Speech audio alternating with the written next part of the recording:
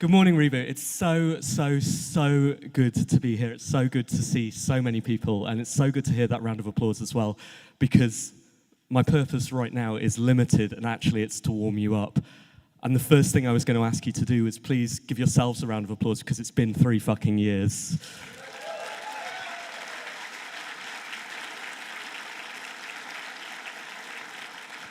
Listen, I've genuinely been anticipating this moment for all this time. Feel so lucky to be the first person who gets to speak to you at Reboot 2022. On Friday, on this very stage, I will be killing the games industry as well. Sorry about that in advance. And on Saturday, I will be the last person whose voice you hear singing Karaoke at the closing party. So I'm kind of bookending this from beginning to end. I'm a game designer. I'm a radio host. I do all kinds of things, but my only purpose right now is to do the thing that you've been waiting for, and that is to introduce to this stage, with the loudest round of applause, Demir.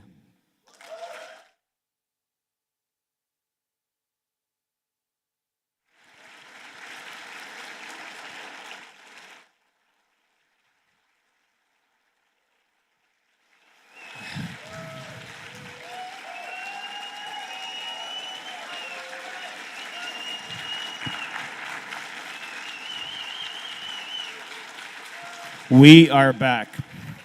Reboot Develop has finally returned after 3.5 years of continuously trying to do it again and again, delaying it every few months, trying to find the best spot, COVID being the culprit, something else being the culprit.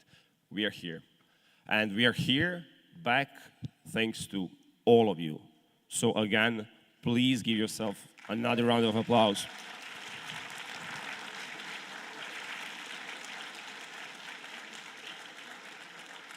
Without incredible support that we have been getting through the last 3 years from numerous games industry friends, Reboot Develop wouldn't be happening now. So I really want to thank all of you. You all know who you are that have lended your hand when it was needed the most.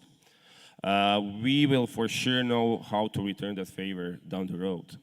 And the road in front of us, after all of the hardships, after all of the challenges, is pretty ambitious.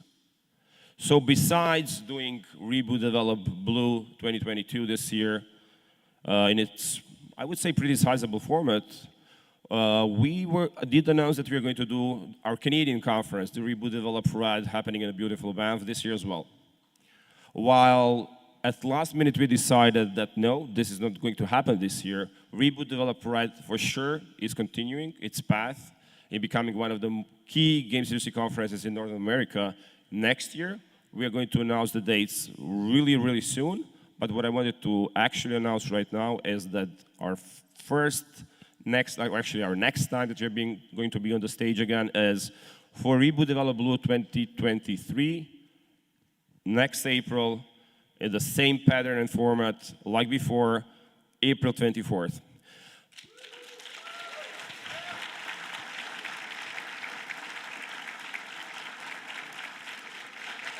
And of course, you know that whenever there is an opening happening by me, we do announce a few other things. So our plans that were stopped for almost half a decade with this silly thing that was happening over the last few years are now going to continue with a few more things. The next thing that's joining us next year as a separate event is a thing that's called Reboot Sailing Week. I'm not going to tell you anything more about it for now. We're going to talk about it shortly. You can probably guess just from the name of it what it could be. And there is another huge games industry conference that we are cooking. It's going to happen in a completely different part of the world. Few of you could probably guess what it is. But that's it for now. That's it from me. I really wanted to thank you again for all of the generous support, for coming here and making this Reboot Develop happen, because honestly, without any of you, this would make no sense. I stand here completely humbled in front of my small, tiny Reboot Develop team that made this happen and that was pushing the whole year, and all of you. Thank you again.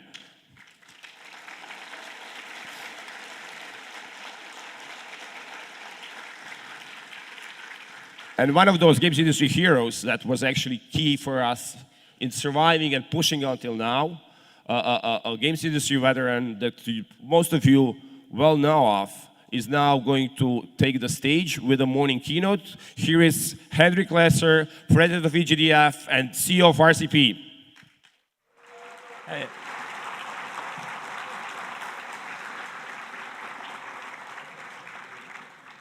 So I'm also very happy, and thank you, Damir, for giving me the opportunity here and the whole team of Reboot to give a political talk.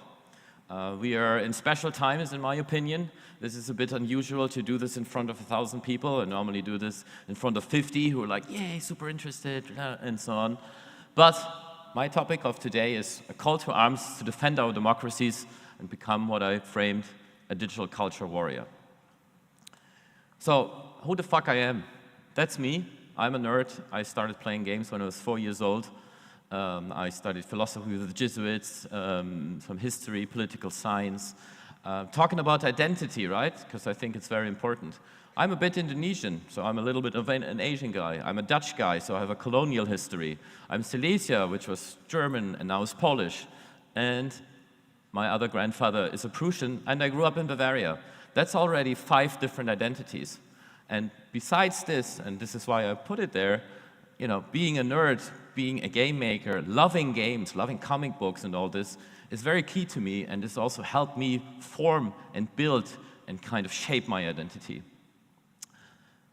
And obviously, you can see it's all kinds of things, always also interested in the military and in history and all this, as I mentioned.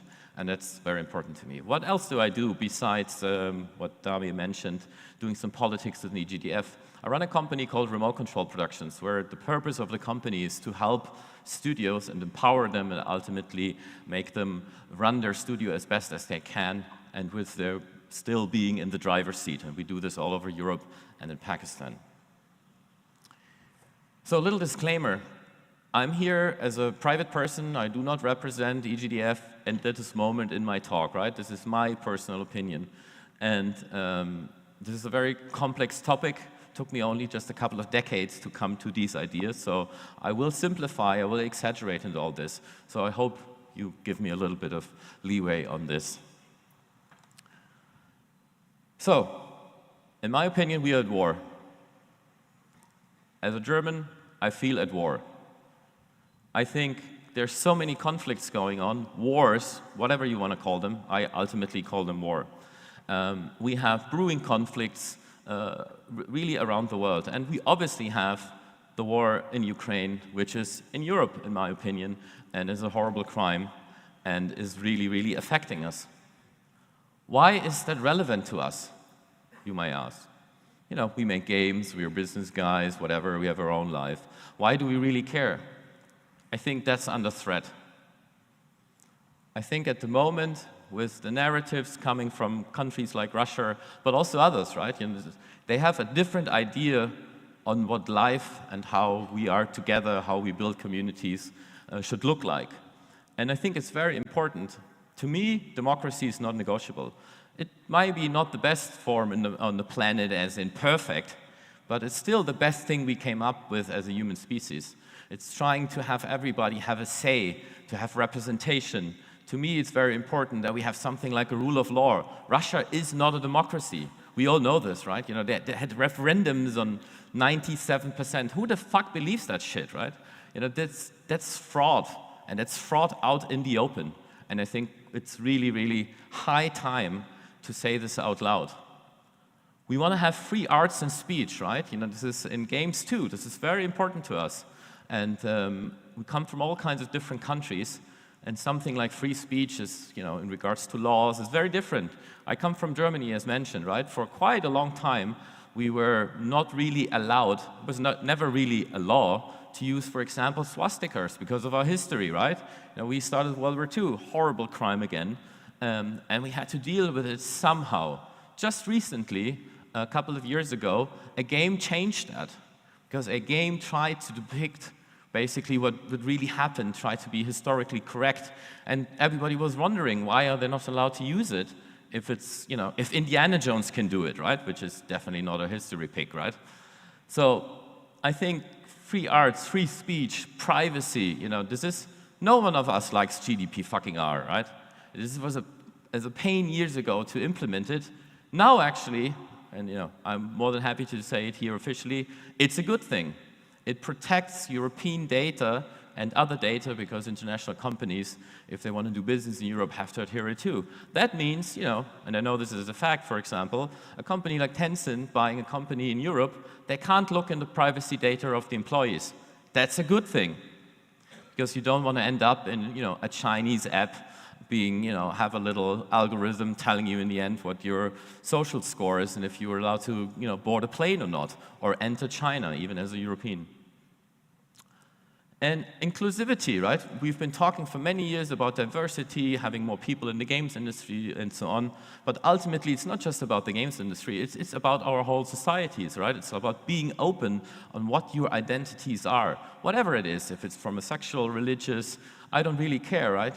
We have to allow people to ponder and find out who they are. So obviously, there's many other values you can put up there. But to me, especially the democracy, the rule of law, that's non-negotiable. So I think we all have to care. So diving a little bit into my statement that we are war. Classic war is like what we all know from games, from movies, from history books, and so on.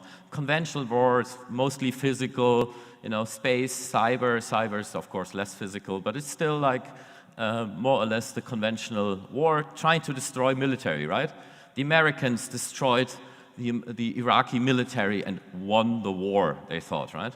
And then the war started, because then the unconventional war started, which is way more important in the last decades. There's been still discussions going on, how to define this, what's irregular war, unconventional, whatever. A lot of it is semantics.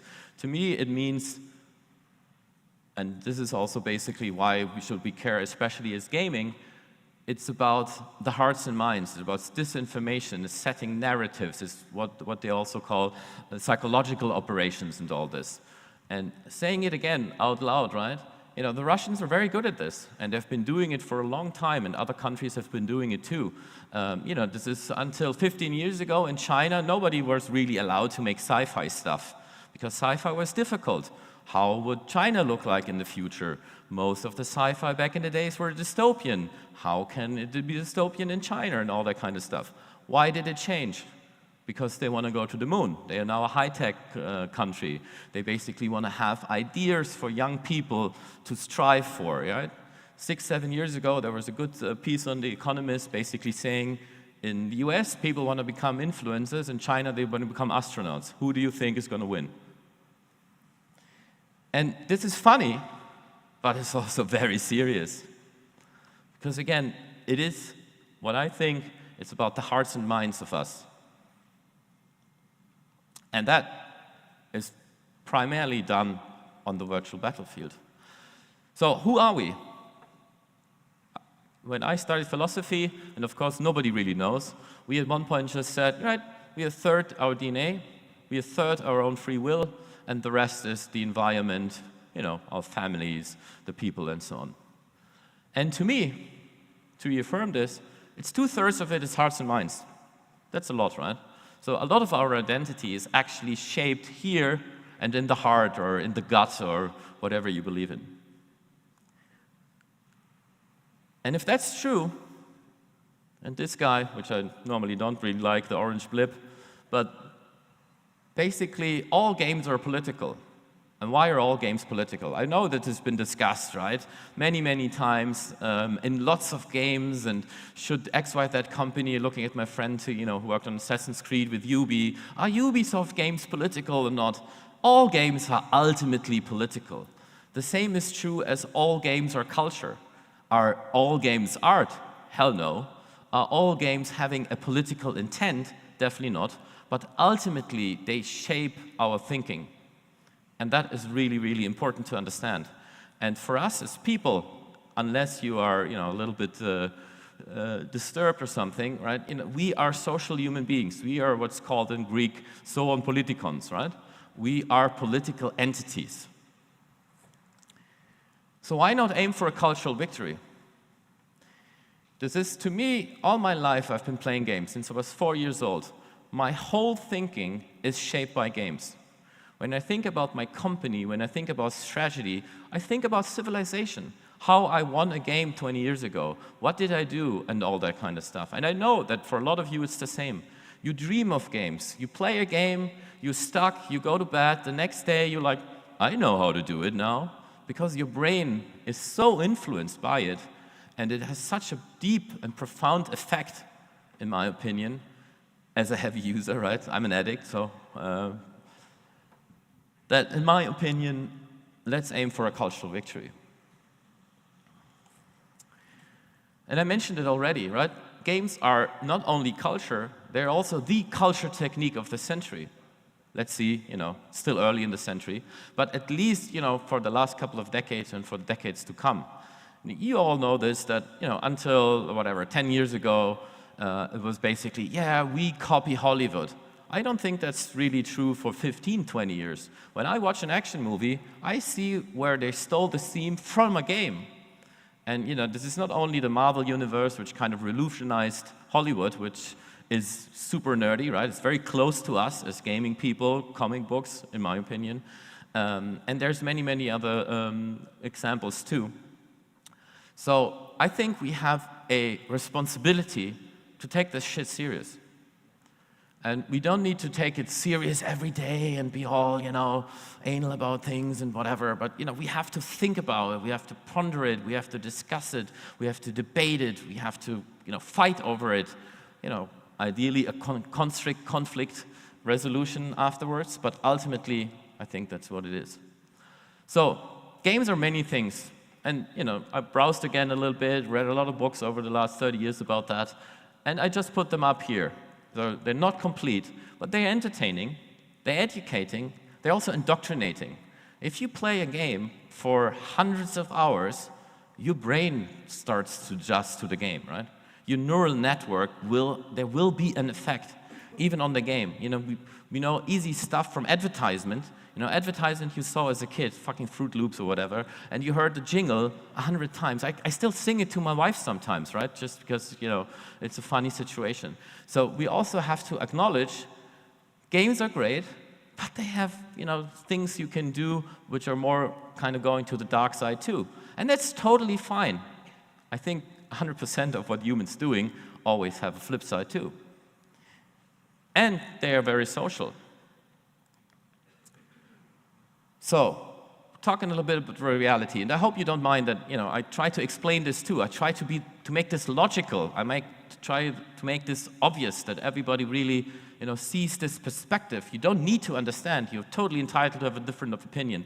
But please try to follow the kind of line of thought here.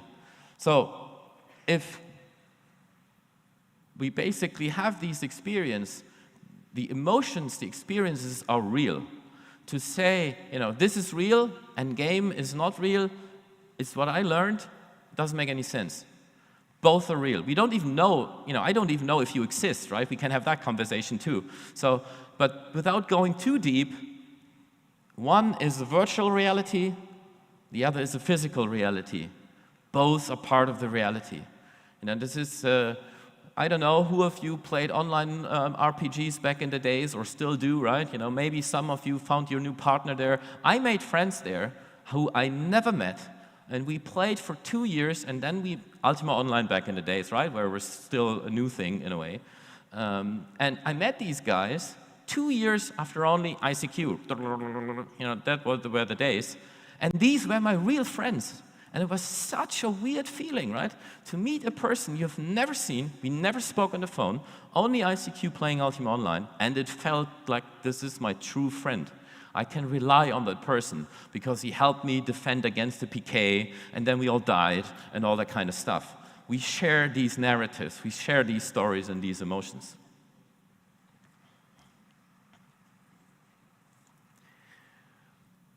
So, what's the meaning of this? Who recognizes the reference? Yay, a couple. So no peppermint after this. Because what I said before, that this is serious and that we have to take it serious, it also is like again, how is this connected? And to me, it always comes down, and I love this fucking movie, and I talked about it yesterday. And by the way, funny little anecdote here. You remember the movie, right?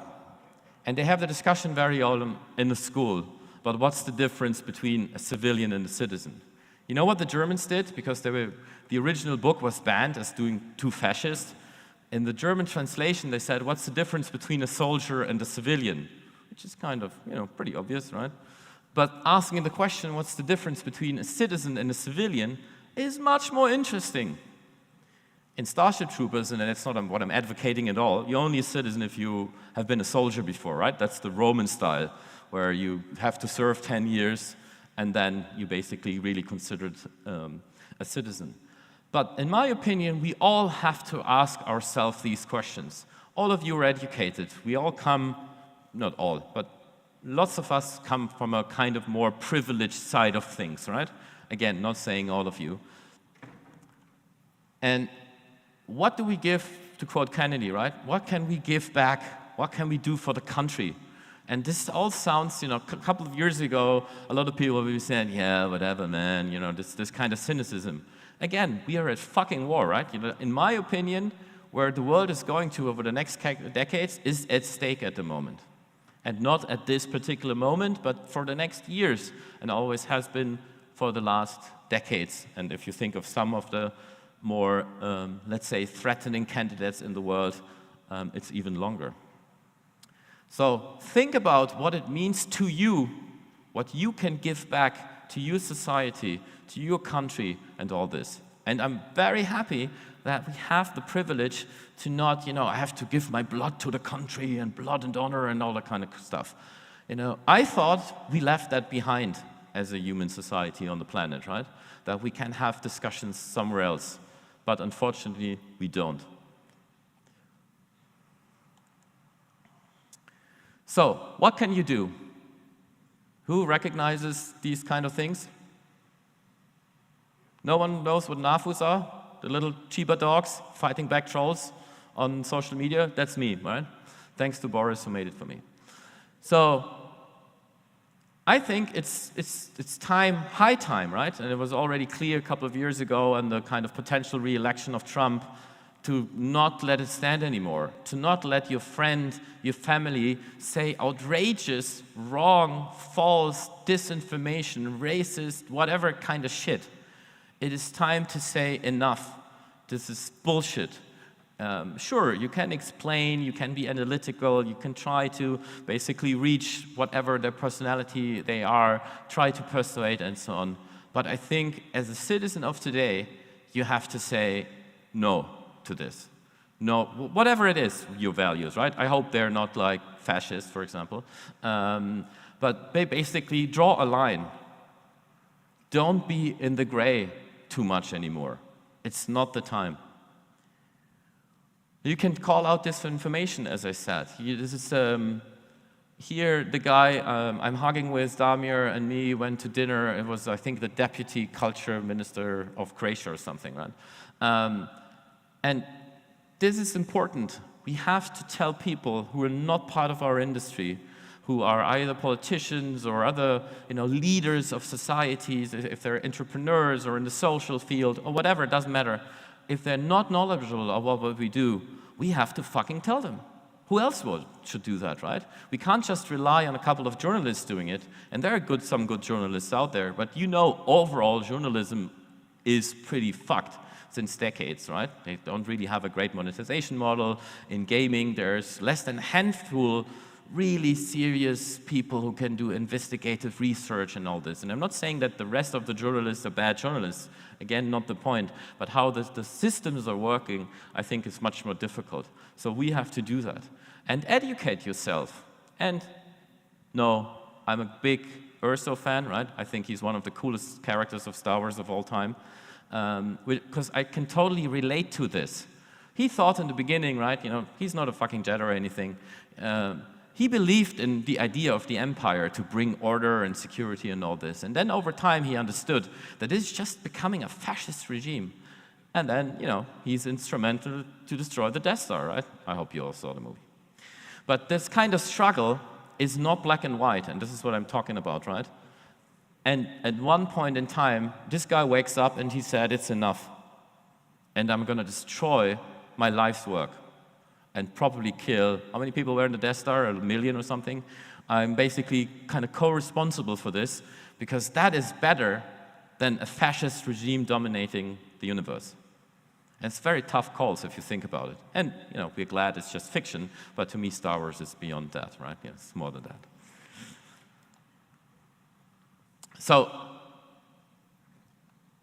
don't work with the dark side. Don't sell your company to some of the countries I mentioned. I'm not a fan of selling your company to Russia. I think China might unfortunately be next. I hope it's not. But there's a big risk, even if I just look at it technocratically, right?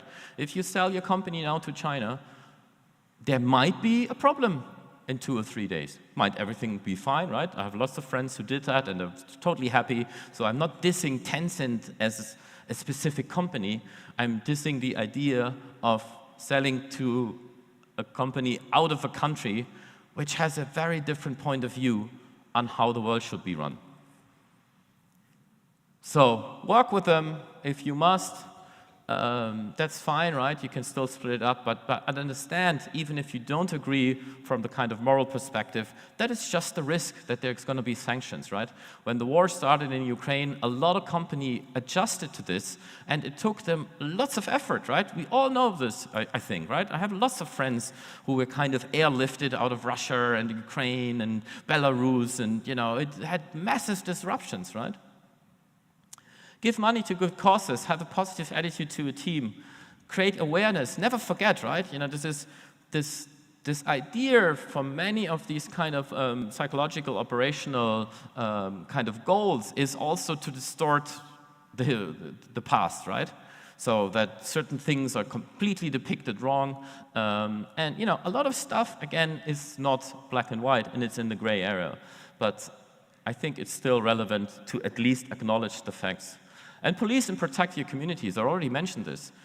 It's fine to be a liberal. In my normal days, I'm a progressive liberal too, in a way, with lots of mixes from stuff from the more communist side of things. If you really, political scientists, right? So I really dived into the shit. So yeah, there's a lot of stuff which is actually ding. More social is better than ultra-capitalism, my opinion, right? Another example, right? Damir mentioned EGDF. It's a little brag minute. Look at the date and look at the time. We were able, with the European Games Developer Federation, which has 20 countries as members, as associations, to post this an hour before 11-bit on the day of the invasion. And we had a 2-page document. And I'm so proud of it because it means we have a healthy organization representing developers' interests in Europe and also have the guts and the understanding, and this was totally a collaborative effort, to share a statement, basically hours after the invasion started. So also, ideally, be a little bit more interested what we do there, right? We talk to the guys in Brussels, and I know it's fucking boring and it takes forever and everything, right? I know this, I'm doing it for more than 10 years. But it is necessary, someone has to do it. And it would be great if all of you care a little bit more about regulation, and because it also involves freedom of speech and what we do and who we work with and what's okay and what's not. So, talking a little bit about games themselves. And, I had to cut some slides. I had so much more examples. But ultimately, what I think you guys should think about more and have a little bit more intention behind it, provoke their thinking. Papers, Please is absolutely a great game. I hope all of you played it. If you didn't, it's a small game. Everybody can still play it. It's probably just a couple of bucks. Go check it out. One of the best games with political intent of the last, how long is it ago? Maybe 11 years. I don't know. Remember. Make fun of dictators. I worked on Tropico, right? That was a funny thing. But also Wolfenstein, right? Which has been such this controversial game for decades. The last 2 ones, especially, the first one of the new era, was awesome. And It was very kind of controversial and provocative and crazy thoughts in there. It was really a courageous political game. And saying this after one of the oldest memes of gaming of mindfulness, killing, and Achtung, Achtung, schnell, schnell, this is, I think, it's just a great achievement. Make games with historical context, where you learn about things, right? I played Waterloo when I was, I think, 13 years old, and I played it as long as I actually won with Napoleon and beat my own guy, Mr. Blücher, from Germany. And that taught me a lot, right? How warfare worked, also the tenacity and all this, and a little bit of fun. It's it's not the best game on the planet, but it's a fun little thing. Prepare them in a way. An extra shout out to this one, I even have the t-shirt, right? I think this is one of the best games of the last decade in regards to if you're interested in what politics could mean in a game and all this. How the narration works, how the characters are set up, what they do in the game is fucking interesting. And it is, it's very clearly coming from a more lefty point of view, but they go through all the different political theories and they discuss it in an intelligent, fun, weird, druggy, love the drugs, by the way. It's just awesome because it opens your mind and it shows you that there's different things. It's just, even if it's fun, but Save the Princess might be a little bit of a oversimplified story. And talking about this, even if you don't want to go into the dark things and be depressing and all those kind of things, do fun games, do wild games, where you just feel great and you feel great to be alive, that you're a human being. Or, Animal Crossing. I wanted to first put a little picture there of my wife when she fell asleep during COVID playing the game. It was the pinnacle of she feels cozy, it's nice, you belong, it's great, everybody's sharing on the internet, it's like in this crisis, awesome, right? This is one of the COVID games, right? Among Us, Fall Guys. There's a couple of COVID games which sold extremely, in my opinion, better than under normal circumstances because they basically resonated with all of us in a situation of crisis. And even if you go, when I played Doom, not fully sober, I had this kind of super flow experience, right? Where it was just awesome. And flow is when you ride the wave of it's not too crazy difficult, but it's difficult enough, right? It's not boring, it's not frustrating, you just ride this wave. And that's, if you achieve this, which is of course also very subjective, because all of us have different skills and different conditioning culturally and all this. But I think if you achieve this, this is awesome and shows that you can be happy to play a game. And of course, the good old escapism. You walk with your alter ego.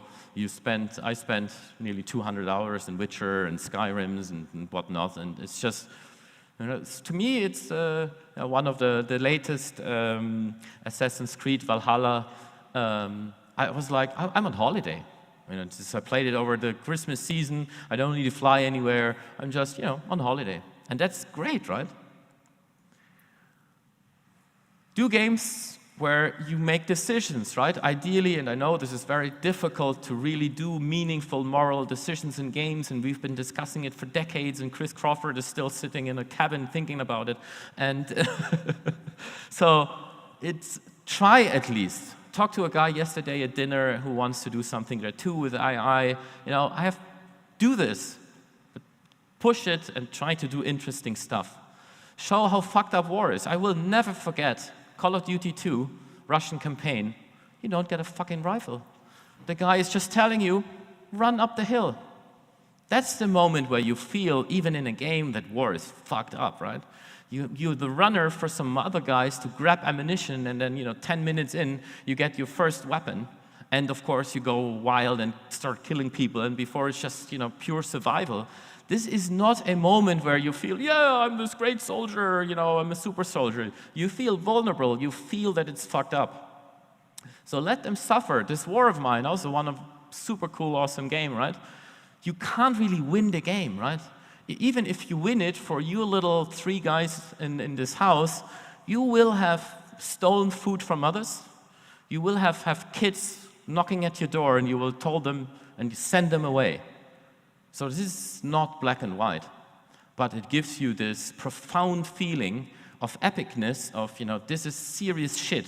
I don't want to be in this situation in a physical world, but, enjoyment is the wrong word, but you are on this ride, you have this experience, it is meaningful to you.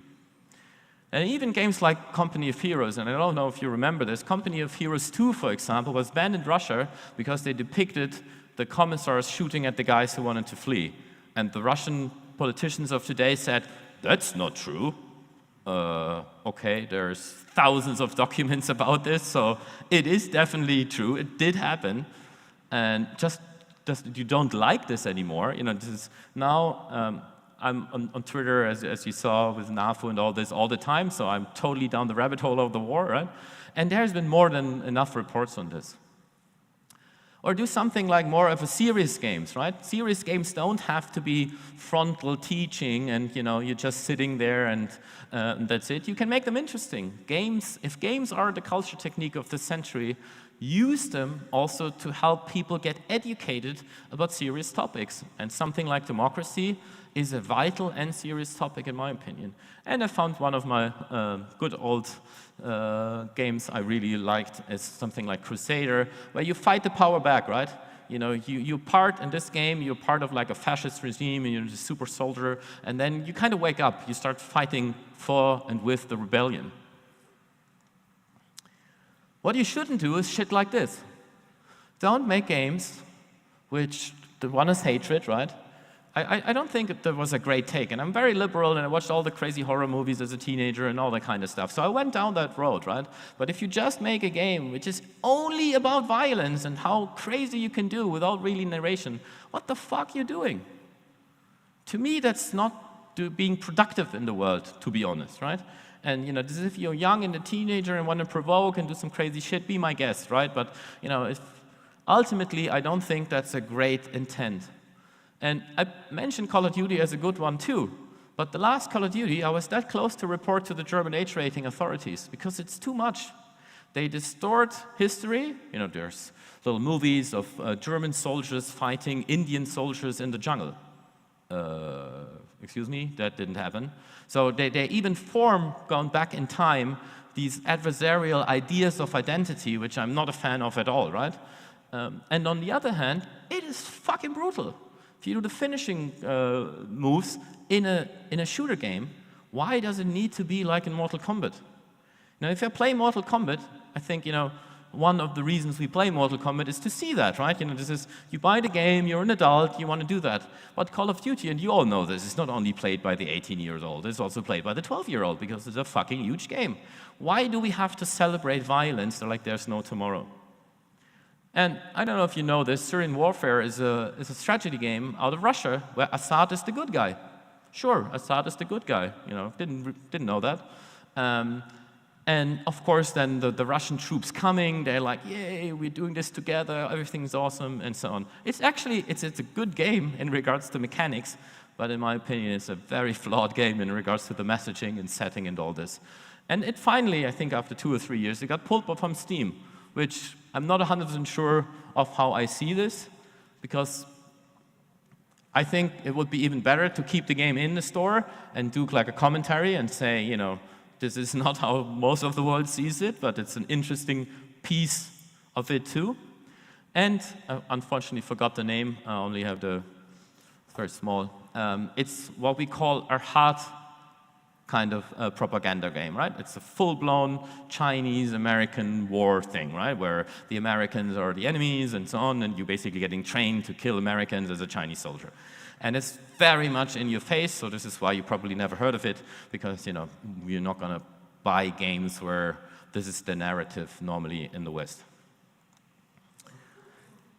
And there is definitely a whole realm beyond just what we normally call the entertainment side of the gaming. You can do America's Army. I think you all remember this, right? It's basically a recruitment and a little bit of a kind of pre-training tool for the American Army. And you can think of the Americans whatever you want, and I have a very, a lot of things the Americans did since they exist is not great at all, right? But at the moment, in my opinion, they're the best ally we can have. Who else should we rely on mostly to kind of, send weapons and train people in Ukraine to fight back Russians and the Russian army? And as you can see, games are already, and for decades, a reality in gaming. It's not just through VR and everything. There's been very early on in the war, there's been new trainings for Ukrainians in basements, how to shoot Panzerfaust and stuff like this. So it is actually having a real effect on this war. Our stuff we do has already an effect in regards to technology, how we do it, how we make it fun, and all this. And on the bottom right, it's something from Slytherin. Great respect, right? To me, Slytherin is the less production value paradox in a way, but still really cool, right? They do very hardcore strategy games. And they started making this as entertainment games. And now they work with, the Marines, with NATO and all this to make educative games for officers to basically have war games, right? The traditional war games where you basically play through scenarios to understand better what could be done. So, little summary here. There are many ways on how to change your mind. Make people feel good and connected. Create myth. If one of you also is able in his lifetime to create kind of a mythical game in regards to the intent and how it makes people feel and adapt and change, I think you achieved a great thing. Push for narratives with positive values and mindsets, and also counter narratives from the dark side. Develop strategic content, which is the new word in political science for decades since propaganda, had not a great time 70 years ago. But it's basically the same, right? And help the other domains of warfare with trainings. So I ultimately, in your mind, want you to think about this. Why can't we change the world? If we are the culture technique of the century, us going to war against these other mindsets of fascist, authoritarian, and so on, I think, and this is something I told my parents when I was a kid, right? I said to them already, I think that's going to be possible, because to me it already works. It already works that I feel more connected, and even if I beat you in a shooter, and scream at you while doing it, afterwards we have a beer together. I don't have any emotion left to punch you in the face. And I think this is even getting more likely in the future with all kinds of immersive tech. So, be what I call a digital culture warrior. Have a courageous mindset. Defend our values. Make better games. Save the world. And don't fight and die in the process, right? And this is our privilege, that we are on the physical side. We only go to physical heaven, right? To virtual heaven. And also a little thing. This is streamed. This is different. I normally give these speeches in front of 50 people and not to an opening, but special times. So again, shout out to the Reboot guys. So please share this. I know that not everybody will agree. I'm fine with it. Add to it. Send something back to me. We do a little raffle for the Star Destroyer, because I play with the dark side, but I'm not part of it. And I think even if some of it sounded like a little bit like, oh, this is too much, I'm totally influenced by it. And we saw it the last 7 months. Zelensky is giving speeches all the time. I think he went through all the historical relevant speeches multiple times now on how he basically addressed, and this is obviously, who knows where this is coming from? Yes. And I think we have to think about this too and have the same energy. Please add me on LinkedIn, on Reddit, on Discord, on Twitter. Twitter only if you're into, me shouting at, Vatniks for the moment. Let's see when that stops. But I'm more than happy to have more discussions with you guys. And I hope you took something away of it. I don't want to be too preachy, but to a certain degree, I totally want to, because now it's the time.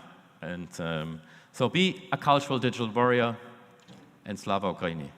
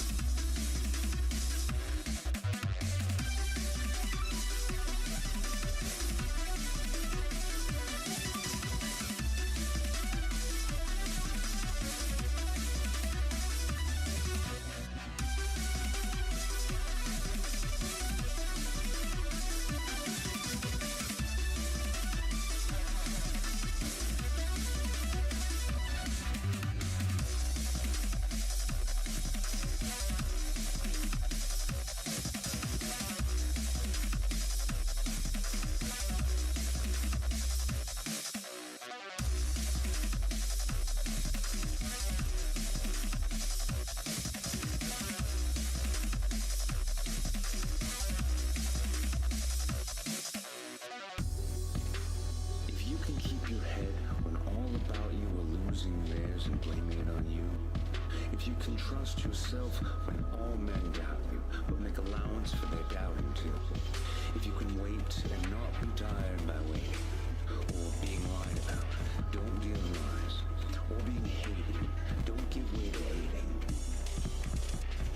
If you can dream and not make dreams your master, if you can think and not make thoughts your aim, if you can meet with triumph and disaster and treat those two impostors just the same, if you can bear to hear the truth you've spoken, twisted by knaves to make a trap for fools, or watch the things you gave your life to broken, and stoop and build them up with worn-out tools. If you can make one heap of all your winnings and risk it on one turn of pitch and toss, and lose and start again in your beginnings, and never breathe a word about your loss. If you can force your heart and nerve and sinew to serve your turn long after they're gone, and so hold on when there's nothing in you except the will which says to them, hold on. If you can walk with crowds and keep your virtue, or walk with kings, nor lose the common touch, if neither foes nor loving friends can hurt you, if all men count on you, but none too much, if you can fill the unforgiven minute with 60 seconds worth of distance run, yours is the earth, and everything in it, and, which is more, you will be a man, my son.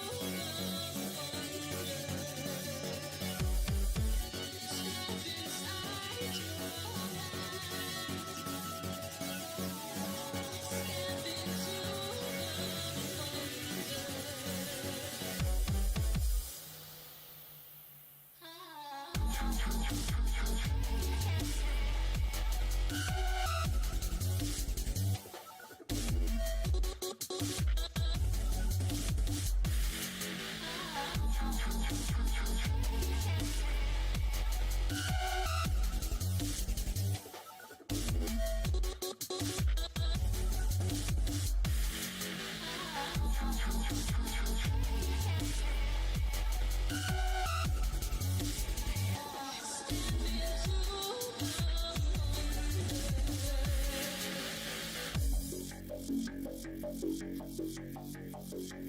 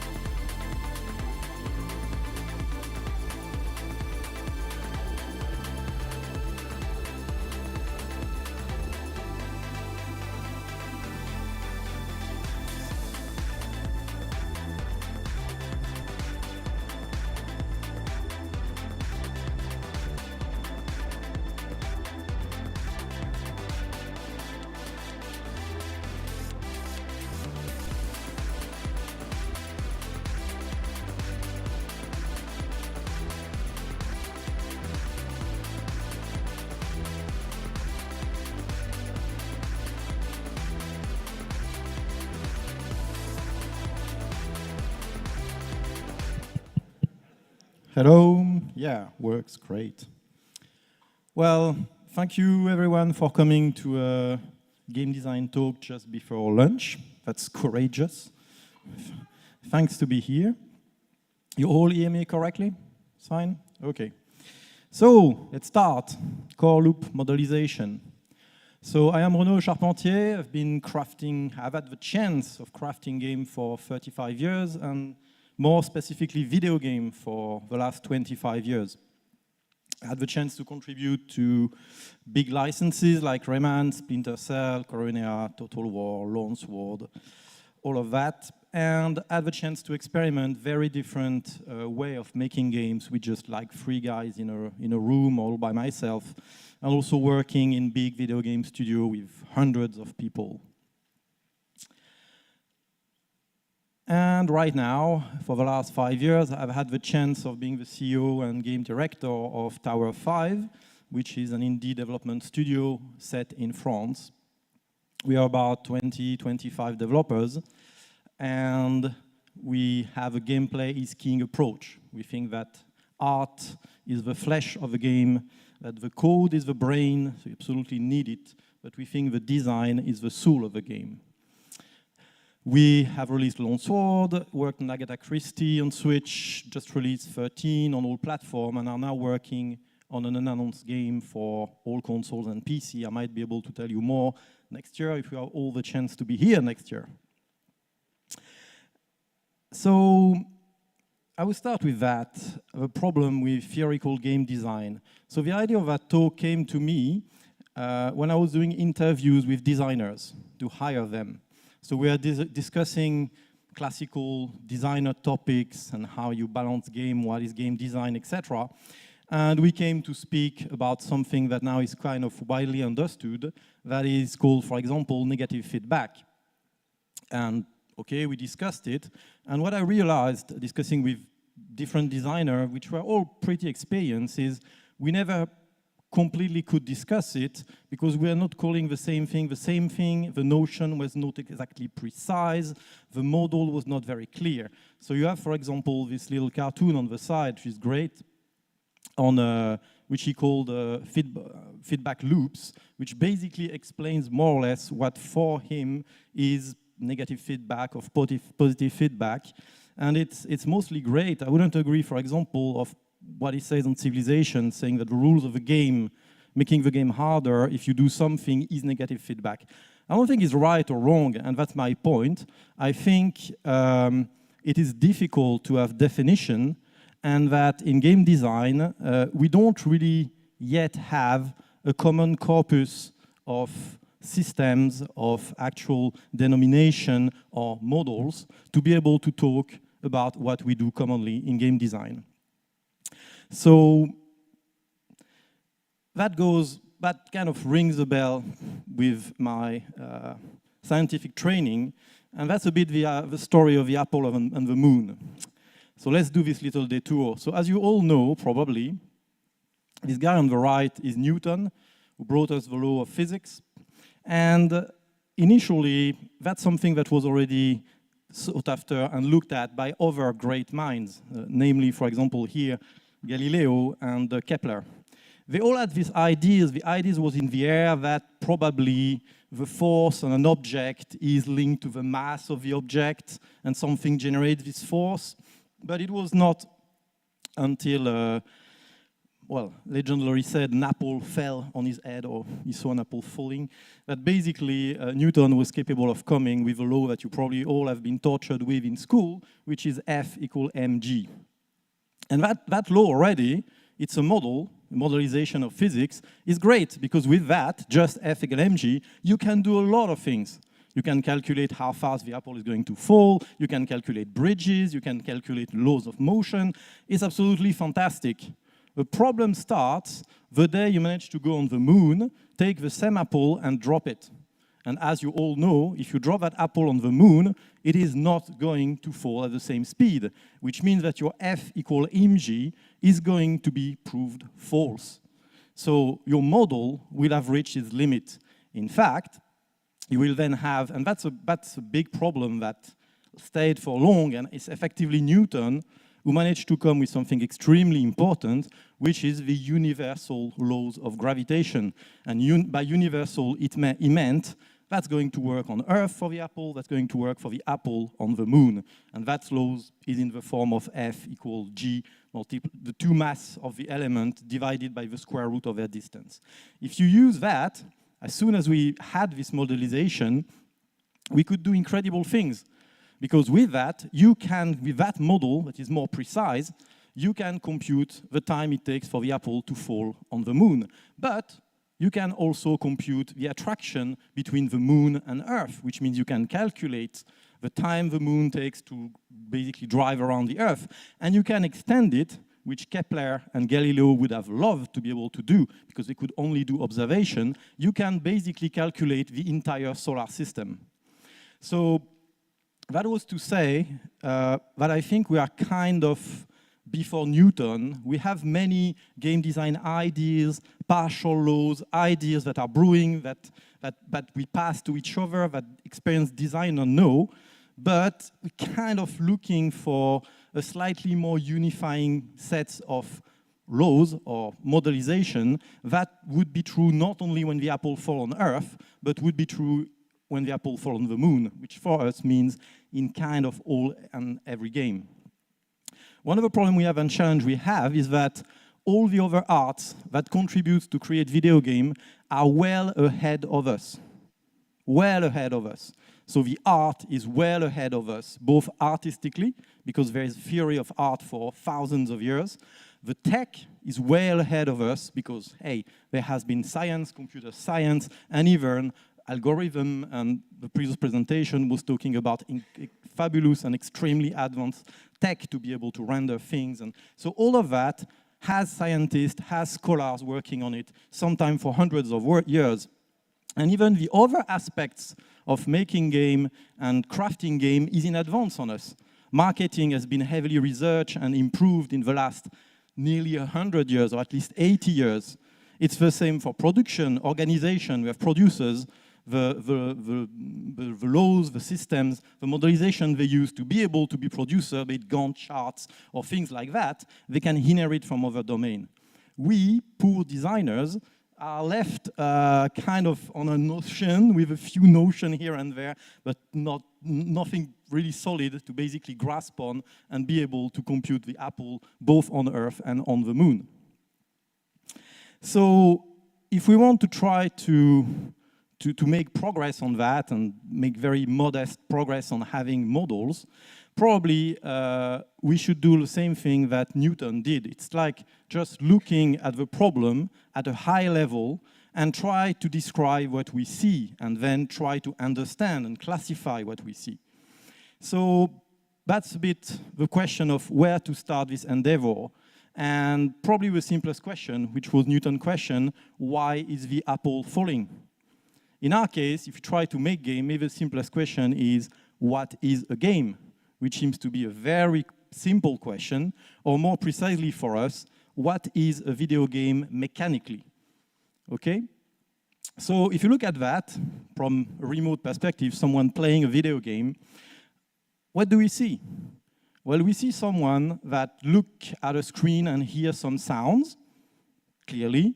Then he makes decision. Maybe he makes a decision very quickly, or he makes it over an hour, but he makes a decision. Then he executes his decision. He presses the button, or he clicks with his mouse, or if it's a virtual world, he moves actually to cut things in Beat Saber or things like that, but he actually executes the decision he has taken. And clearly, there is a last stage that we can observe is that the game, interactive game, the game is going to react to its action. So the game is going to modify its state. That's what we can see. So if we want to start trying to have a basic modelization of the core loops of a game, it looks like we should try to include those 4 stages. So what should be our aim with that core loop model? Well, what I said is to describe, understand, and improve the systemic design of games. To have a common representation that allows us to discuss it more easily because we call the same thing, like in science.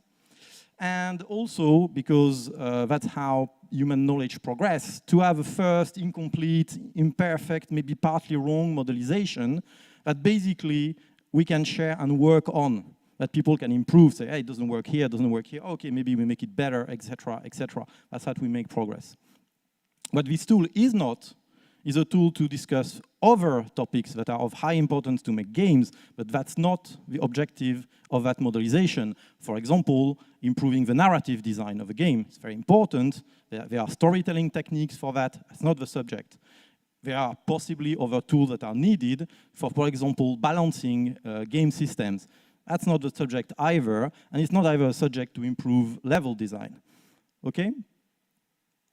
So, if we go back to what we said, the core element we can maybe build from this observation is a loop that is constitutive of acquisition, when the player is actually acquiring data from the game, so that's both from all of his senses, including, by the way, touch sometimes, because you can have cues that come from vibration of the pad, and so that's also part of the acquisition.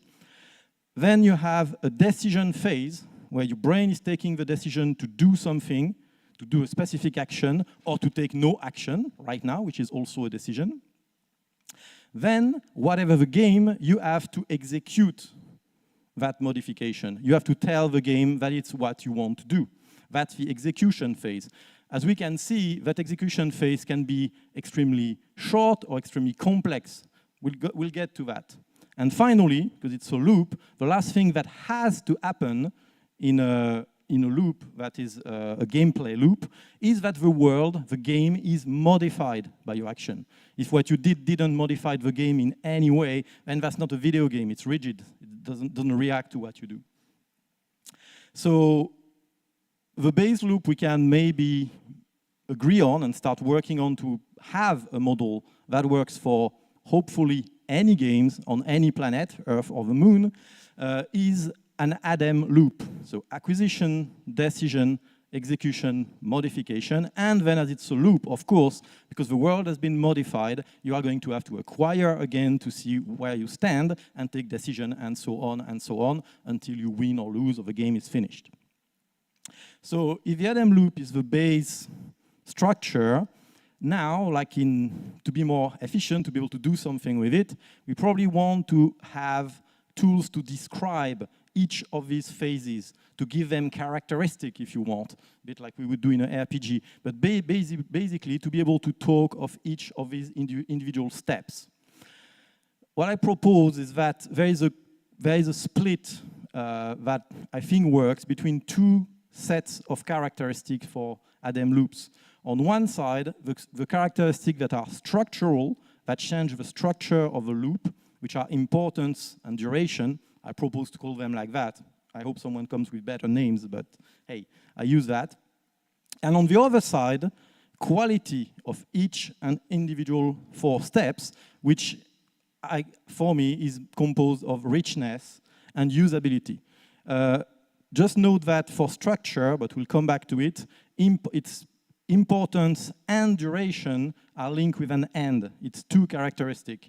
Quality, and I'll develop that a bit, for me is a multiplier. It's a multiplier of richness by usability. It's not an and. So that means if one of the 2 is at 0, quality is at 0, whatever the size of the second one. So structure and quality. Can we remove one step? So the first thing you could ask is, okay, you decided to split that interaction loop in 4 stages. Why not 3? Can we simplify it? I don't think so. I don't really see a game where you wouldn't have any acquisition. Otherwise, you don't know what the game is. You can't play it. A game where you do not take decision at all, no, it's not a game. It's a movie, for example, where you don't take decisions. If it's a game, then you do take decisions. Then execution, yeah, can be very, very small. Maybe you just quickly press a button, but you still executed something. Otherwise, again, there's no interaction. And modification, could we get rid of it? Like a loop where you do execution goes back to acquisition. Well, if there is no modification, you are going to acquire what you have already acquired, so the game hasn't moved, so you basically are not playing a game or the loop is not complete. So it looks like we cannot remove one of these 4 steps. And for each steps, what I propose is that structure, composed of importance and duration, that's what defines your game. That's what kind of defines the genre of the game. That's what set the gameplay pattern. Some of you might remember I talked about gameplay patterns, a world ago, so before COVID, so like 3 years ago, gameplay patterns. And in this modelization, importance and duration of a phase is what is going to define the pattern, the gameplay pattern of your game. It's what is going to define the specific genre of your game and the demographic. So who is going to play it because they like the importance of the duration of the phases that you have. And that is where we can tweak, and that's what gives us variety in games. And potentially can help you find new structure, new structural setup, which means basically new games. Quality is maybe easier to understand. It's globally, is your game good or bad? But you can analyze that phases by phases. So that's richness and usability. That defines, I think, the lasting appeal of a game. If your quality is low, probably people are not going to stay on it or play it for long because they will basically go out of richness of it and then move something. It's basically, and it's quite, I think, the right term because it seems very common to say, yeah, quality is simply what's defined in the end, the separation between a good game and a bad game.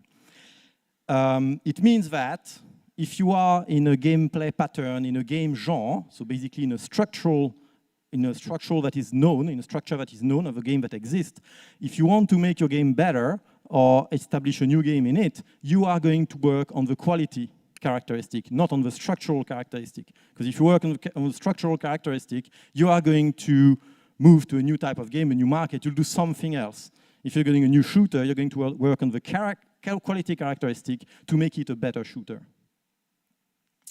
So, to clarify a bit the terms that I propose to use, for me, the importance of a phase is how much the phase contributes to the interest of a game, basically to the brain activity of a player. Okay? Is it important? Is that phase important in this game? So to give a few examples of what I mean, if you look at acquisition and you look at extremes, which game would have a very high acquisition phase? Well, hidden object games or some puzzle games. I don't know if you played The Witness, but in The Witness, you move in a 3D world. At some point, you have to manage to realize that there are 3D objects that actually align and they form puzzles by themselves, etc. That is typically acquisition, and that makes the game interesting. People playing hidden object game or puzzle games, they actually want the acquisition phase to be of very high importance. Which game have a low acquisition phase? It doesn't mean it's bad or it's short. It means it's not of very high importance. Well, if you play a card game like Hearthstone, everything is made so that you can read the board easily.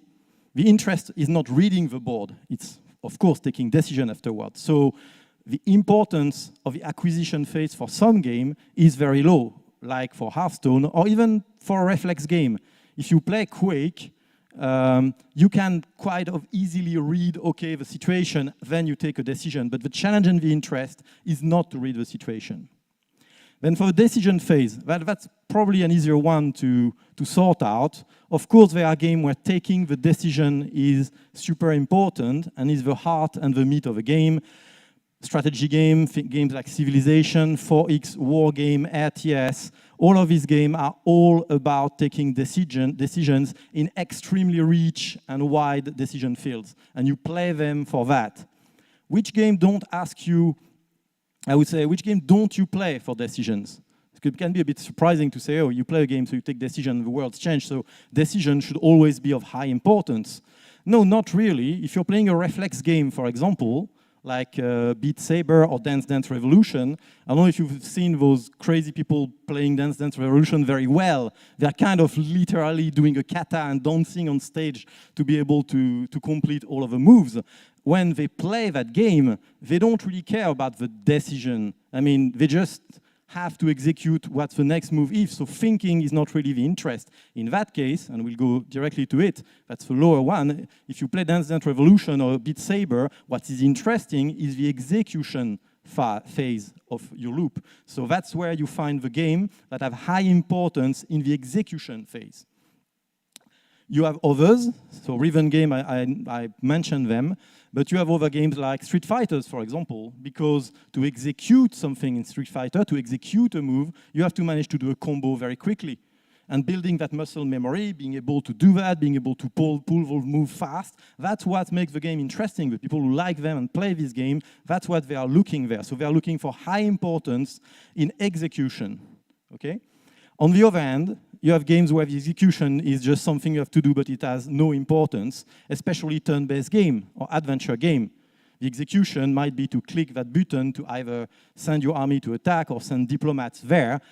Executing that has no importance. If it has to have the least friction, so you're not looking for a high importance in execution in those games. And finally, modification, so how the game world changes related to your action. Here also, you have game where it's of very high importance. Of course, maybe one of the best examples would be Minecraft, or a strategy game, or games that are physics-based, where basically you do something, you do an action, and the interest is that it's going to massively modify the game world. Even like in Minecraft, having lava going down, things burning and exploding, and cascading effects of a simulation. And you play this game for that. So that's an example of games where it's the modification phase that is of high importance. On the other hand, you have a game where the modification has to happen for the game to continue, but it's not important. Again, if you play Dance Dance Revolution, the next line of moves to do has to appear on the screen if you manage to do the previous one, but you don't play the game like that. You play for the execution. Duration of a phase. So that will be a bit faster and a bit easier to understand. It's quite thorough. It's how long this phase is intended to last. Intended is quite important because it's how the game was designed. So the designer intended that phase to last that long, which means that when you play it, you're kind of pushed or cornered, or you're kind of asked to respect that duration, which again creates the structure of the game. I propose so far to split it in 5 different big categories. You could split that more precisely, but I think those are quite useful. I would say infinite. So when you have no time pressure, civilization, you can take 5 hours if you want to do the acquisition or decision loop. The game is frozen, no problem. I would say then long. So you have minutes to actually do your phases. That would be Hearthstone, where you have maybe 2 minutes, 3 minutes, depending how you play, to actually complete the loop of acquisition. What's the situation for that round? Decision, okay, which card should I play? Then execution, actually playing the card and seeing what happens. Once you have finished that, you'll have actually the resolution of the round, which is the modification phase. So I would call that long. To separate it from timed. Timed is maybe nowadays is rather common. It's fast turn-based. It's something like the battles in Total War. They are still in real time, but if you do nothing, you're going to lose. So it's real time, you have time pressure, but you don't have to react by the second, you have maybe tens of seconds to react. So your loop is like counting in tens of seconds. The one we play maybe the most, or that is very popular in modern games, like all of the games that released this year, all of the third action, adventure games, etc., the duration of a phase usually is short. Short is under a second. Okay, it's most of your shooter, third-person action adventure, where you have control of the camera, etc. Your duration basically is short. And then there is a last category, which I call reflex, which is kind of as fast as possible. That would be games like Street Fighters, that could be games like very fast shooters like Quake or Counter-Strike, where basically you are counting in tens of milliseconds. And what proves it is that if you have lag, if internet connection is not good and too high, you just can't play the game, because the lag is higher than the duration of a phase you are asked to actually perform. These are a few examples. So I took only games that are great games, so there are people who love all of these games, so they are working structures. And if you analyze them, just did 3 categories, so kind of shooters first, and then you could say strategy game, and then kind of adventure game. That was just to show that if you analyze the 4 elements of the ADAM loop, and you analyze in terms of importance and then duration of each of those phases, well, you can see that games that you could think are pretty close, even like Quake and Overwatch, or Monkey Island and Detroit, or Warcraft 3 and Civilization, you can describe them even with words. I mean, you could do that with numbers, but you could put marks 1 to 10 instead of medium, high, etc. But the result will be the same. You will be able to discriminate and describe each game precisely, which means that you can do sorting with that. Another thing is, because that's usually quite useful to test a system, is do you all actually need to use all of the scale that I have described? And if you look quickly at the red ones, yeah, if you look at acquisition, for example, we do find some that are in reflex, some that are in very long or very high. So all of the different pairs of very low, very high are represented just in these games. And of course, there are games very over different types of games, like racing games or etc., that are not even represented here. So it looks like it's effectively capable of sorting out, describing the gameplay patterns that makes what a game is and makes it specific toward other games structures. So what scopes does that give us? How many different games? Well, many. So first thought experiment, again, what happens if all of the ADAM phase are both of low importance and quick? Because it looks like, okay, you say that these things could be from low to high, etc. But what happens if you take everything down? You say, okay, we have 4 phases. They are all of low importance. Would want to play a game like that. And they are all very quick. Do we have game in that category? Or are you kind of describing a zone that doesn't really exist? Well, you could argue that there are plenty of games that works like that, and people like them. That's all the simple game that you play quickly in the bus when you are standing. They all have phases that are of pretty low importance, and they are all phases that are quick because you can't spend a lot of time on it. And these games are perfectly suited for some usage in gaming. That's why they are so popular. And it's this game where everything is fast and none of the phases is extremely important. So yeah, that base of the model, it does exist. There are things there. What would we have if we do the opposite and we pushed everything to the max? So what game would we have if each of the 4 phases was of very high importance and took very long time to execute? Well, I'm not completely sure there are games that are exactly there, but we're kind of all playing this game. That's human life. If you, for example, if you decide to start, let's say, doing a new sport, you're like, yeah, I need to do sport. What is the loop that you're going to follow? Well, first, acquisition. Well, it's very, very important. So importance is high. You need to choose the sport you're going to do. And the duration is going to be long. It might count in weeks or months because you're going to research, okay, read things, etc. So you're going to acquire a lot of very important data over time. Then you're going to take a decision. Again, this decision is super important. You're going to start a new sport, can change your life, etc. So it's of very high order of importance. And again, you're not going to take that decision fast. You're going to take weeks, months to take it, to choose that sport. Then there is execution. You can say, oh, no, that's faster. No, that's not really faster. You're going to go to a club, you are going to buy wares, or you're going to go to different supermarkets to compare the price, look online what you should do. So again, that phase is going to be long, and it's going to be super important, because you can't just execute that quickly and shoddily, otherwise you won't start this sport in a good manner.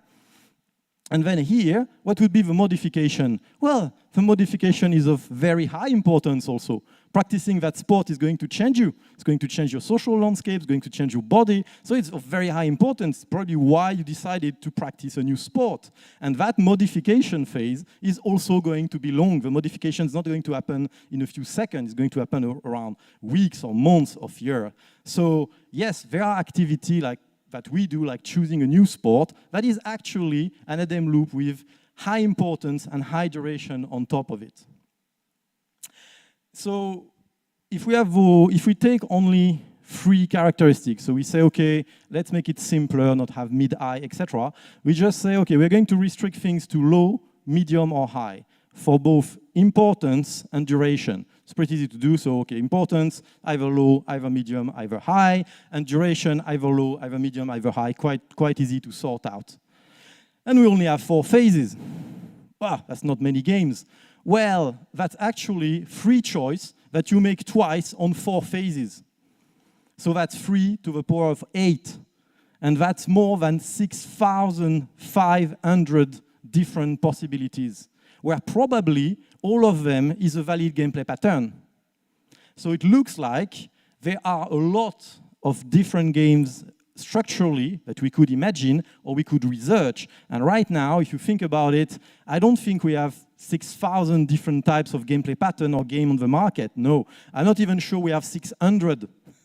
So there is a lot of research that can be done through that way of saying, okay, if we do this, this, and that, that's probably, no, we can't find a game that does that. It means we could probably do a game that is good under those premises.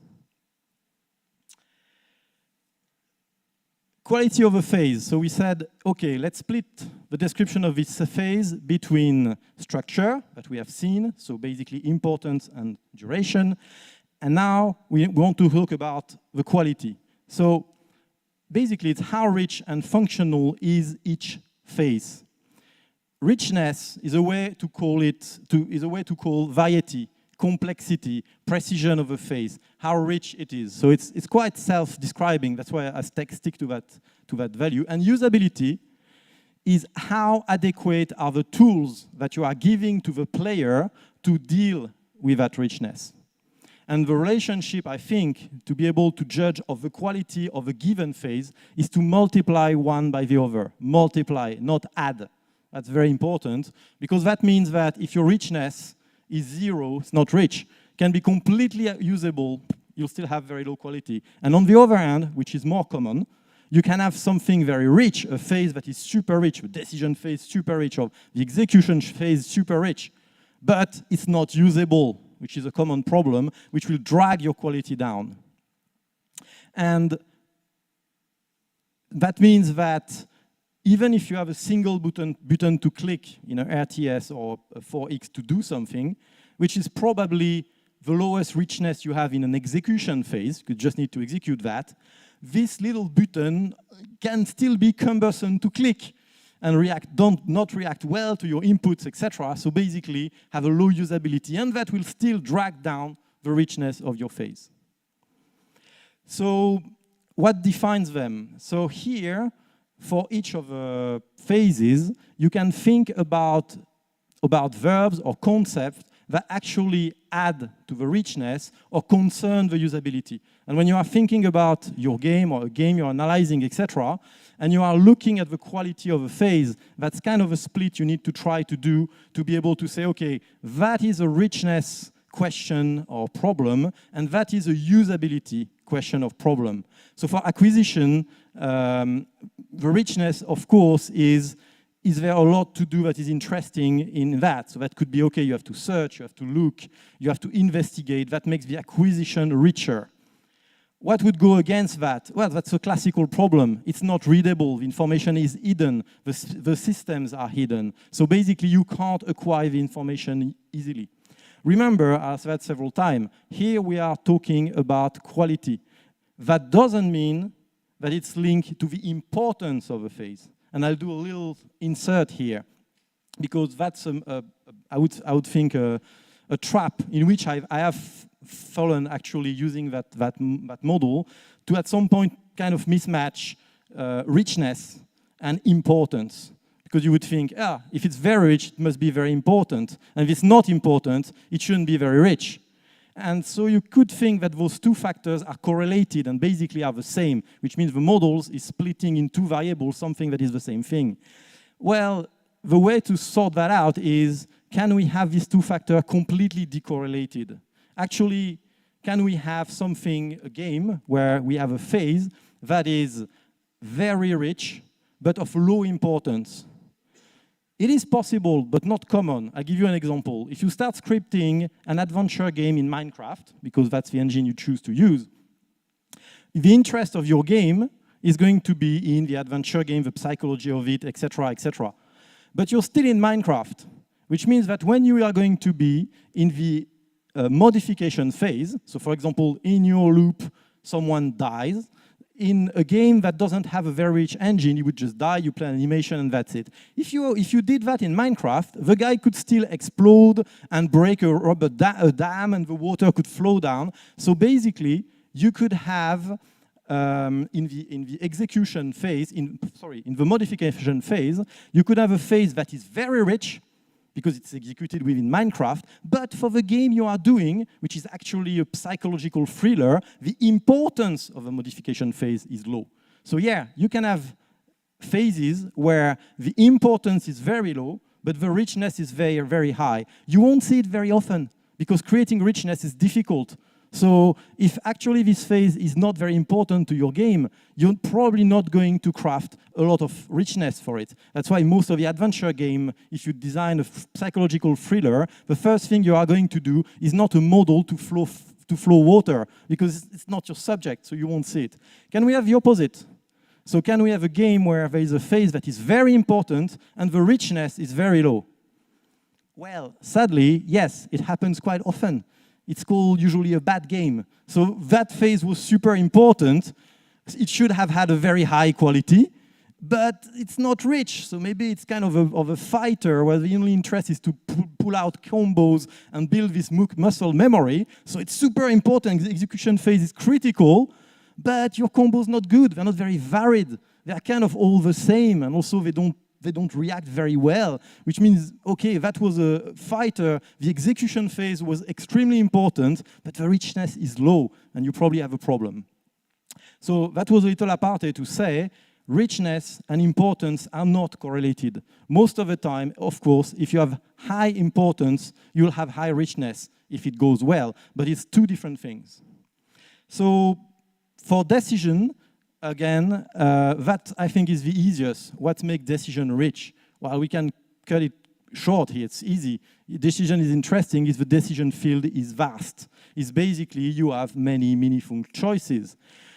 What would make decision an unusable phase? That basically you don't have informed decision. You are presented with false choices. So the process of deciding is not usable because you are badly informed.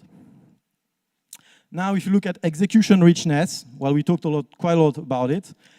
You can make the execution a muscle memory challenge, or even a body memory challenge in the case of something like Beat Saber or Dance Dance Revolution. But you can also do other stuff, like make it impactful if it's done badly. If the execution fails and it has no consequences, it's less rich. If the execution fails and there are high consequences, like falling from a bridge in Dark Souls when you move, then you improve the richness of the execution. What matters for execution usability? Well, that's probably the easiest. The execution is clumsy. There are too many clicks, your UI is not reactive, your binding is bad. It's basically you can't manage to do things correctly, or there is too much inertia. I always take the example of Red Dead Redemption 2, I think it is, where I kind of stopped playing it because I just wanted to pick up a flower at some point. So you go toward the flower full speed with the character walking, and you stop walking, and your character goes straight past the flower, the prompt to be able to collect it disappears, and the flower is now in your back. That's typically a very unusable phase, and you could fix that because of the inertia, etc. Then modification, well, the richness, quite easy, is how much the situation has changed thanks to the input of a player. And the richness of that is defined by, do you need to adapt to it? How much do I need to adapt to it? Of course, if you need to adapt to it a lot, because there are many changes, it's richer than if it's just one set of position in a game that changes. Modification usability is something that is quite tricky, because it does exist. You can have issues with modification usability. It's, for example, and probably it's something you have encountered in game, you did something, it modified the game state, but you are not really informed of it. If you finish that quest, and oh, great, and okay, and 30 minutes later, you realize that that bridge was burnt, or you realize that the world was modified by your action, but it was not clearly presented. That's a usability issue on the modification phase. So, the model I propose is that we have those ADEM loops. We describe them in two different categories, structural and quality, and that helps us analyze the core loop that you are doing in your game. But obviously, there are many games these days that are not just one single core loop, and are an accumulation of many different core loops. So you have, that's why if you want to have a core loop model, you need to start with being able to modelize the loop itself, so what I call the ADEM loop, but you then also have to think about the relationship when you have multiple of these ADEM loops happening in a game. I thought about it quite long because that's an entire complete subject, but what to me in the end was the kind of most efficient description factor was the relationship between those loops. And that's the way I think you can look at your game or sort it.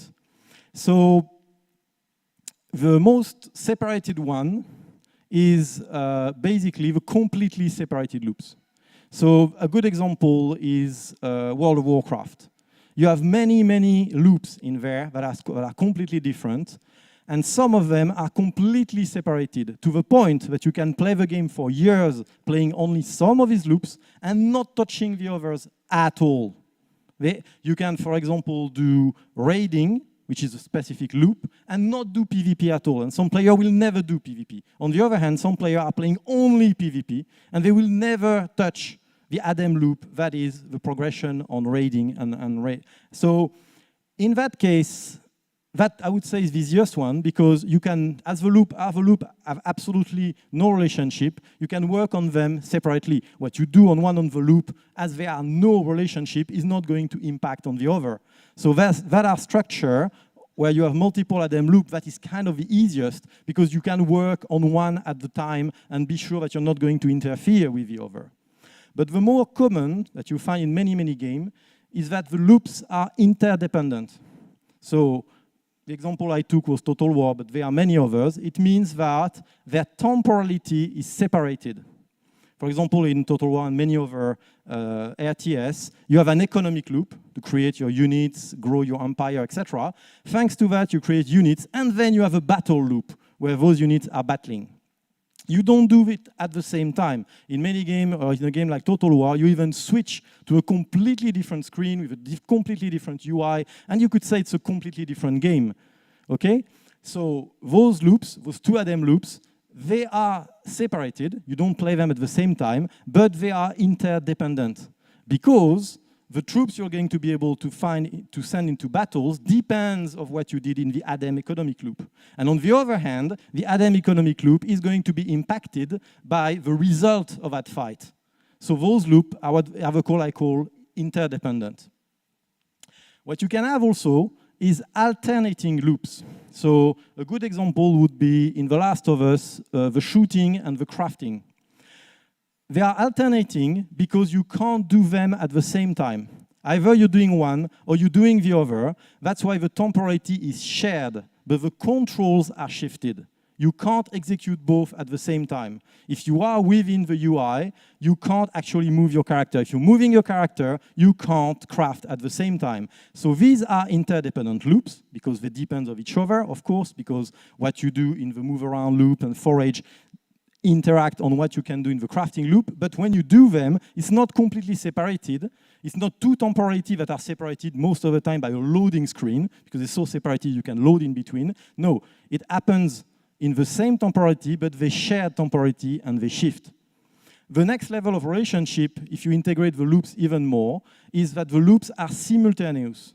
That's what you have in most RTS. Because in most RTS that are real-time, you do the economics and the fighting at the same time in the same UI. So one click that you do or one move of your pad that you do can be actually part of a fighting loop or an economic loop, but they happen at the same time, which means it's up to you to choose how much time and energy you put on that. This is where it gets tricky, very tricky, because if you start touching one of the two loops, you directly impact on all of the other loops that are linked. Okay? And you can have mixed situations. For example, to go back to The Last of Us, because it's a game that probably many of you have played. When you are in the situation that we can see here of Ellie actually fighting, you have several loops that are both simultaneous and alternating. So for the simultaneous one, that would be that you can actually fight. So the fighting loop is there. But you can also do infiltration. So decide not to fight, look at the character, not to fight them, but you avoid them. It's a completely different loop. There are games that are only fighting games, that are games that are only infiltration games. Here the two loops are happening simultaneously. And at the same time, while you do that, you can also go through the different buildings and get some bullets or other things to be able to do crafting. So all of the exploration loop is happening at the same time as the fighting loop, at the same time as the infiltration loop. But interestingly, if you want to do crafting, so craft a new Molotov cocktail, which is great to get rid of these dogs, then you actually shift, your control shift, and you can no longer access the three other loops that are simultaneous loops, and you are in the crafting loop, which is an alternating loop. So what would be the last part? So okay, you say we have simultaneous loop that happen at the same time, but sometimes you can't really separate them. And here I think there would be an interesting additional dig up to be done. It's what I call blended loop. So you could think, okay, these are actually two loops I can work on and describe separately, but they are so interlinked that you can't really separate them, and in fact they are the same loop. For example, shooting and moving in a shooter, or shooting and fighting in a shooter. You can't really separate them and think there's a movement loop and there is a shooting loop. Some will argue that in some shooter you have a movement loop because you can have jumping puzzles, etc., where you don't fight. But when you're in the middle of a fight in a shooter, you are both moving and shooting. Does it mean that you have two ADEM loops, one of moving and one of shooting, that are simultaneous and on top of them? I don't think so. I think shooting and moving are both part of the loop you are creating now. How to detect that, I would say, if we want to differentiate between simultaneous loop and what I call blended loops, which means no, it's a single loop, is can you actually be able to do one part of a loop if you don't do the other part of a loop at all? For a shooter, for Quake, if you don't move at all, you can't fight. You can't fight by just shooting. So it's part of the same loop. You can't basically take them apart. So what can we do with such a model? A bit like, so that's the periodic table of elements done by Mendeleev. And that was absolutely brilliant because that allowed Mendeleev to foresee elements that we didn't know yet. So basically, if we have a model that is kind of working to describe those games and those game loops, we should be able to classify game according to their proper category. And that would help us, for example, well, us or people that are not designers, to understand why Warzone and Fortnite are exactly the same game, even if they don't look the same at all. But EVE Online and Star Wars Squadrons are not the same game at all, even if both of them looks kind of the same and are spaceship fighting in space. But classifying, I think, is not the more interesting one. Those loops can potentially, this modelization can potentially be used to fix and research. Fixing is finding the problem in your game. For example, if you played Cyberpunk, which I encourage you to do, it's a very good game now, it has been patched, the driving is not the strongest part. You can use such modelization to analyze why. And I think you'll find, and that would be interesting to discuss it next time if you tried, that for me the problem is a problem of richness in the modification phase, which is to say that the physics engine is not rich enough. And there is also a problem in usability in the execution phase, which is basically, usability in the acquisition phase, which is basically a way to say the camera that you are given during driving doesn't let you, so here it's a usability problem. It's hard to do the acquisition phase because the camera is not that good. So if thanks to that we can analyze those loops like that, we can find more precisely what we might want to fix. And then, I'll be fast on that, we should be able to do research with that. So we saw that we have 6,500 possibilities of structure, even if we just take low, medium, or high on each of the elements. We can probably do research with that and think a bit, if we had Quake, can we create a game like Super Hot or World of Tanks? Yes, Super Hot is basically only taking quake, well, mostly taking quake, and working on the duration of the phase. Not the rest, just changing the duration of the phase. And if you take a shooter like World of Tanks, which is usually called tactical shooter or a slow shooter, it is still exactly the same loop as a quake, but again, increasing the richness on some points of the loop and dilating the time to make each of the 4 elements of the loop a bit slower. So with that, maybe we could have found a Minecraft. Like, imagine a Minecraft would be like, oh, we should make a game where the richness of the modification loop is through the roof.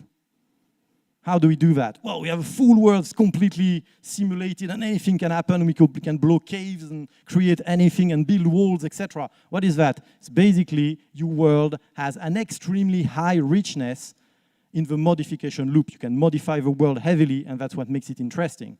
So maybe we could have, a bit like Mendeleev, foresee that, hey, if we do that, we might have a gameplay pattern that is new and potentially interesting. So just to conclude, so in 1687, Newton gave us the universal law of attraction, F equal mass multiplied by mass divided by the square of the radius multiplied by a very obnoxious universal gravity constant that I don't know, something with A. But he gave us that. It was fantastic. It literally changed the world. Astronomers could compute things, and we could start computing even cannons and bullets, not maybe for the worse, but we could do that because we had ballistics and then everything else. Nearly 200 years later, the astronomers were looking at Uranus because there had been progress in the telescope.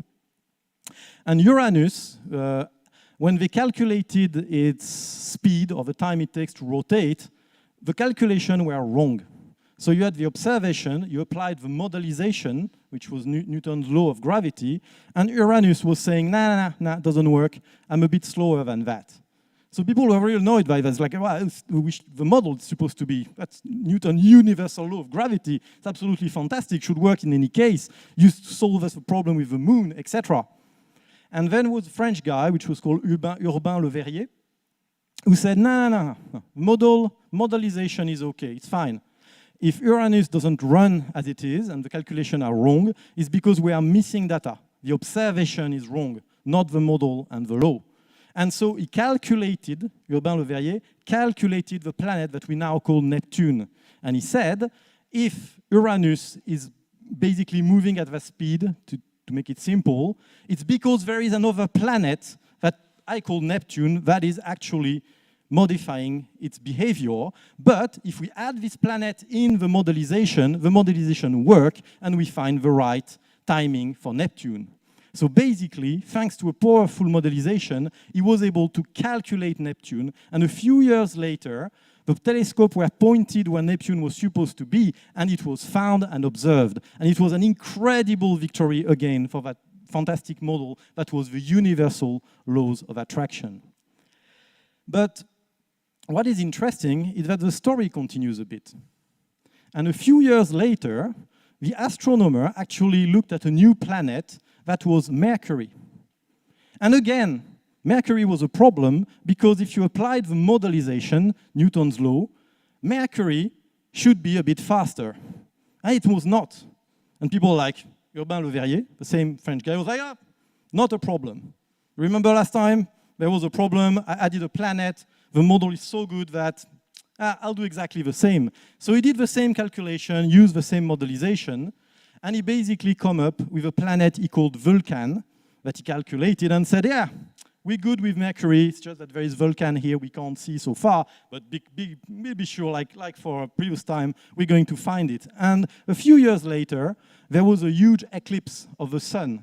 So that was a very interesting solar event to be able to see that new planet. So all of the astronomers around Europe pointed their telescope to the sun, they looked at the paper published by Le Verrier, and they're like, yeah, well, last time we managed to find Neptune, this time we're going to find Vulcan. And they looked, and they all looked in all of the capital of Europe, and they find nothing. The Vulcan was nowhere to be seen. That's why we do not have a planet called Vulcan in our solar system. So what happened? Well, they didn't knew, and Le Verrier died without knowing what was happening. So the two guys on top, Newton, who provided the model, and Le Verrier did absolutely great, but at some point, they met Mercury, and Mercury broke the modelization. What will happen later on is that the two guys that are below, which are basically the French mathematician Henri Poincaré, and another guy that probably you already recognize, which was Albert Einstein, said, well, it's not the observation that is wrong, it's the model. What? The model? Newton's universal law of gravity is perfect. This modelization is flawless. It helps us in the past. It can't be wrong. No, it was wrong, as we all know now, because it is only true if the speed of the element are very low compared to the speed of light. Basically, for people who liked it, just that Newton thought that you can add speed, like below, saying the speed of a composed element, V3, is equal to the speed of the first element plus the speed of the second. That is just wrong. It is true, this modelization is true only if those two elements are navigating at a speed that is relatively low compared to the speed of light. Otherwise, it's this equation that is below that is right, and that's one of the basis equations of relativity. That is to say that at some point, even if you have a modelization, and we have a modelization that works, provide great result, is capable of doing prediction, and is capable of solving problem, we should always keep an eye open, which is the idea of science, for doubt. That modelization one day will meet his Mercury and stop working, and we will need a better modelization or a more complete one. So just to sum up and finish, I think we should aim for a scientific approach to game design theory. We should try to do it. It's not easy, we're just at the beginning, but we should try to be modest, look at how other human knowledge and science have progressed, and imitate what they have done. A bit like Newton says, if you want to see further away, the only way to do that is to stand on the shoulders of giants. Otherwise, we'll never manage to see further away. I propose that the Adam loop can be analyzed in structure and quality. That structure depends on two characteristics, importance and timing, and that quality is a completely different thing that depends on richness multiplied by usability. Multi-core games can differ and so can be differentiated by the relationship between the different Adam loops that actually compose them. And I think that model can be used, and I have used this model, to be able to classify, fix, or research game, or make them better. Still, we should probably always remember that every modelization, any model, one day meets his Mercury. So we need to stay humble. Thanks a lot.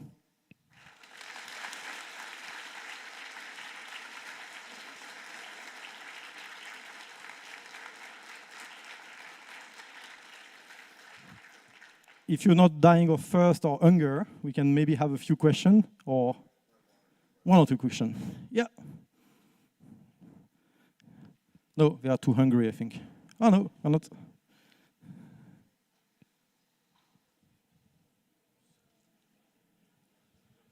Hello, testing, testing. Do you hear me? Yeah, thanks for the presentation. It was really interesting. Something I've been thinking back in my thesis a couple of years ago, there's no game design language. So it's a really interesting topic. For me, on a first glance, it seems to be quite high level. Yes. I could see this could be used by maybe marketing that use the research on the next games. Yeah, marketing for classification, certainly, but there are other ways to classify game, like demographic and also their style, art direction, etc., that are also valid. That's why I said that potentially I find it personally even more useful to analyze game, to either fix them, see where is the problem, or to research them. To say, okay, we want to make a shooter that is different from the shooter that happened. What is the Adam loop of the shooters or the Adam loop of the shooters? Okay, it's exactly that for Overwatch or Quake, etc. We understand it. What happens if we push that higher or lower? So I think it's even more useful for that. But yeah, could be used for marketing, research and spread. Absolutely. Yes, definitely sounds like a good tool. Would love to see like a more detailed example in one game or something like that. But yeah, thanks. Really interesting. Thanks a lot. One last, yeah, a courageous guy here. If you're hungry, it's because of him. Hello. Nice talk, thanks. You mentioned that any single game can have more than one of these Adam loops. Yes. Yeah, so basically one game can be fit into more genres at the same time. Yes. And how many of these Adam loops do you think, how many different Adam loops do you think you can pack into single game for it to still make sense so that it is not like bloated or anything? I would think many. So I took, for example, a very successful and very good third-person action game, The Last of Us, part 1 or 2, same thing structurally. They have about half a dozen Adam loop in it, as I showed. So I showed you that in combat you had 3 Adam loop that were superposed and 1 that was shifted.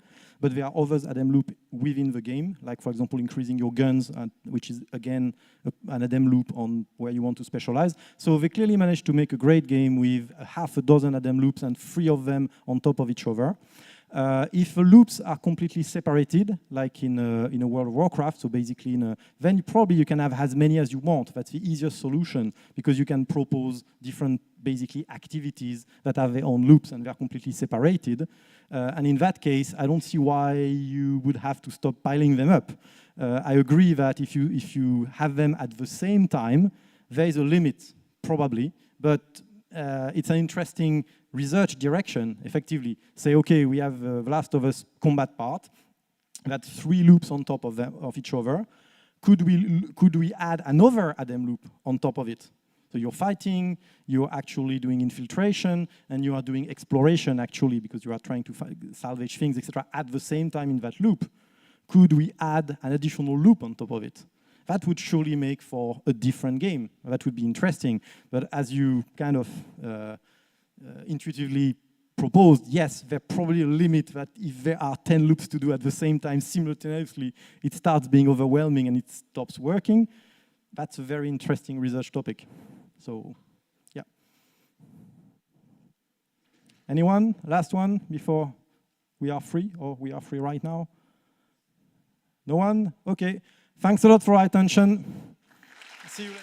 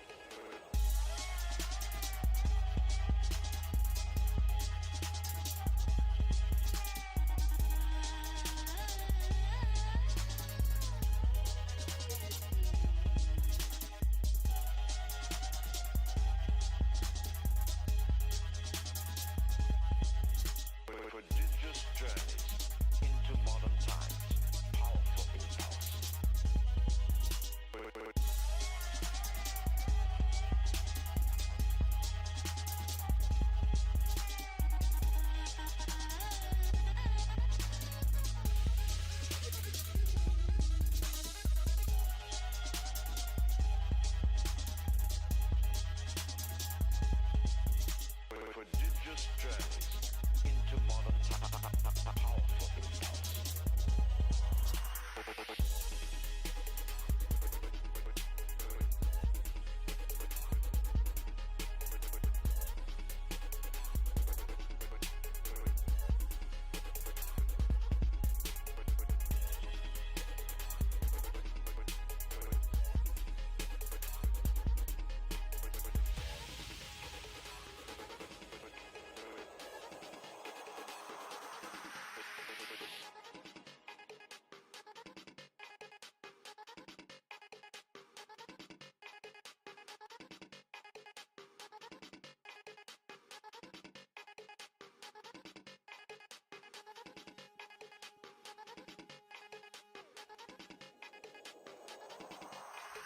Just journeys into modern time.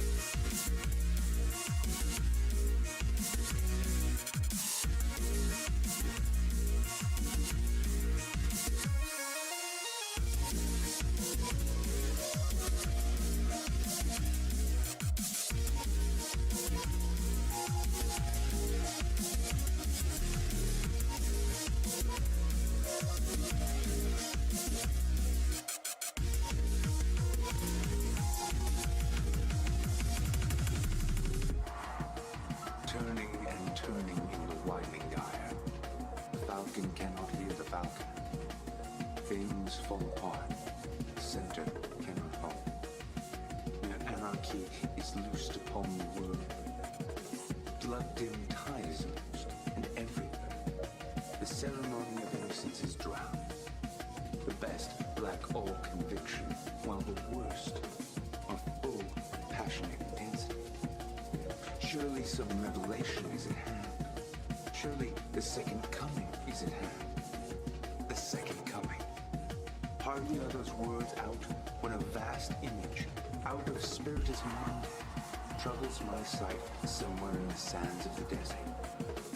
A shape with lion body and the head of a man, a gaze blank and pitiless as the sun, is moving its slow thighs, while all about it, real shadows of the indignant desert birds. The darkness drops again, but I know that 20 centuries of stony sleep will vex tonight man by a rocking cradle. And what rough beast, its hour come round at last, slouches towards Bethlehem to be born.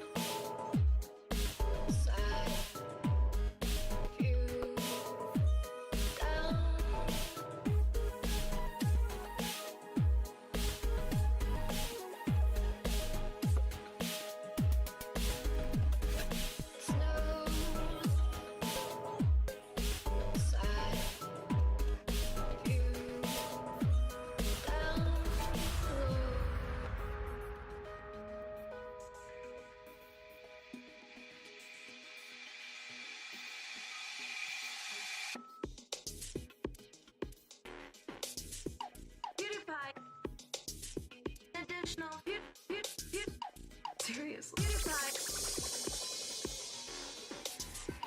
PewDiePie.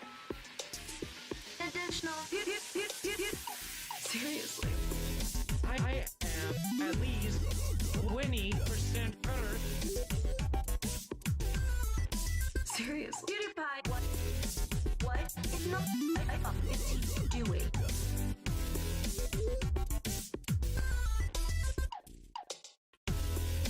How can you eat me 20% better? Seriously. PewDiePie. What? It's not.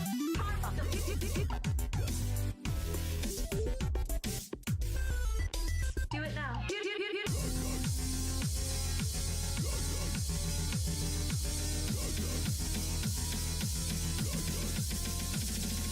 What good is it for? And a few million subscribers doesn't.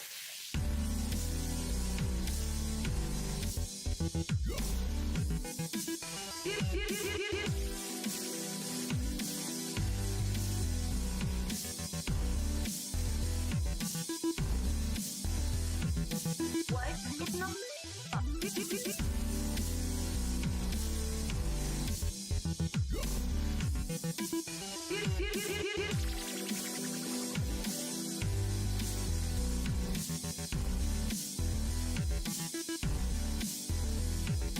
What? It's not.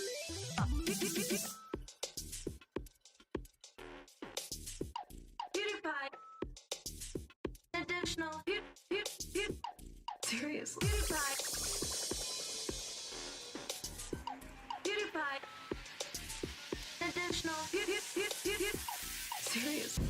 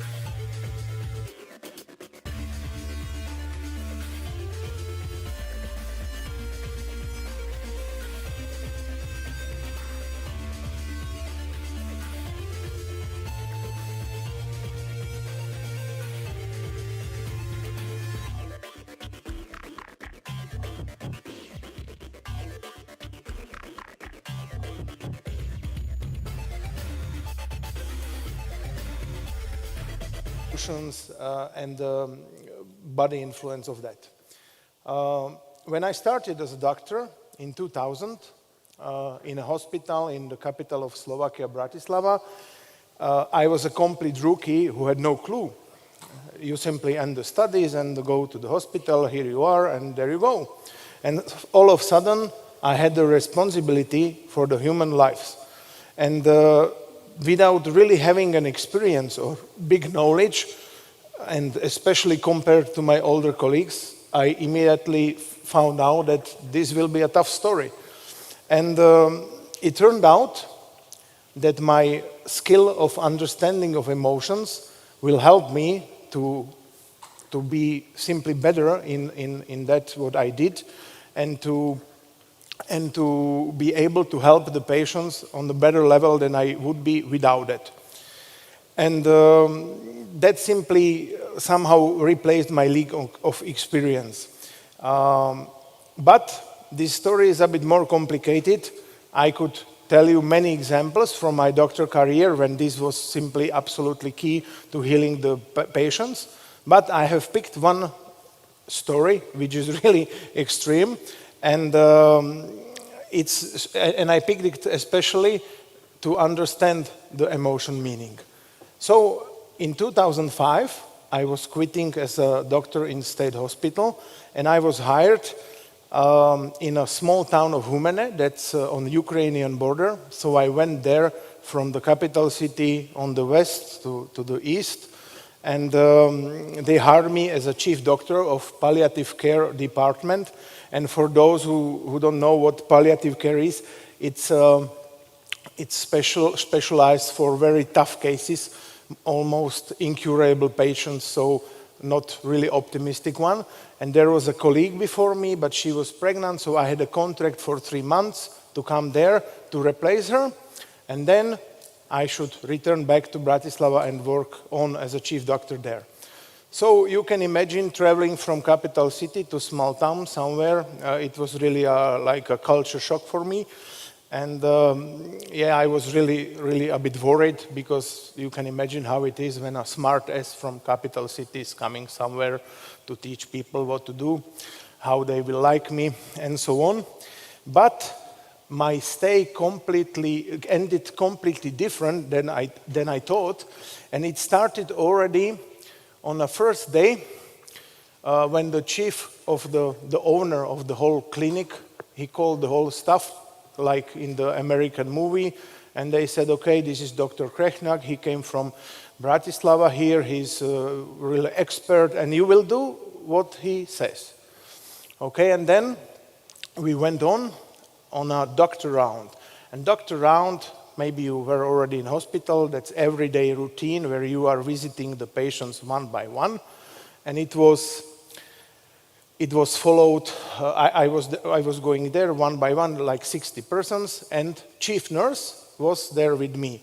And every single patient that we met there, she was introducing me like, this is Dr. Krechnak from Bratislava, he came especially for you here, he's a real expert. And then next one, the same story, special doctor, chief from Bratislava, he came because of you. And I felt a little bit embarrassed because, you know, expert, and it's tough. But then I thought, okay, she probably knows what she does. It will be okay. And the whole 3 months, it was going similar way. Not every day, but very often she was mentioning this fact and so on. And then the 3 months passed, and I had a goodbye party there. And suddenly the chief nurse appeared, and she told me, Doctor, did you know that not a single patient died here in the last 3 months? I have never seen this before. I am working on palliative care for ages. And when we don't have this in 3 days, it's already a reason to celebrate, and not 3 months. That I had a feeling that you are like curing with your own presence. And if you think that the reason is nonsense, of course, believe me, I thought that as well. But then I was a bit thinking more deeply about the whole situation. Of course, I didn't have any better skills than my colleague in Eastern Slovakia. I was not a better expert in anything. Maybe I had some special things, but that was definitely not giving some medications. Besides that, those patients, I could, at the end, not save their lives forever. That's simply impossible. No one lives forever. It was a game called this name, by the way, you know probably. But what happened, and it was mainly due to the excellent job of our chief nurse, I succeeded to prolong life of the patients due to basic emotion, and that's trust. And this is really extreme, I mean, and of course that was also luck and so on, many factors, like in the game random. But you already know something very similar, what is not so extreme, and is working on the same principle. And this is called placebo effect. And placebo effect, that's something for those who never heard about it, but I doubt that there are any, but I will still explain. It is medication without any real effect. You just have to believe that it's a real special medication.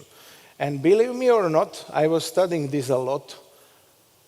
Guess how many % of people in optimal cases, that's maximum, are placebo reactors. That means that if you give them sugar instead of the medication, how many people will feel better? Any guesses? 60? 75? Oh yeah, you are all very close. It's from 15 in a pessimistic scenario till 70. And imagine that now you broke your arm and that hurts as hell. And then I give you a special Swiss medication, just arrived, experimental, and you feel way better. How is this only possible? And this is exactly that. And from this, of course, when you want to add new medication to the market, you always have to make a special placebo comparison test. That means that if you wouldn't do that, anything will be better than nothing. That's the point. So they have to do it. So what's the conclusion of all this? It is obvious that the power of the emotions is that strong that can heal people and body. That's obvious. And the right understanding of the emotions will have a big influence on everyday's life and business as well. So this will be our talk today. But before we go to that, let me introduce myself. My name is Ivan Krechňák from the company PowerPlay Studio. I am one of the founders there and retired doctor of medicine, I already told you, and focused on emotion and players' psychology and working in the business since 2003. And PowerPlay Studio was established in 2007, Bratislava, Slovakia, and we have 80 persons working there, and we are focused on sports gaming. And to understand better what we do, I have a small video of our last game.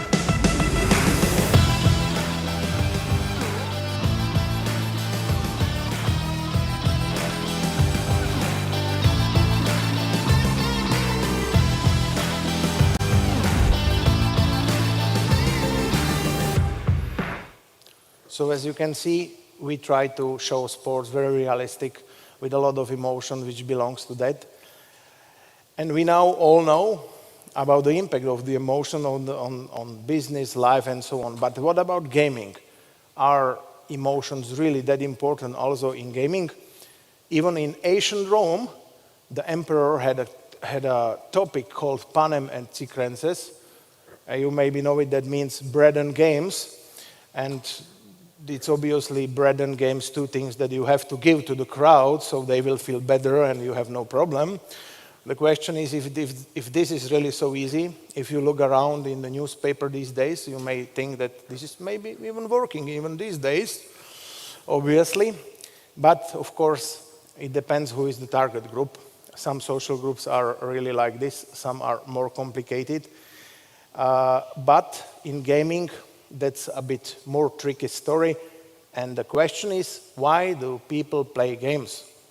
Any ideas? Why would people play games? Maybe somebody. Entertainment, absolutely. Yeah. Everything you can think about, yeah. But this is, learning skills, that's also one of the reasons and so on. But the real reason why do people play games is a bit different, because everybody needs and wants to be good at least at something. Everybody. Doesn't really matter who, everybody. But in real life, this is tougher than it seems, because problems in the job, boss unbelievable, colleagues terrible, then students, teachers, we know it, and then students, we know it as well, how it is. Then your wife wants something, your kids want something. It's very hard to be good, and I mean the king of the ring. We are not the sports celebrities celebrated in media every day. Almost none of us. There are exceptions. Congratulations, by the way. But we would like to. Everybody needs this. And the thing is that the games are optimal for this. That means even these days when to play games can earn you a lot of money, we cannot talk about this because it's so obvious. But even if you are not that good that you could earn, you still can be a celebrity in the game. In our games, for example, there are real celebrities having our YouTube channels and so on. Everybody knows them. They are not earning money, but they are famous, and that's exactly the feeling they want to have. So the games are excellent in this. It's tricky, especially because the most popular is multiplayer games. That are multiplayer games when you play against other players. And the logical thing is, if I win, you have to lose. So we have to work with this a bit. But that's not the whole story. If you check the chart of revenue in the gaming in last year, from this chart you could think that to work in gaming industry, that's an El Dorado. Absolutely awesome. The problem is this number here, and we know what is next, but this is something which was here since 1970 till 2018. But when I was talking in that period of time between 2010 and 2018 with the owners of other companies, I was asking them, how is it going, is it good, and so on, the charts are awesome. And almost nobody said that it's really great. They have all issues like cash flow and everything, so not very like this. And the truth is that the most of the revenue ends in a relatively small number of top gaming companies. The medium segment is slightly dying out, and the small studios, they have it tougher and tougher to break through. Why is this so? Because gaming stopped to be industry of enthusiasts and has become highly professional business, and to break through from garage, wherever you are, is almost science fiction. In 2018, only in platform iOS, there were 500 new games daily, and 1,000 new games for all platforms, altogether. And that was the end of the golden age of independent small developers, because big studios with rich investors, which had money from this period, they simply needed to dominate on, and they pushed up the salaries and marketing prices. All of you who follow marketing prices last 5 years, you know what I am talking about, where we currently are. And imagine that top 1% of game publishers gets 93% of all games revenue. 93%. That's unbelievable. You can see it from the Sensor Tower chart. And if you check this chart with the timeline till 2022, it's 93%, and it used to be 95 before. And that's like, I mean, it's falling down, but that's huge. So the question is, what can you do to succeed in such hard conditions? To come up with new ideas? I really really don't think so. Of course, there are still some unicorns somewhere in Amazonia, but it's very hard to see them. I didn't yet, but maybe some of you will, hopefully. But to see something new, it's really hard. If you check those 1,000 new games, it's like clone, clone, clone, then something which we already saw before, or something combined. That's what we can see. And of course, big dogs, they have their own system, and they are still having this good. So this is not the real story, and I mean, then we can go to the graphics, art, 3D, all reality, everything. Nobody will be cheering you for the top reality graphic this day because it's normal, everybody can do it. So this is also not the story, and if you play Minecraft with the simplistic graphics, you know how it is, so it doesn't really matter at all.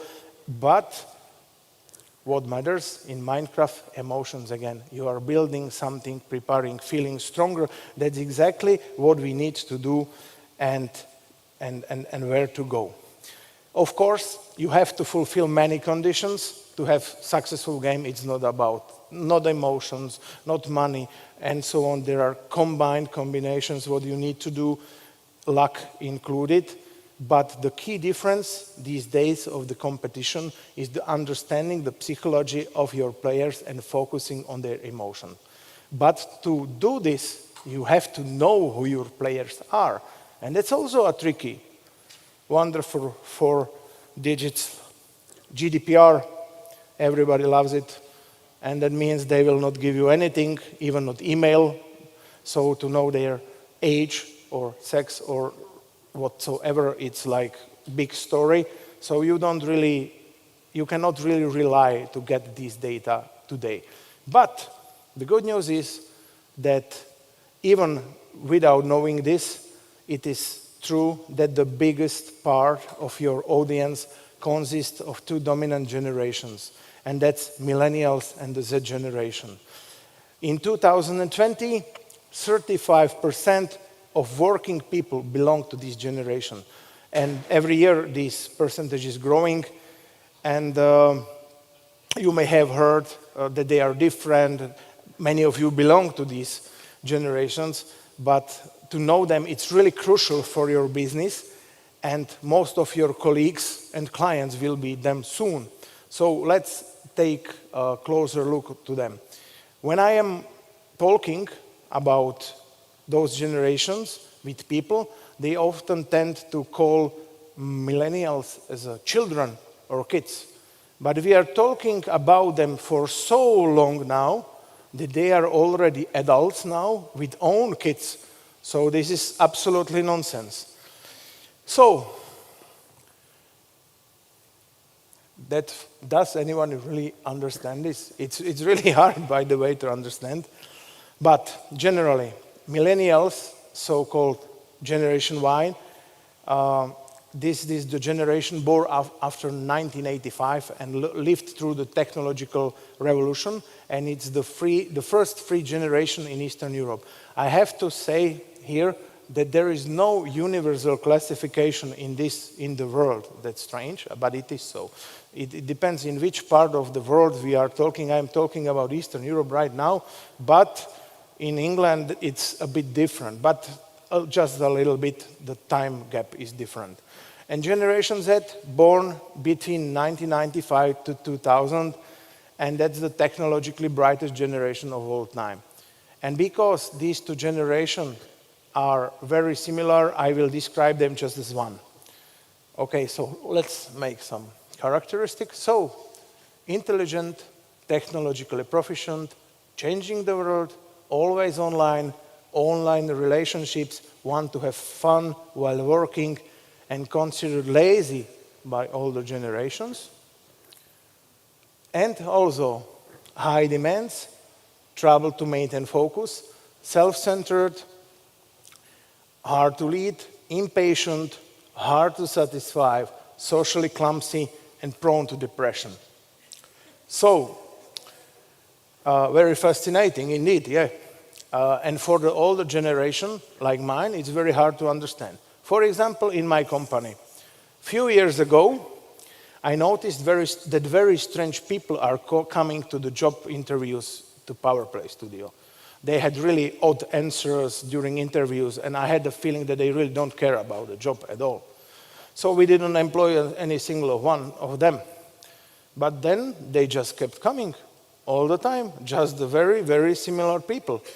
And I realized at the end that if I want to have some people in my company, then I should really start thinking what's going on. And I should somehow try to understand these people, because without that I will be alone sitting in the middle of the room. And I didn't like the idea, so I started to study those guys and analyze their behavior principles. And I found, fun fact, that also my own generation, I am the X generation, one before those, was characterized very similarly by my parents. They were intergeneration conflicts as well, and so on. But there are two big differences now which happened. And these factors are, first of all, new technologies era and era of availability. They were raised by the Generation X. Sorry for that, but it happened.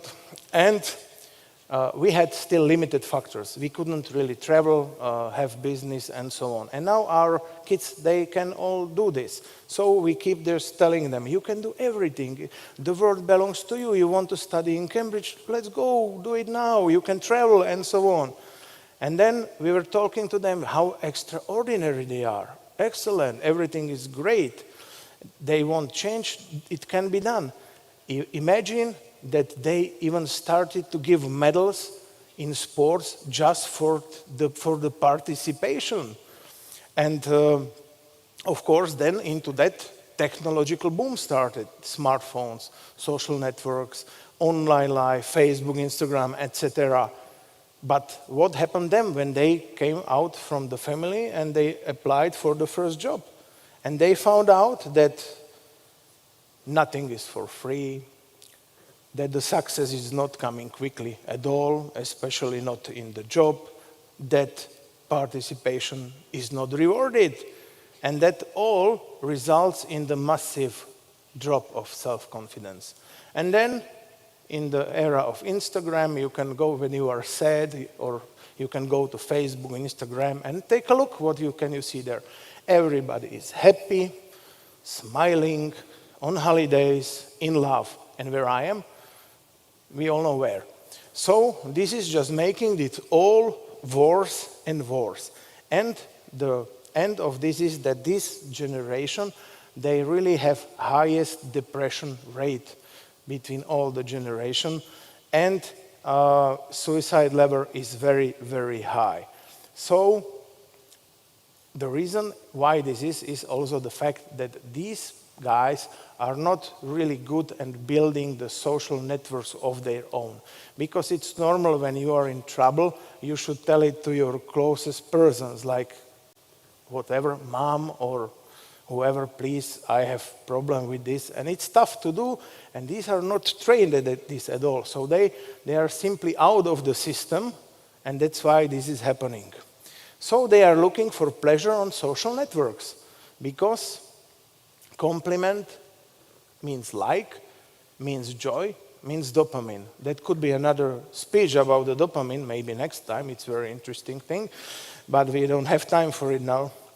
And it's a drug keeping many people alive, by the way. But we have another problem. It's hard to simulate the shortage. And companies started to see this as an opportunity. Food delivery, for example. When I was like 15, the food delivery means that, Mom, please cook something. That was the food delivery. If she could do that, then we had the food delivery, but she had to do it. Now, I just pick up the phone and I have like 50 different companies with the food, so it's very easy. Netflix, we know that they are in trouble now, but they first understand the point which I wrote here, impatient. The success of Netflix is built on a simple thing, that they have everything available now. So if you pay them fee for 1 month, you can look all the time 24/7, When I was 15, we have to wait 7 days till another 20 minutes. It was awesome. And this is completely different now. And the leading word in understanding is exactly the impatient. They don't want to wait, and they want everything immediately. And this is crucial for your businesses. When you are working with these people, you have to definitely consider their characteristics and needs when you create a game, and or having them as employees. So, what have we learned in PowerPlay Studio about this? Mainly 2 things which maybe can help you. Motivation and the emotions. That can be seen during the interview with the employees. Like the millennial is giving different questions than the recruiter, logically. Why should I be working for you? What will I get when I work for you? Instead of why do you want to work for us? In other words, the candidate is picking and not us. And what's really crucial here, and that's the advantage you have to use when hiring. In gaming, they can see very soon the results of their work. It's not usual in work, but here we have this advantage that games, they are their home playground. So they can be there, they know what we are talking about, and they can show to their friends, they can let them play. So that's big advantage you have to use compared to other businesses. Let's imagine like automotive business, that you are working in Mercedes and your wife is asking you, oh, what do you do actually in your job? And you said, I am just assembling some parts together. And she says like, okay. If I would be a manager in Mercedes or those big companies, I would start the program of lending top cars to the employees every weekend. So imagine the difference now. You are coming home on your new Mercedes for 2 days, and you say to your wife, okay, let's take a ride, because here, what I do, this is what I do.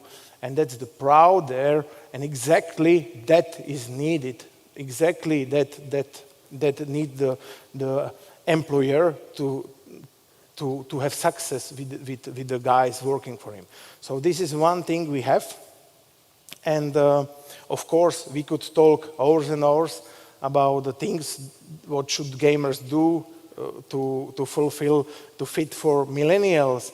We could talk about the measuring win rates, about time skipping options, about the psychology of loss, about the ugly friends offer tactics, and so on. If you are interested in this, I will stay here after. We can have a chat about this. There are really many. This speech is way too short for this. But the main facts are clear.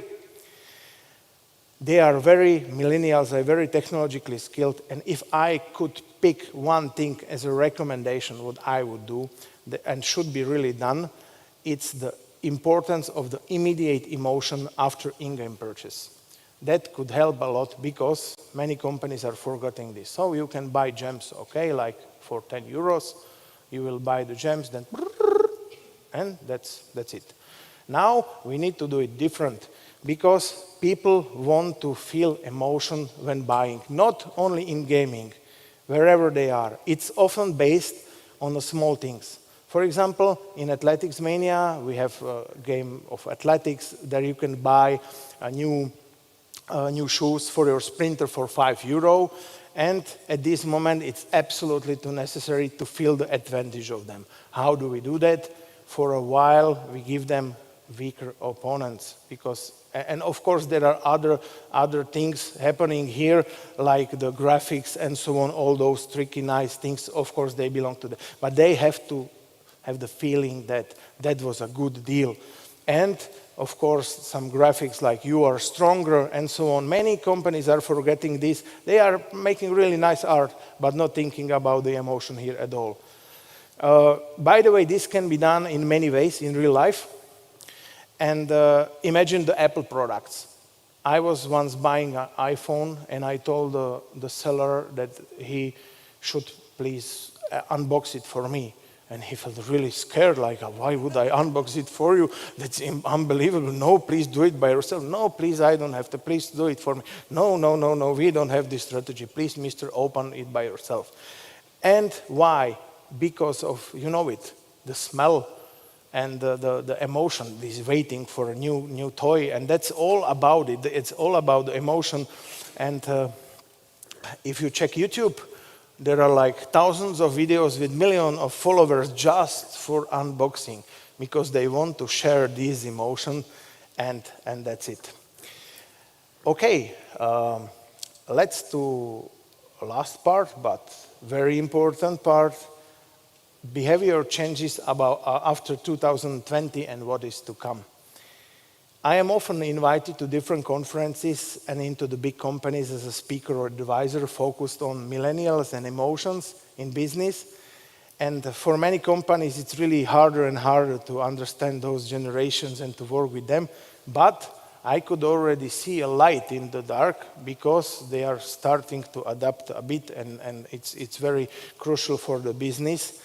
But you know it from the life how it is. When you think that you are going already the right way, then the different things are happening, and this thing happened in January, February 2020, and it was the COVID-19 epidemic, which completely changed the cards, completely. And then when we thought, now, yeah, okay, 2 years, bad, but now some guy in Russia thought that he had different idea, and we know how this ended. So we are in the middle of the war, which is called special operation or whatever, but still the troubles are everywhere. And this changed the emotions a lot. I try to summarize and analyze what happened. It's really tough to do, by the way, because there are many factors, but I found 2 different types of behavioral changes which had a huge impact on everything: business, free time, personal life. And there are emotional behavior changes and economical behavior changes. So let's start with the emotionals. As you definitely remember, the first months of epidemic, nobody was protesting. Everybody was scared. We saw on the screens China, people dying on the streets. You remember that, and now nobody knows what will happen now. Will it come here, or is it like from the movie? It was similar movie before, and people started to feel like community.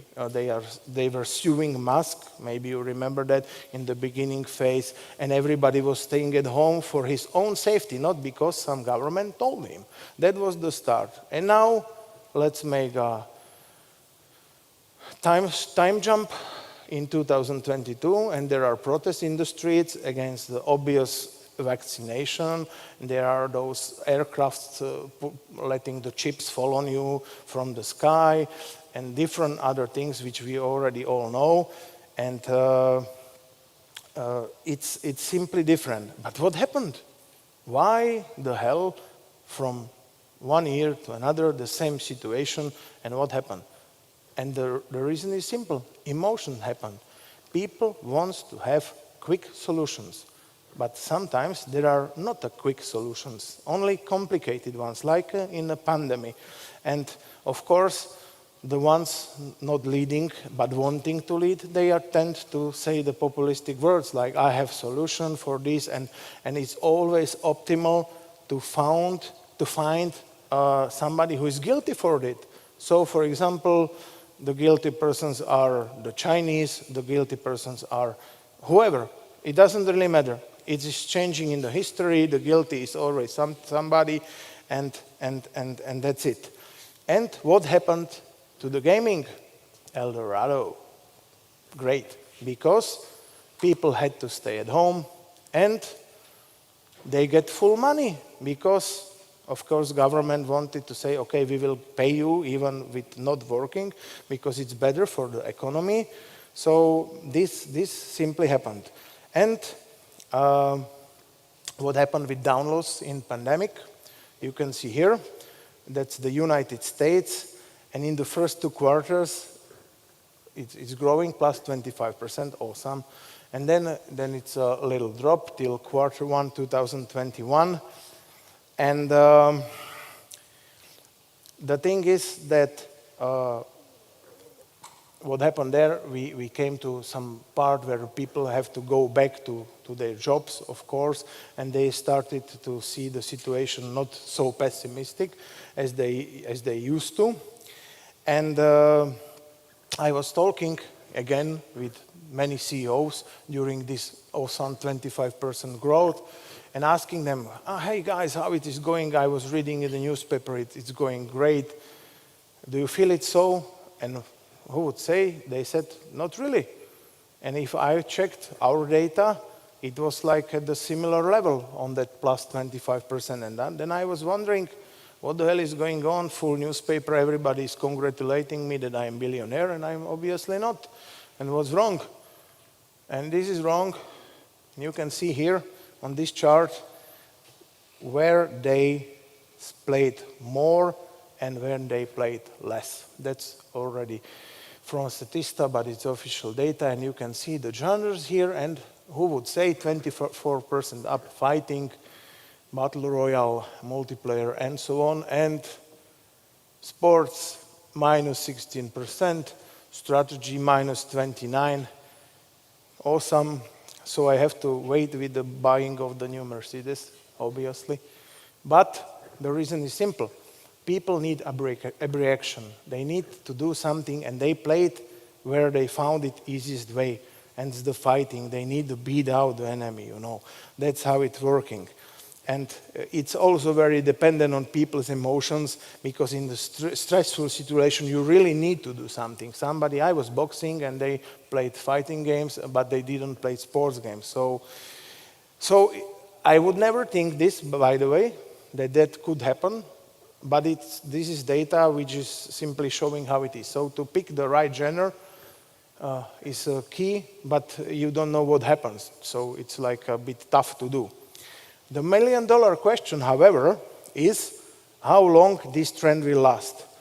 I am certainly not Nostradamus, but with the war in Ukraine, that will extend this period for a long time and change the behavior as well. So let's move to the economical behavior now. We were already talking about the first steps, that epidemic was ending, and the impact on the industry generally was very good, as mentioned above. But the fact is that many companies started to have significant income losses due to missing customers. Well-known example is gastronomy, like restaurants and so on, or cinemas. But the government didn't want to allow this, so they started the famous helicopter money strategy, where they are giving money away. So people had more money and more time and started to spend. And when then this was simply ending, then people wanted to go to holidays, they wanted to buy more clothes because they don't have time before, they couldn't do it. And they simply started to return to their normal lives. And we all know what was the impact of pandemic on the supplier chains from China and so on. If you want to buy a car, there are no chips, so you have to wait like 12 months or something. So people cannot buy really what they want. So when you combine these two things, what will be the result? People have a lot of money, and there are only a few products.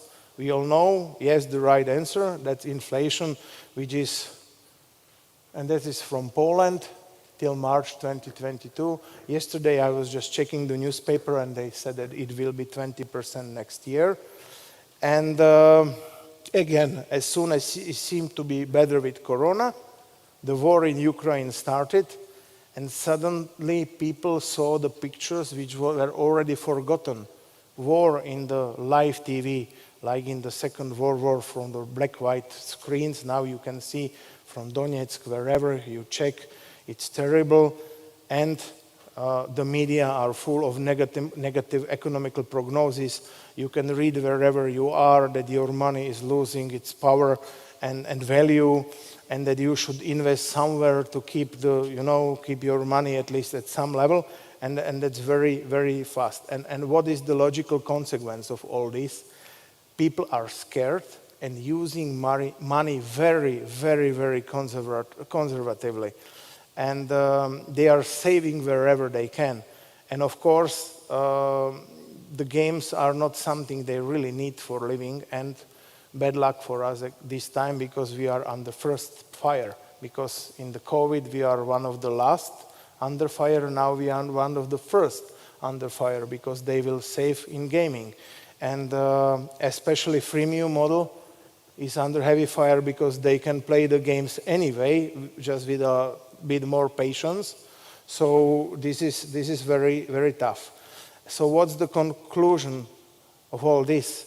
We all need to be prepared for the economic impact which is coming. I was talking here with many of you how it is in your companies. I have noticed it in PowerPlay Studio since March. The revenue drop was like 25%, and that was just March. That means the real war impact was not there yet. And now it is. And let's see this. That's an official screen from Sensor Tower, comparison 2020-2021. And you can see here that these are the downloads, which are growing plus 2.5%. But when we go on here, it's Q1 2021-2022 minus 13.5%. That's huge, and that is just till March. And I can tell you it's worse now, way worse now. And simply, I know that the gaming industry was not really prepared for this, but I would really want you to see where we are going now and to think about this, because this is something which you cannot simply fix within your company. Because when you have something bad, something wrong, which is not working, you can fix it within your company. But this is like environment. If you cannot breathe oxygen, it's not better when you are running. It's even worse. So take care, please, and don't be blind, because we used to say in the gaming industry before that we are awesome, growing. We are like, you know, the big guys, sexy and so on. But this is now happening, and I didn't really hear from many people that, yeah, this is happening. Take care, guys. We will need to be together in this. And we need to be together in this, because this will be tough. I don't know how long this will be, but could be for a longer time. What can we do? That's the question. Of course, optimizing the companies would be a good idea, but with the high inflation rate, everybody will want to have a raise. And to have a raise with the falling income, it's not very good for the company to do. But still, as we are first under fire, then people will leave the companies to different businesses, not gamings. They will be able to pay them because the fire will fall on them later. And that's now the disadvantage we have now. But what I would do, at least one tip, and that's not popular as well, and that's pricing change. Because I know how it is. Everybody is scared to change the prices because obviously what will they say and so on. But with the inflation 15% and electricity 300% up, I mean, there is no other chance. We have to talk with the players and explain them how it is, because otherwise that will be tough. That may sound a bit negative. I know how it's the situation. I would like to have better news, but there is one good news still in this, and that means that games have a potential for hard times. Even when there will be fire everywhere, there will be people playing games. That's a good news in this. So I think as we are in the first line right now under fire, that we will be the first out of the problem. That's a good news. But we will have to somehow survive the following year or two. Hopefully this will not grow in some big issue. And just, you know, next year you will be talking with me in the bar and we will just smile that it's over. Hope so. If not, I hope that we can stick together in this. And of course, there would be many, many things we could discuss here. I am open to discussions. We still have like 12 minutes. So that's all from me for today. I hope you liked it. I show it a bit different way. And I will stay here even after the talk, so you can catch me there behind, and we can talk about this. So feel free to ask.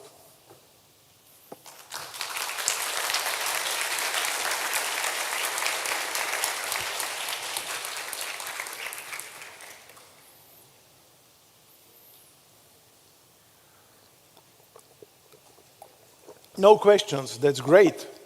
I would like to have it so clear.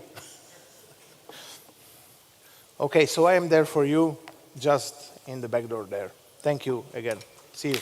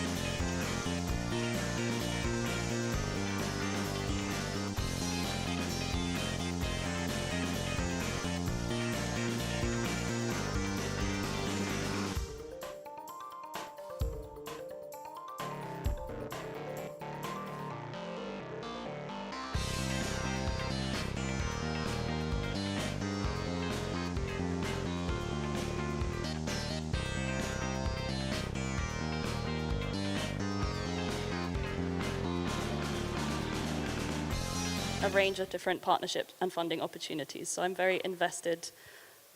I guess that was on purpose. I'm very invested in this discussion.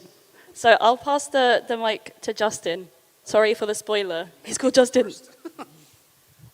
Okay, if you didn't know, Justin Berenbaum, I wear a couple hats. I work for Xsolla in strategy, and I built out Xsolla's Funding Club, which is a matchmaking service for developers and investors. I am also one of the executives at Joystick Ventures, which is a small venture fund. Unlike normal venture funds, though, we do project financing only, not equity, so it's a little different than most VCs. I'm Samuel Costello. I am the principal at Hero Capital. It's obviously a slightly meaningless job title. We all do the same thing, which is finding great studios and signing them and helping them grow. I'm Doug Northcook. I'm the head of VR at Robot Teddy, and I manage our VR game fund as well. Thank you, everyone. So first I wanted to ask, perhaps I'll start with Doug. What do you think the particular benefits are of your type of funding?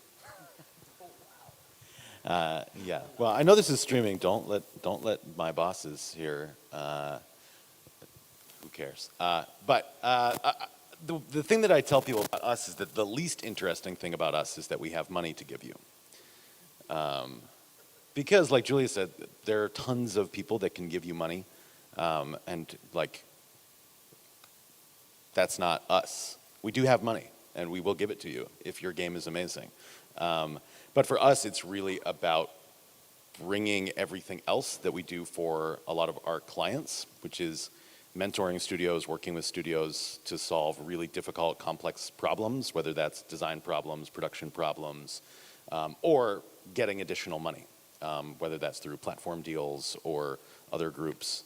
So like, I'd say like this amount of money and then like this amount of like my time is usually how it ends up working with a lot of the teams that we work with. So. Cool. Okay, so moving on, maybe this time I'll ask Samuel, what is the goal of Hero or your funding in the next 5 to 10 years? Well, I guess the first goal is obviously returning money to our investors, and if that goes well, it will be hopefully kind of expanding the services that we can provide to portfolio companies. I mean, we're on our first fund was $130 million. It went well enough that we're into our second fund now. It's $350 million.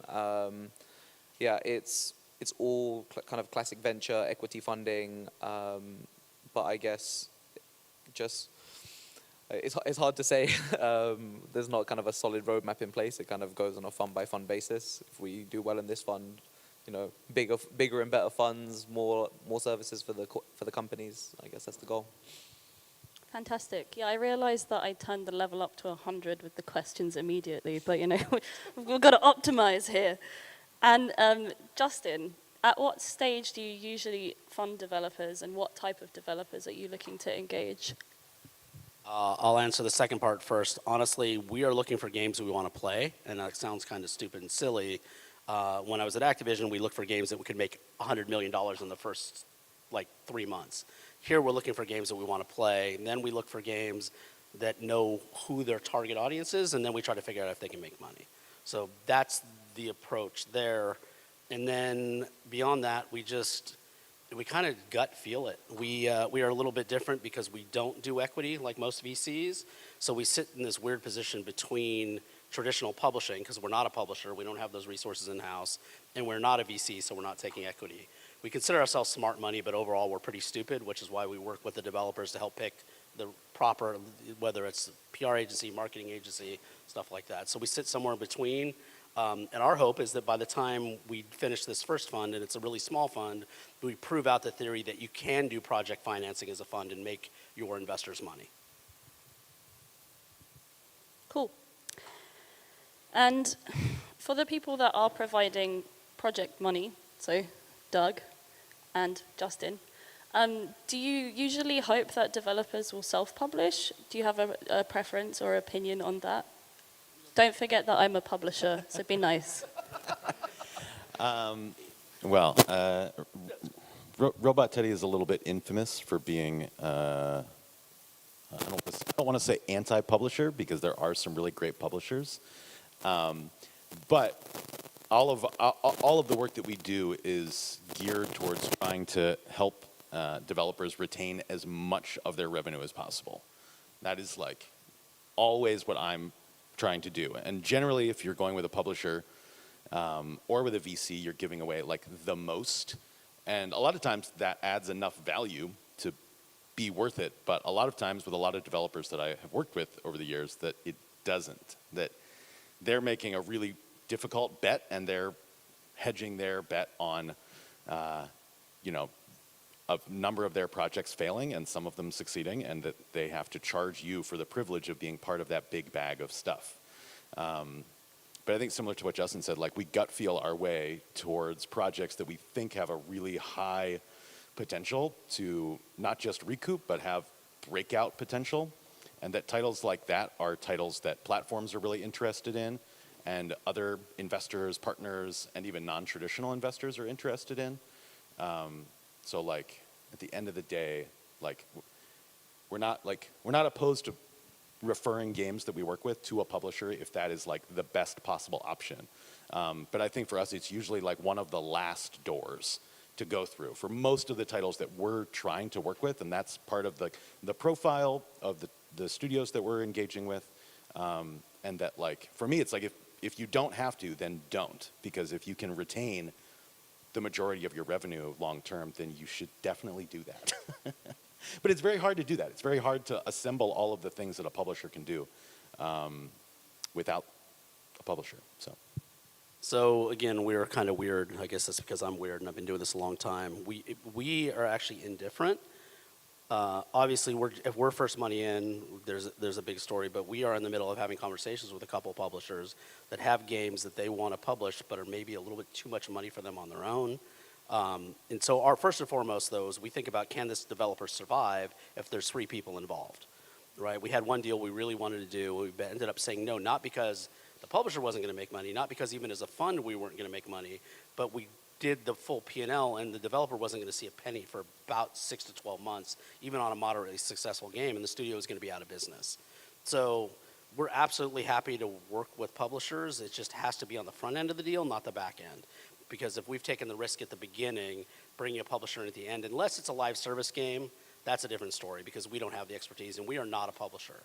And if the developer has no ability to help us help them publish, then we will absolutely go to a publisher. But in general, doing a 2-party deal is really hard. The minute you get 3, it gets really, really tough and it gets really hard to make money.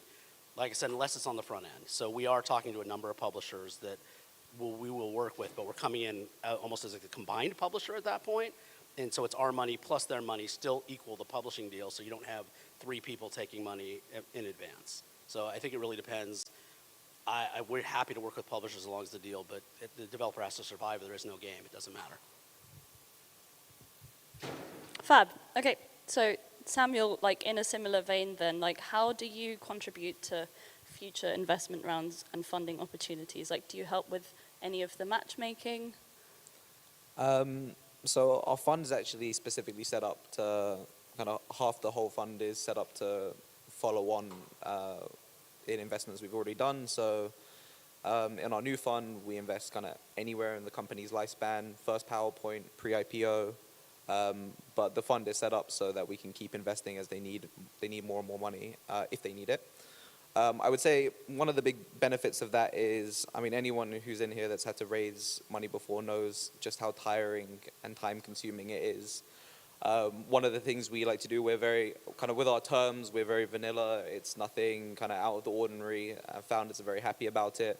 One of the things we like to do is when founders need more money, we just offer typically to extend on those exact same terms. So something that could typically take around 3 months, you can get done in probably around 2 weeks. So that's really good. And then on the matchmaking side, I don't know, similar to kind of what Doug said, it depends on what people need. I mean, one model we're finding is becoming a lot more common these days is, I think, as the kind of global macroeconomic climate's changing a bit, people are becoming a bit more risk averse. So there's a lot of kind of venture money going around for early prototypes and then getting around to shop that around to publishers.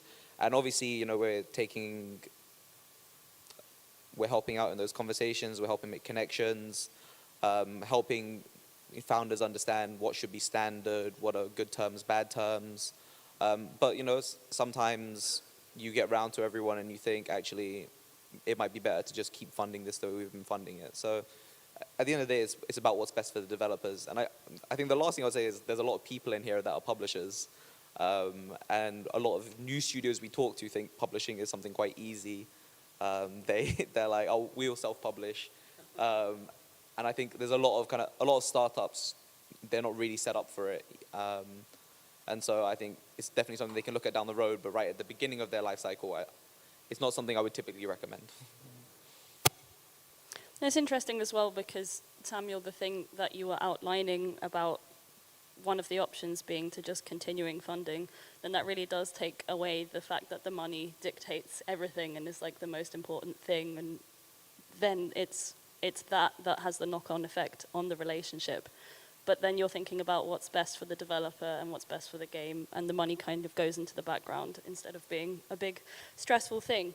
Okay, so now I want to talk a little bit more about like the role of your funds after signing. So a little bit more on the matchmaking and like those soft elements where you try and, I guess, put your money where your mouth is when you say that you have a big network of people that you can collaborate with or get advice from. How do you actually enact that post-signing? Do you have some kind of onboarding rhythm that you do, or is it more ad hoc? I'm going to ask this one to everyone because I'm going to sink some time into this, I think. So let's start from this side. I have power. Yeah, okay. With a lot of our developers, it depends. Yeah, but generally, like I do a monthly call with all of the VR titles that we have funded right now. I play a build every month of the game, and generally a couple of other people on my team do as well. And part of that is like I don't like our value that we bring is not necessarily just about the money. It's about helping our developers ship like the best game in its category. And VR is still such a small niche that we're able to kind of like do that. But that takes some time and attention and care and like regular check-ins and ensuring that they're hitting their milestones and that they are in conversations with the right people at the platforms and that we're representing their interests, and that has to come at a regular cadence. So, you know, we end up like spending a fair amount of time with them. And part of that is like part of our gut check is like, I just don't sign games from people that like I don't see myself existing in that relationship with. If I don't think that someone is going to like act on like critical advice from us, or that I think that they're, I don't know, like if I think someone on my team is like not going to get along with someone, then it's going to be like really hard to do like 30 meetings with them over the course of, you know, whatever it is. So because it's exhausting work. But yeah, regular check-ins, high touch, and, you know, making sure that we're like actually doing the things we tell our studios that we're going to do. It sounds quite high touch and intimate, in the sense that it's not really about the scale, but more about the relationship, I guess. Yeah. I mean, part of it is like, I don't know, like I want to see the best VR games get released, and I want to see new kinds of games get released, and like, it's like a personal like vendetta of mine is to like go to war against all of the like really, really shitty VR games. And I'm doing it. But like, you know, it does take time, and it is pretty high touch, but also like, you know, it would be a pretty rare circumstance where we would fund like the full production budget of a game.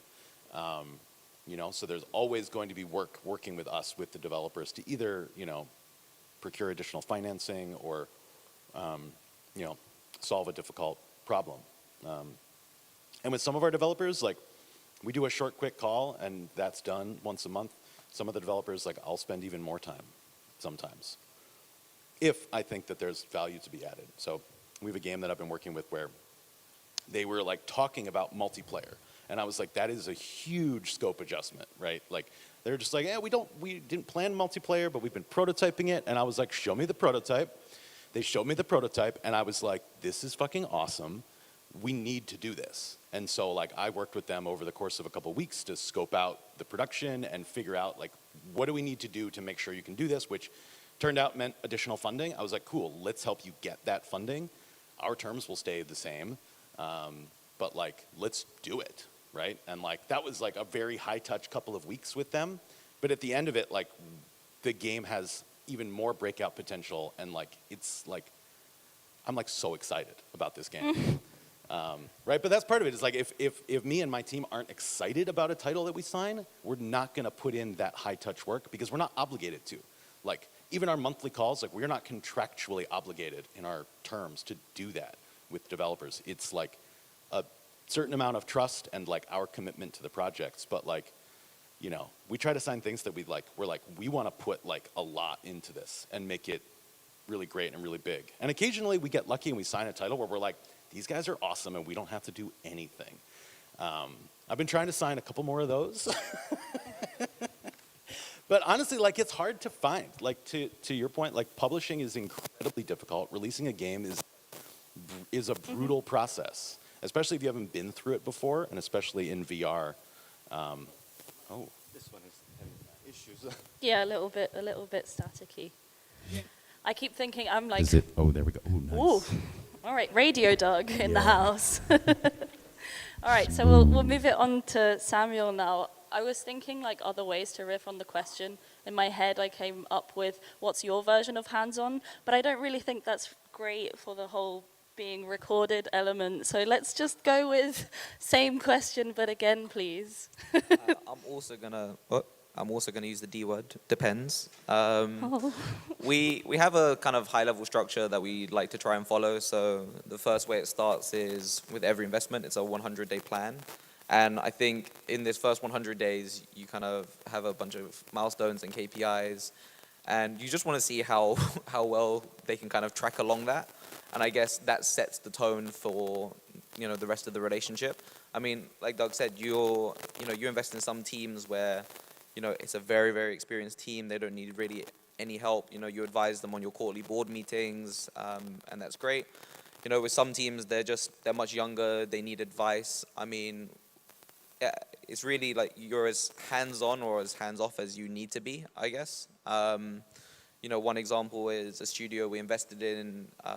It's kind of quite a small studio, and they wanted to make their first multiplayer game. So we helped. Our team's quite big. We helped them. We helped them interviewing tech people, interviewing their CTO. We even helped with kind of technical scoping at the beginning of the project, and I think they benefited a lot from that. But yeah, I mean, it's just, I think all of that kind of connecting people, relationships. I mean, if you're not doing that, then you're missing the absolute basics. But it's kind of, I guess the question really for me is, it's like, how can you help people without, feeling like you're crushing them, right? No one knows everything. Everyone needs advice about stuff. And the other thing is sometimes developers in particular. I mean, I think about this all the time. I think people really underestimate just how hard it is to ship a game sometimes. And people look at games and they're like, if they just change this thing in the UI, right? Like, it'd be so much better. And it's like, oh, do you really think that? Okay. It's just like, you don't think that these people who are thinking about it day in, day out don't know better. And so you have to kind of take the ego out of the situation. But the other thing is you have to kind of know how to strike that balance. They're obviously, you've seen plenty of bad games be, released, okay? And it's knowing at what point to step in and be like, okay, this is something you should change, and then knowing when to hold your tongue, basically. And I would say it's pretty hard to find it, and sometimes you overstep, and sometimes you wish you'd said something, and you hadn't, but yeah. Thanks. Okay, here is a functioning microphone. No D words. You can use the M word. That one's multiplayer. Any other words? It's up to you, mate. All right, I won't say the D word. So for us, again, we sit somewhere in between Every developer, once we sign them, we have a kickoff call, and it's usually the week right after we sign the deal. And we lay out, what do you need, what do you want, how involved do you want us, how involved do you not want us. Our contracts, though, function probably quite a bit differently than Heroes'. Ours actually do have milestone schedules attached to them. We allow the developers to dictate the milestone schedule. So you tell us when you're going to be at alpha, when you're going to be at beta. So they tell us when. We structure the deals around those. Obviously, they're flexible. Nothing's written in stone. The most important part of this for us is a relationship. If you're going to be late, tell us you're going to be late. If you're having problems with something, tell us why. Maybe we can help. Maybe we can't. We realize none of us on our team are game designers. We're all game fans. We have some people that are really good at playing games and going, okay, this is what's wrong, this isn't, but we're not going to tell you how to design a game. We will help you talk to Nintendo, talk to Microsoft, talk to Sony. We will help you go pick a PR agency or marketing agency. If you don't have one, we will go do it and then introduce them and make sure you hit it off. Most of our teams are on weekly calls with the PR agency and the marketing agency, so they're intimately involved in everything if they want to be. If they don't want to be, then we require them to be monthly on those calls so they understand what's actually going on with PR and marketing, what they want the PR and marketing team to do, and how much they need to supply them. So teams early on, we don't get them super involved because we don't want to bog them down. We want them to focus on making the game, and that's not something we're good at. We can help with everything else. I will say this, and something I've learned over the time. I used to think there was 2 types of money, smart money and dumb money. There's actually 3 types, and this is super important for people. There's smart money, and there's dumb money, and there's dangerous money. And the difference with dangerous money is it's dumb money that thinks it's smart. And those are the people who will come in with dumb money and then try to tell you, oh, you need to change this to multiplayer, but there's only a month before I ship. Or this needs to go out Nintendo simultaneously. Do you know what lot check is?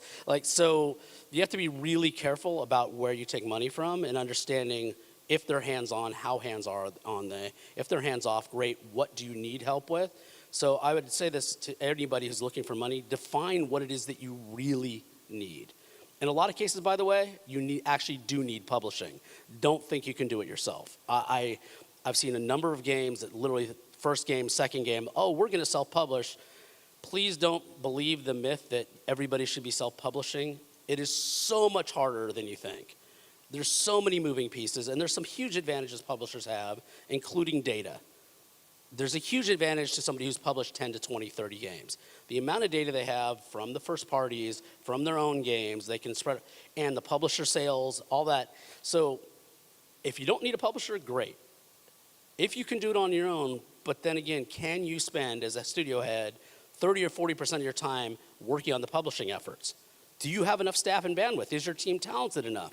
Or are you the lead designer, lead programmer, and lead artist, and now you're going to do publishing? If you're looking at doing that, I'm just going to tell you don't, unless you're one of the savants. We see a few of those. So we basically step in as much or as little as folks need us. We often step in more than they think they need us because it's a lot. But we are, I want to say smart money. Sometimes we're dumb. We've released a couple really great games. One is probably the highest rated game I've ever worked on in my career. It's sitting at 98% on Steam, only 600 reviews. So at this stage, but it's sold okay, not great. So we obviously need help on getting eyeballs. So that's it. So just find people that you match up with and people you like, because it's depending where. So taking investment, especially equity, is like a marriage. You're stuck together. You better like each other. Taking publishing money is more like moving in with somebody. You can get separated again, but it's usually painful, and both people end up broke. So. Very interesting, thank you. And when it comes, you were mentioning PR and marketing agencies, Justin, and I'm going to pose this one to Samuel instead. But do you have like a treasure chest of frequently used agencies that you work with? Or is it a case that you screen certain relationships and recommendations for partners? So you have a frequently used self-publishing sort of starter kit for people, a frequently used porting house. Like, how does that part of it work? We obviously do have a kind of set list of people that we use. I can't actually imagine the time it would take in your diary if you did it the other way around.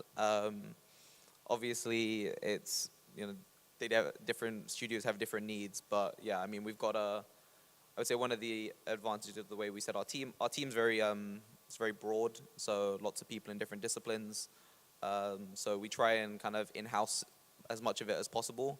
But yeah, when it comes to PR and stuff like that, we've got just, Excel sheet, you take your pick and we'll connect them up.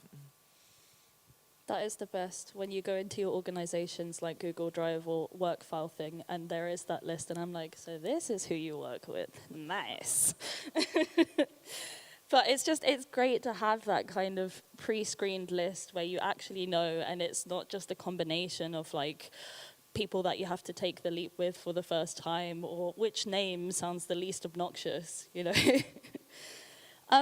Okay, and then this one to everyone. What do developers most often ask for support with? Or let's just say like recently, because it's pretty open-ended, but what do you feel like people struggle with the most? And we'll start with this guy. I think most developers struggle with not knowing what they don't know.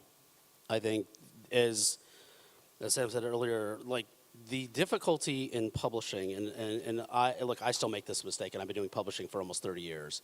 Assuming you know how to publish because you've been in the game industry for a little while, just remove all those assumptions and figure out if you can actually do it. And then if you haven't shipped a game as a team, it is the 80-20 rule in reverse. 80% of the work really is in that last 20%. Finishing the game, making sure it all works together, all that stuff. So the biggest thing I've finally gotten to this point, I've realized what I don't know, and the sum of what I don't know is obviously much larger than what I know. The first thing to do is, if you want to be successful in stuff, admit that you know very little, and just realize that and ask for help, ask for guidance. Because up until probably fairly recently, I thought I knew way more than I did, and it's been a most humbling, but I've actually started learning again because I realize I know nothing. They call it the Dunning-Kruger effect. We were just talking about it yesterday. There's different kinds of people. In my head, I was like, Jon Snow. Ego kills. And yeah, to you, Samuel. I would say the obvious one is probably recruiting at the moment. I think it's just, in the industry at the moment, it just seems like the biggest problem. And then I would say probably second in line would be multiplayer. I think it's just like the amount of network engineers to the amount of people that actually want to build multiplayer games is just, the ratio just isn't there. So that's something we're trying to help with as well. It's interesting, some of the team don't come from, so a lot of the team in here come from games, but some of them come from outside of games, and it's been very useful pulling in lessons from kind of other industries, particularly like enterprise tech into games. It's seeing how some of the tech in games is handled has been shocking for people. So I think it's been a great help having people who've come from setting up, proper full-scale enterprise CI/CD to, come in and help these smaller studios. Because, I mean, the worst thing we see is people. I think there's just a bad habit in the industry of people just trying to build stuff themselves that's already been built. And so yeah, I would say it really probably is multiplayer and recruiting. I'm going to kind of piggyback on something that you said, Justin, which is that like the main thing that I find is that developers that I talk to struggle with not knowing what they want and what they need, and they think that they just need a big pile of money. That's what most people think. They're just like, well, if I have enough money, then like it'll be fine. We can just hire all these people. And like to your point, it's like finding network engineers right now is like very difficult. Finding really good VR interaction programmers is probably like the most difficult thing to find like across the industry right now. They're like wildly expensive, very difficult to find, and most of them just like aren't that good because there are so few good VR games and so few good people that have done that, and they've all been gobbled up by one of like 5 large companies. But yeah, most teams that I talk to, they're just like, well, if you give us the money, we'll do X, Y, and Z. And like in my mind, I'm like, I wish that I had this like secret portal that I could like pull them through to take them to like a Diagon Alley style place where I can like walk them through like, here are all the things you need to do to release your game. Here's your wand, here's your owl. Exactly, like, yeah, like here's your QA, here's your, like, do you actually understand like all of the bits and pieces, right? And that goes to like talking with anyone about funding, especially talking to publishers, is that like if you don't know what it is that you need, you're not going to know how to vet the people that you're talking to, and you're going to think, and most people that I talk to think that just as long as the deal terms are good and you can get enough money to make your game, then it's going to be fine, and that like every publisher is somehow like equal in terms of like the support services that they offer, the way that they approach marketing, the way that they do QA. And this is a big thing that we've been struggling with VR titles in particular, is that like doing QA for VR titles is completely different than doing QA for any other kind of game. And there are very, very few companies that have any experience doing it.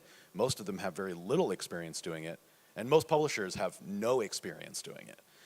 So like in our little niche of like working on VR games, there's like a whole new set of problems that it's like, oh, we have all of the problems from traditional games, but then we have all these other new problems. And if you don't know about the original problems, then you definitely don't know about the new problems, and there's like a giant bag of stuff, and I need to pull you through that portal and take you on a tour. So when you find that, let me know. Yeah, I will. I mean, it's interesting to dive into the challenges. Like, it's pretty grim. I'm like, making games is so hard. How does anyone ever do anything? But also diagonally. So I feel like that kind of balanced it out. Making games is magical and fun. It's also like one of the hardest things that you can do, which is like, we're going to use advanced technology to create magical, immersive experiences. It's like, cool. So we're gonna like become gods. Oh, and by the way, then we're gonna let players have agency and break everything. Thanks for that. So next, Samuel, is there a relationship between the developers that you invest in, and how do you try to facilitate that, if so? What kind of C-level is the other developers, which often in early stage companies it is. I think it kind of loops back to the first question, one of the earlier questions, which is about how you engage with them. It's funny, in venture, unlike other industries, there's not tons of companies, so it's just, there's no rule book, there's not tons of literature on how to manage it. I actually remember when we first started, we thought we'd come up with this very clever system about how to manage deals, different people managing different parts of the pipeline. Turned out to be complete nonsense. What we've discovered is it's all about relationship management, basically. It's if you're the person who does the first call, you're probably the person who's going to be sitting on the board of that company. And ultimately, it's your responsibility to invest in the relationship. And how you choose to manage that, it's a kind of personal decision on a individual by individual basis in the fund. And you've got to also understand what the entrepreneur is like as well, right? With some people that I'm on, companies I'm on the board of, I've got calls with the C-level every single week. Just having a quick catch up with them. It's not something that's very long. Some people would hate that, and so it's just you gotta know what they want, basically. Okay. And then, like, for your investees, do you organize like a yearly dinner for all of them, or like what's your version of? You should probably all put your heads together for a little bit and get the gold dust rub off effect. I will say I can think of one particular fund that does this very well. It's something we want to get a lot better at. We normally try and do at the kind of major shows. We normally try to do dinners when kind of most of the companies are all together. It's definitely something we want to get better at. We kind of facilitate a lot. We try and facilitate a lot of knowledge sharing. So if we're talking to someone and they've got a problem where, if there's someone else we know in the portfolio that's solved that recently, like, one example recently was around supply chain issues. We'll connect the two CEOs. They found it very helpful. But kind of formalizing that process is definitely something we want to get better at in the future. Yeah, it's so nice that there's the value add idea of being able to create a community of people who are all related to you and then can relate to one another. So I want to extend this question to the other panelists because it makes me feel heart cozy.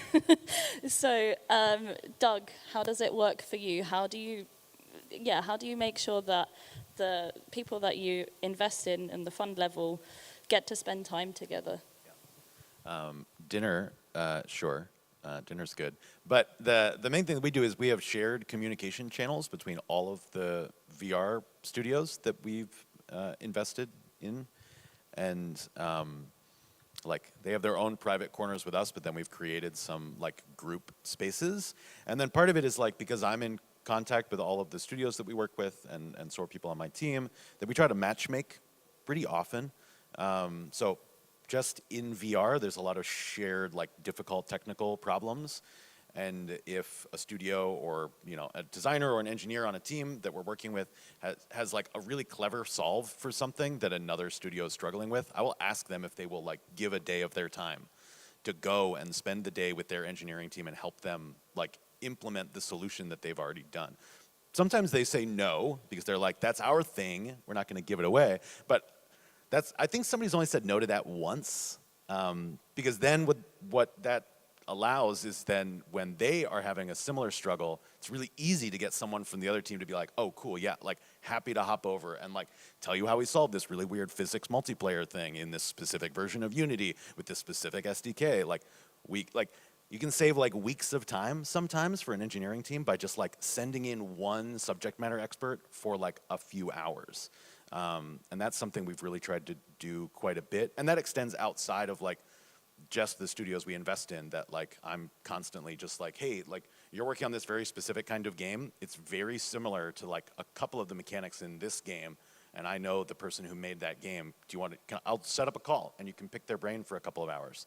That's like socially very expensive. So I try to do that like that's not like a weekly thing that I'll do. That's for like very, very high touch, like critical issues where I'm like, I'm willing to like cash in one of my like friend tokens to be like, hey, like you did this one really difficult thing. Like you implemented hand tracking in a game in this specific way that you're like literally the only person who's done this.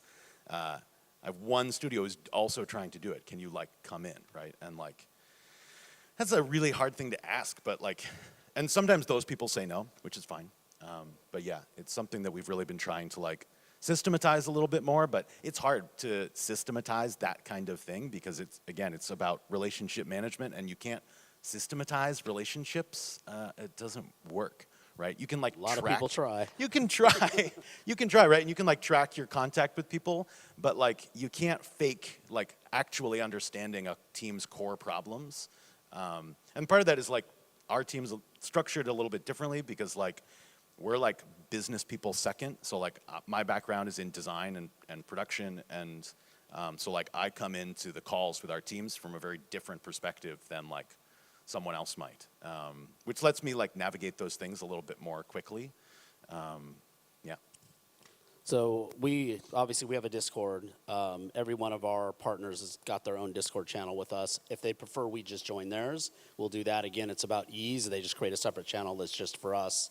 But we also then have the channel where the PR and marketing channel is as well. Then we have a shared channel where we invite all the developers we work with. They can choose not to join if they don't want to. They can choose, it's not super active, but they can ask each other questions. And honestly, the biggest question goes back to this, recruitment.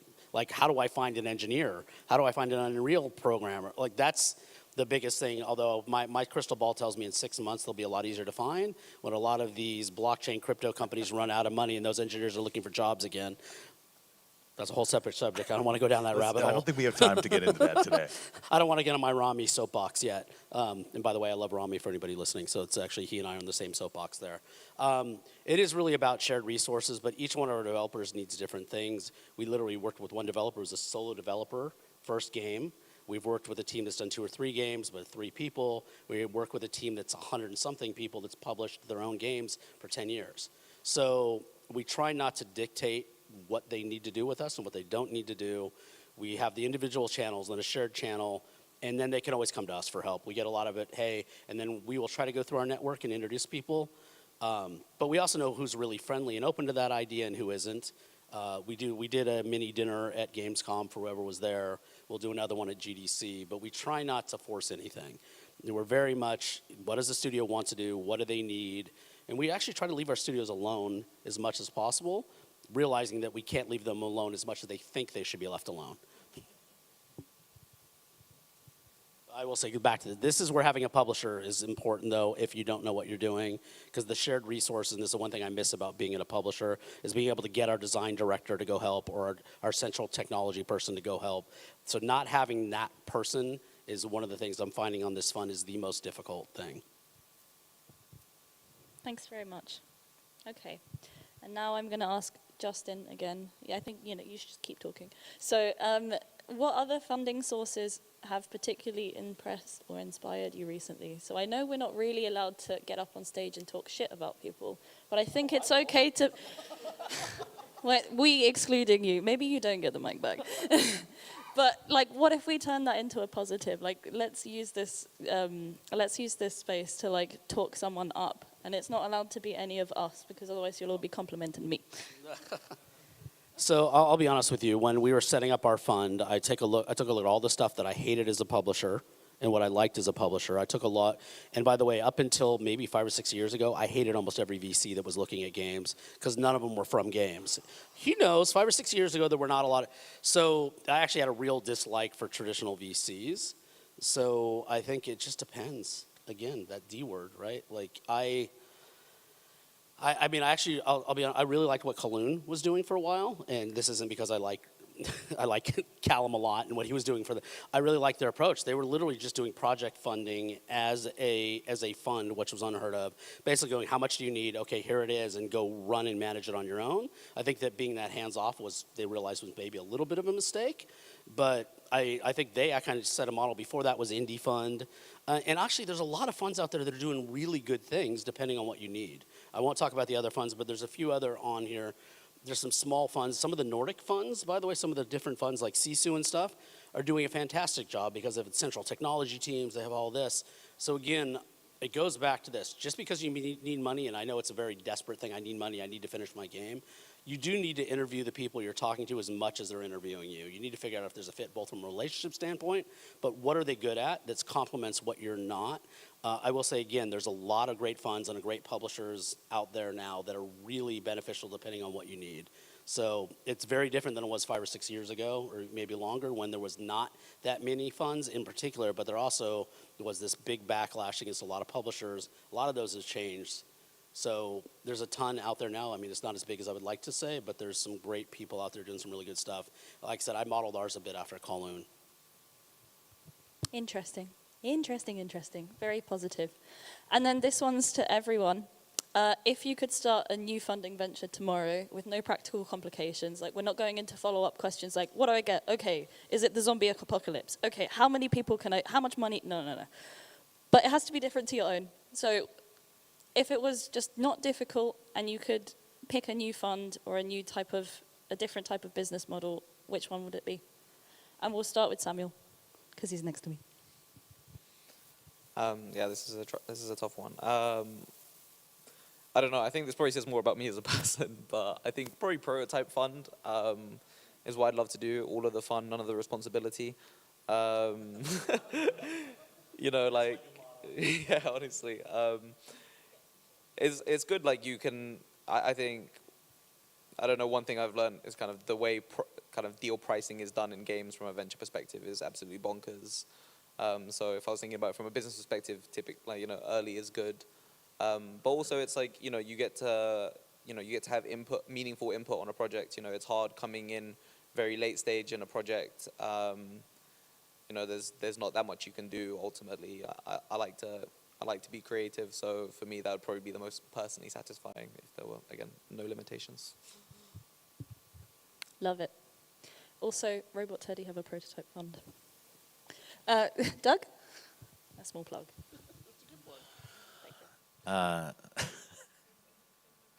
The first thing that came into my mind was like, if money is not doesn't matter. No, I can do whatever I want. Money. I would just acquire IPs that make me laugh, and then I would fund games just based around those IPs. Like I would buy Garfield, and then just fund Garfield games for like 10 years. So that's the joke thing that came into my head first. But the real thing would be, I don't know, I've been thinking a lot about like alternative models to like how publishers work and like who benefits at the end of the day and like how you can structure that in a different way. This is just like how I spend my free time now. I don't know. But I've been trying to like play with like how do you create a model where the games that get funded out of a fund benefit from the success of the entire fund? So like, thank you. But you know, trying to find a way where like if we fund your game and it does incredibly well, that's awesome. But you're part of like a bigger community where like everyone whose game is getting funded is invested in the success of everyone else's game. And there's not really a model for that I've seen like structurally. Maybe it does. But it's incredibly complicated, like from an accounting perspective, from a legal perspective. But I do think, like, you know, in part because there has been so much backlash from like the way that VCs used to approach games and certain publishers, and you know, then a lot of people went all the way off the deep end and self-published with no support and failed. And so I think everybody's been kind of looking around for like what are new ways that we can think about funding as a community. But part of that is like the people who have the most funding don't have a vested interest in changing the model. So I don't know like if and when that will change, but I do think there's, you know, like seeing more people doing project-based funding is like super encouraging to me, in like a way that isn't necessarily just a publisher, because I think that's like a stepping stone towards like if you are successful, you are free to be successful on your own and like reap the rewards of your success, which is like so much of like what we've been trying to do at Robot Teddy, which is like help studios kind of keep that control long term. But it's just like really hard if your game isn't like wildly successful and massive. So I won't not steal the idea, Tim. I do like the prototype funding idea because we know that's probably the biggest missing piece in our industry. And now it's all creative industry, film industry. Nobody gives you money to come up with a script. You have to write the script on spec generally. So prototype funding is great. I do like the shared revenue idea. It almost becomes like a mutual fund in a way.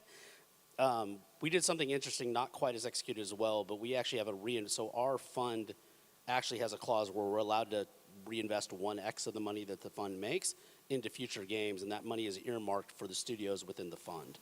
So, for example, we give somebody $1 million, the game returns $2 million. Once we paid off the investors, we're allowed to reinvest up to another $1 million in that company or another company in the portfolio. So in some way, it's kind of shared. It's not that the studios actually make revenue off that, but we can reinvest it in the studios we're already working with. So that's another piece. I think it's a hybrid model. Again, no one size fits all. So I think that this is pie in the sky. But I made a joke hashtag years ago now, and it's been following friend funding. I want to work with my friends. I want to work with people I like, and I just wish I had enough money to give all my friends, even if it wasn't successful. Let's just keep trying, and again, one's hugely enough to make another one. So that would be my kind of pie in the sky, you know, fancy. How do I friend fund? How do I give money to everybody I know that's making something cool? Okay, so that's all the questions that I have. So I've decided to call it. Maybe we could have some questions from the audience as well, if people are up for it, and then we can wrap it up. I am going to...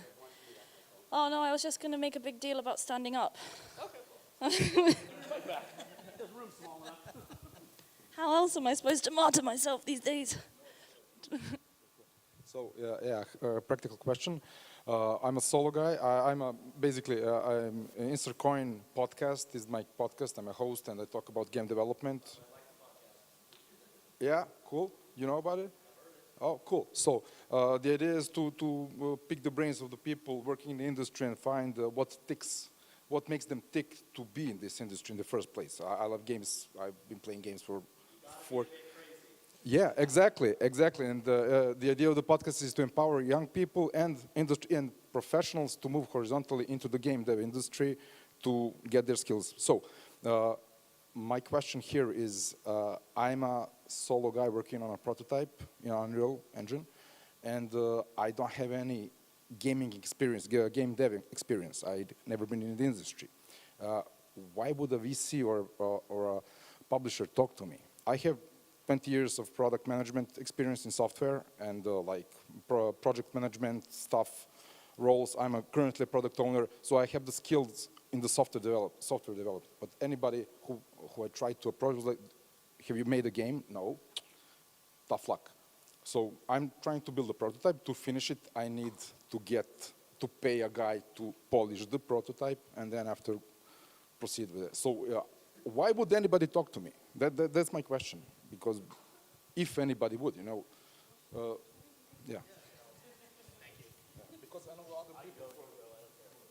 Sure. I'll tell you exactly what I tell like everyone who I talk to who's in this position, because this is like exactly what I was doing like 10 years ago, which is like I'd never touched Unreal Engine, picked it up, made a game. It was like fine, you know. But I think part of it is like most people are just gonna say no thanks, right? They're just gonna be like no. So the way that you get through is your game has to be like amazing, and it has to be like it has to present in a way that is gonna get people to break through that. Which I think is either one of two ways. Either the game is like actually incredible and like the prototype like speaks for itself and you're able to like get to a show like this and get a couple of people to like play it in the hallway, or it presents really, really well on video and it like goes viral on TikTok. I think like other than that, it's like you have to know someone, right? In order to like get through a door that is not normally open. Which like to Justin's point, it's like a lot of people like want to fund their friends, right? And like people want to work with people they know and trust, and that if I don't know you personally, I at least know, right? You have like a background, right? So like with a lot of people, I'm like, awesome, like you're learning Unreal, amazing. There are no Unreal developers to be found like under any rock anywhere in the world. So like go and work on someone else's game for like a year while you keep working on your prototype, acquire the skills, help release a game. And then you're like in a position where you've like built a network, built contacts. Because it's really hard, like because you can just like bang your head against the wall. Maybe you are like that guy who's like, the game is like, oh, it's juicy. Right? But I think most of the time it's like, it takes so much time and it takes a team, right? And it takes people who can help put that layer of polish. And you know, if you're just paying those people out of your own pocket, it gets incredibly expensive. And you can only cash in so many favors, right? And so for a lot of people, I'm just like, yeah, go work at a studio and like get better, acquire the skills, and make friends with the people who work there.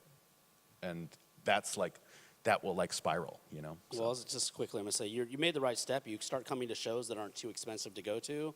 You start talking to people, you start asking questions, you start networking. And when I spoke at a college the other day, everybody wanted to meet with me, wanted to connect with me on LinkedIn. And I'm like, I'm not the person to help you starting out. It's everybody else in this room are the people to help you starting out. Because these all have different varying degrees of experience. Some of them are where you're at now. Some are at where you are now a year ago, 2 years ago, 3 years ago. So the most important people in this room for you to talk to are the other people in the room.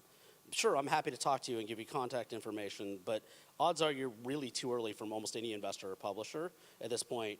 Unless your prototype, even if it's ugly, is really fun. Like I don't care about ugly. If it's an amazing experience and it's gray box, then I'll sign it. But odds are it's not that is your first game, so then you need to network, go to game jams, start getting better at stuff, learn what other people are doing. It's not an easy process. Look, I lucked into the industry when I started 29 years ago. How many of you have ever actually even read a newspaper? I actually answered an ad in a newspaper for help wanted. That's how I got my first job in the industry. And it was actually doing retail sales for a division of Capcom. I lucked my way in 29 years ago. So sometimes I think you just have to survive long enough to get lucky. Yeah, I think the other thing I would add is team is really important. I think, obviously I can't speak from a publisher's perspective, but from a venture perspective, it would be very, very challenging to invest in a one-man band, because if you're finished, the whole thing's finished, right? But I will say, if you do go to the Hero Capital website, we make a whole point about reviewing every single pitch that comes in. I think it's been we don't like how kind of contact-driven the industry is, you know, knowing people who know people. Any pitch that comes in on our website gets reviewed and responded to, so. Well, like I said, we signed the second game we signed was a solo developer from the Czech Republic. So I'm not saying it's easy. God knows I could never do it. So anybody in here making games, I'm giving you a lot more credit. That's why I'm on the business side. I can't make anything.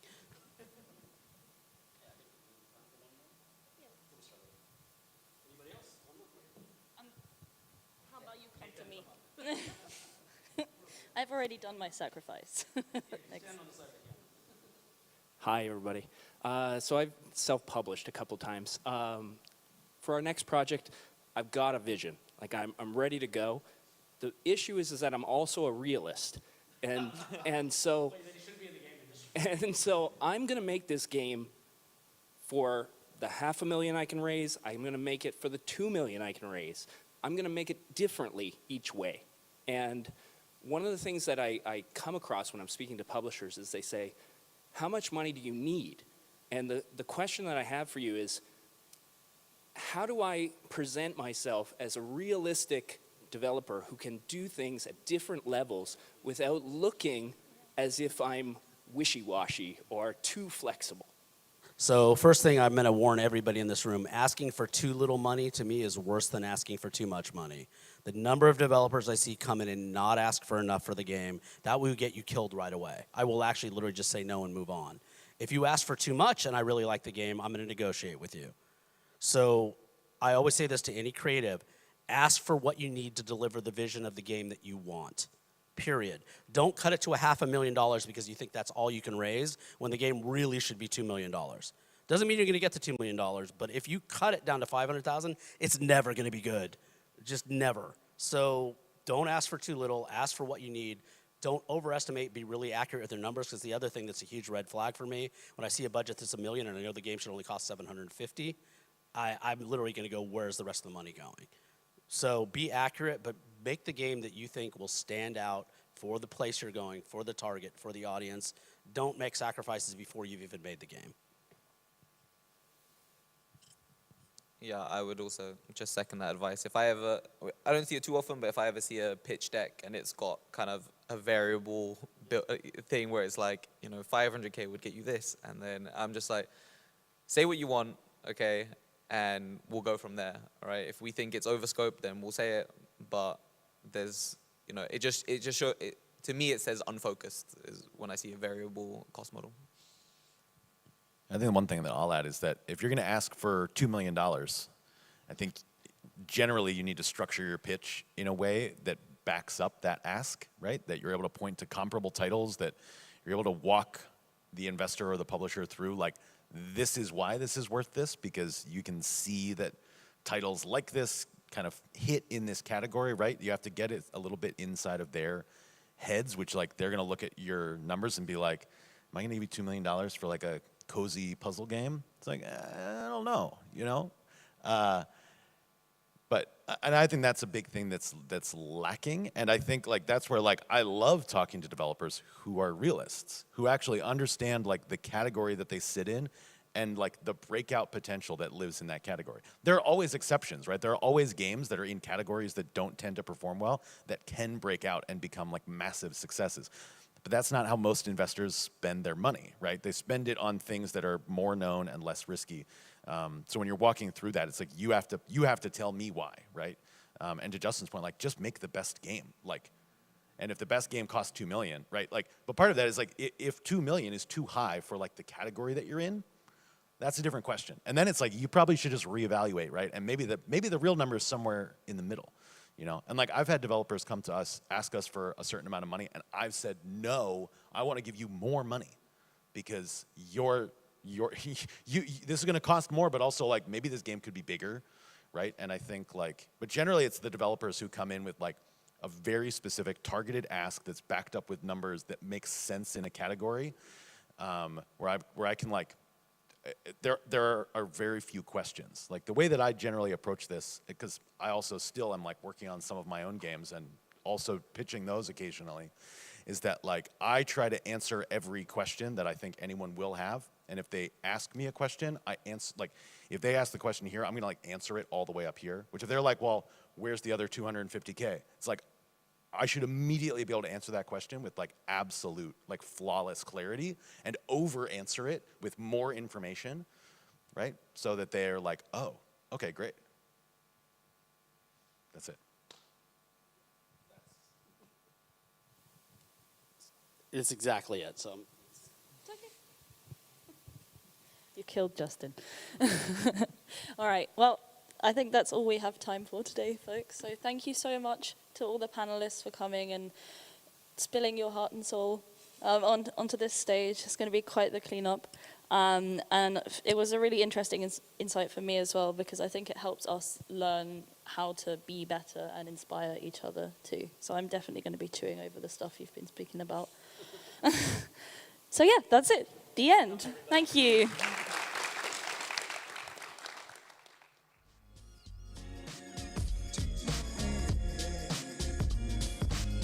Come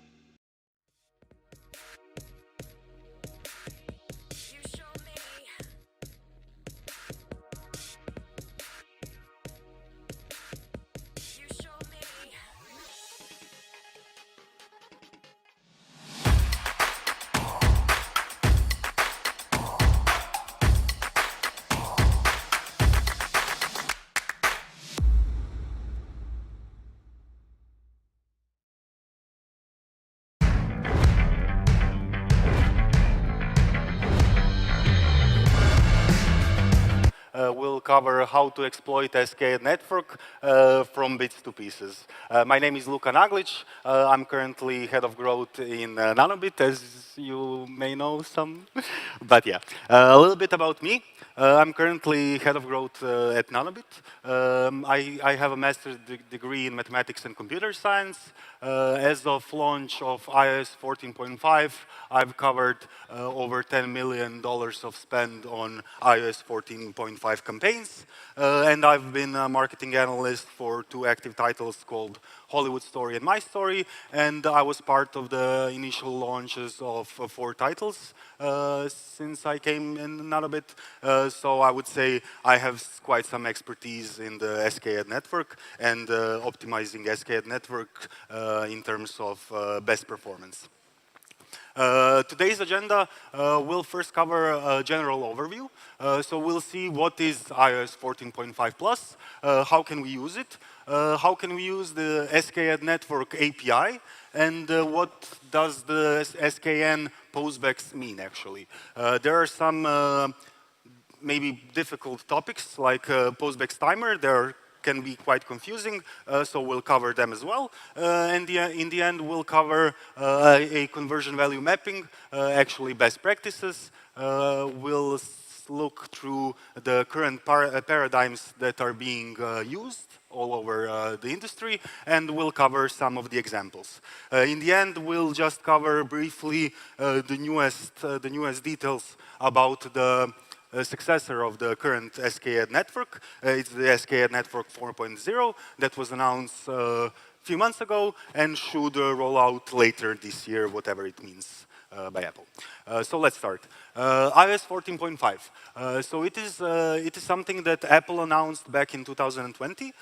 They announced that it will roll out throughout the 2020, but in the end it rolled out around the middle of 2021. The biggest change that it had was the change of the burden from the users needing to opt out of ad tracking outside of the app, changing it to the burden of the user to opt in tracking right in the app when they started. So before, you had to go into the settings, you need to find the privacy settings and click disable in order not to be tracked. But with these changes, that setting is in front of your face when you open the app first time. So it asks you, do you want to be tracked or not? So it's a big change, and in the end, it affected a lot of users. Denying the tracking because before they didn't really know about that option and it was quite unclear what it does. Now they clearly see that they are asking the app not to track them, whatever it means, and the user most of the times just click yes, do not track me. The biggest impact is that the opt-outed users do not share the so-called IDFA with the advertisers. It's a very valuable ID because it enables you to connect campaign-level data with your own internal data from what's happening in the game. So in the end, what you're missing out is you know what the player does in the game, but you don't know where did the player come from. The only solution the Apple has provided was the upgrade of the SKN network. So before it wasn't as good as it is now because they added the user level data populated with advertising details. So before it didn't provide it, but after the changes, they enable the SK network to provide those kind of data. But there is a big but, the performance data is limited. We'll cover later what does it mean, because it is limited in 2 senses. But currently it's the only solution to have 100% correct data, and it is provided by Apple. There is the SK network API, which gives you the postbacks back. It's like a privacy-oriented install attribution provider, and it does that through the mentioned postback. There is always exactly 1 postback per install. So if a user installs, opens the app and does all the necessary conditions to cause the postback to go, you will get one postback for that user. It's something similar like you can see on this in this picture. This is the data that you get from a postback. And the most important part is the conversion value field. So it's in the last, the second last row. It's the only field that can be populated by the advertiser, so it's us. Every other field is populated by Apple or either the ad network, but this conversion value is populated by the advertiser that is trying to advertise the game. The biggest downside, and here's the first limitation, is that that field can only be populated with one of the 64 values. So it's either any integer value from 0 to 63. So it can't be 1.5, it can't be 3.3, it can only be integer values, and there is only 64 different possibilities to have. So in the end, if you want to estimate the user behavior and the user value, you can only estimate it up to 64 different categories, you can say. Like you can say, okay, the best category is the biggest pairs, the least favorite category is install, for example.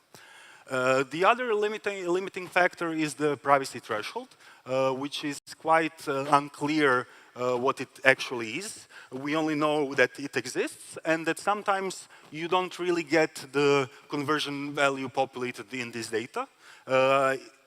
Apple does not like to provide us the details what is the current number of the privacy threshold, but there are experimental results where you can find and see, like for Facebook, you will need at least 100 installs per day in order to pass it, or for Snapchat, I think it's 66, for Google it's similar like that, but most of the times if you get more than 100 installs per day, privacy threshold will be met and you will have all the fields populated. Without it, you will be missing the conversion value field and you wouldn't know the value of the user itself. So let's talk a little bit about mapping. So you have 64 values, but you need to map them. What do they mean to you? So, for example, 0 will always be an install. So it's like a thing, 0 always means install. So if you get a 0 from for a user, that means that they just installed, didn't do anything else that you conditioned, but they installed. Most of the times you can just use your MMP to get an implementation for this, and then you can manually set some parameters and what do you like to calculate and what do you like to predict in the MMP. For example, epsilon, adjust, singular, you can use any of them. The mapping itself, you can think of like having either 64 values or 6 bits. It's the same, but it's very good to have that understanding in your mind, because later when we talk about different paradigms, it will come in handy to understand that 6 bits, like having a binary number of 6 bits, is the same as having 64 different values. If you want more about that, we can speak later, because it's like a math thing. The value sent, always the latest value that the postback contains is the largest value that the user activated. So you have an example here. So this is the conversion value on the left-hand side. Does this has a mouse pointer? No. It's the numbered scan value, and this is the mapping. What does it mean? For example, 0 is nothing, it's just an install. Number 1, it means the user generated $0 and finished the first level. Number 2 means $0 as well, but finished 5 levels in the game. So for example, if I join the game and finish 5 levels, I will be currently at the second conversion value, and it will be sent to the Apple that my value is number 2. And in the meantime, if I pay something, for example, I pay something $20, I didn't do anything else. I didn't do anything else in the game. After day or two, my postback will come to the advertiser that advertised the game which I clicked. Let's talk more about timers. So there are actually two kinds of timers, the pre-launch timers and the post-launch timers. The pre-launch timers, if the user does not comply with them, you won't get anything back. So there will be no postbacks. Only if the user comes to the post-launch timers, or a user launches the game for the first time, that you will get some kind of a postback depending on what the user does. So let's cover first the pre-launch timers. First, if a user sees an ad and does not interact with it, he has 24 hours to install the game. So if he does not do that in that time, it won't count as an attributed install. Or if he sees an ad and then clicks on it, so he doesn't need to do anything else. He just needs to click on the screen while the ad is running. He will have up to 30 days to install the game in order for the user to be attributed. When the user installs the game, he has 60 days to launch the game. So in the end, he has almost 90 days from seeing the ad until launching the ad, and the postback will still be valid, which is kind of weird. But in the end, most of the users don't do that, and most of the users, when they see the ad, they install the game, they launch it, and they test it out. There are some users who don't, but they are not the majority. So after the launch of the app, it starts the first timer. So it starts the 24 hours timer, which is hidden and you can't see really. And every time you update a conversion value, so if you remember from the example before when we hopped from conversion value 6 to conversion value 46, that means a conversion value update, it will refresh the timer that it started and start it again. And it will do that every time you update the conversion value. And only after you've done you didn't update your conversion values for 24 hours, so the original timer times out, then it starts the process of sending the postback to the advertiser. And there is a random timer from 0 to 24 hours that it starts to count, which is then sent after the timer passed. So after the first two timers are passed, you have a random timer which tells you when will you get the post back to the advertiser. So the level of the randomness is here only for you not to be able to attribute the user merely just knowing when he installed. So Apple introduced randomness, so it's even harder for you to use this data to attribute the user to a campaign or whatever you need. We'll now talk a little bit about paradigms from conversion value mappings. This is not something official. The names I've come up with them myself. I will explain it why, but it's much easier like this to understand what's happening in the different paradigms. So there are two types of paradigms. So-called inclusive and exclusive, and of course there is a combination of both. The difference between inclusive and exclusive is do you want depth of information or do you want broadness of information? That's the only distinction. We will see later how is it implemented.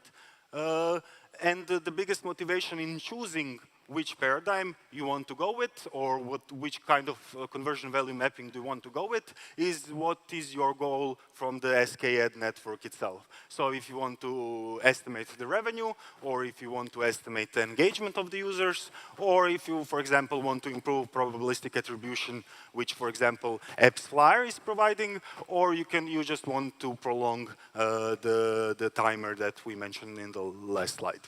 So let's start with the paradigms. First, we'll start with the inclusive paradigm. In this paradigm, we think of the values as bits. So each bit can be allocated to an event. And then having a bit either as a 0 or a 1 means that the event did not trigger if the bit is 0, or the event triggered if the bit is 1. The inclusivity comes from the inclusiveness of information between events. So if you have multiple events, just because you know any information about one event does not hinder you to know the information about other events. So if you know, for example, if you have 2 bits, one is for user finished a tutorial, and one is for is the user pair or not, you are able to know both things. So you're able, for each of the users, you know either if he's a pair or not, and if he's finished the tutorial or not. So there can be 4 possible combinations, and you know them all. That's the inclusivity part.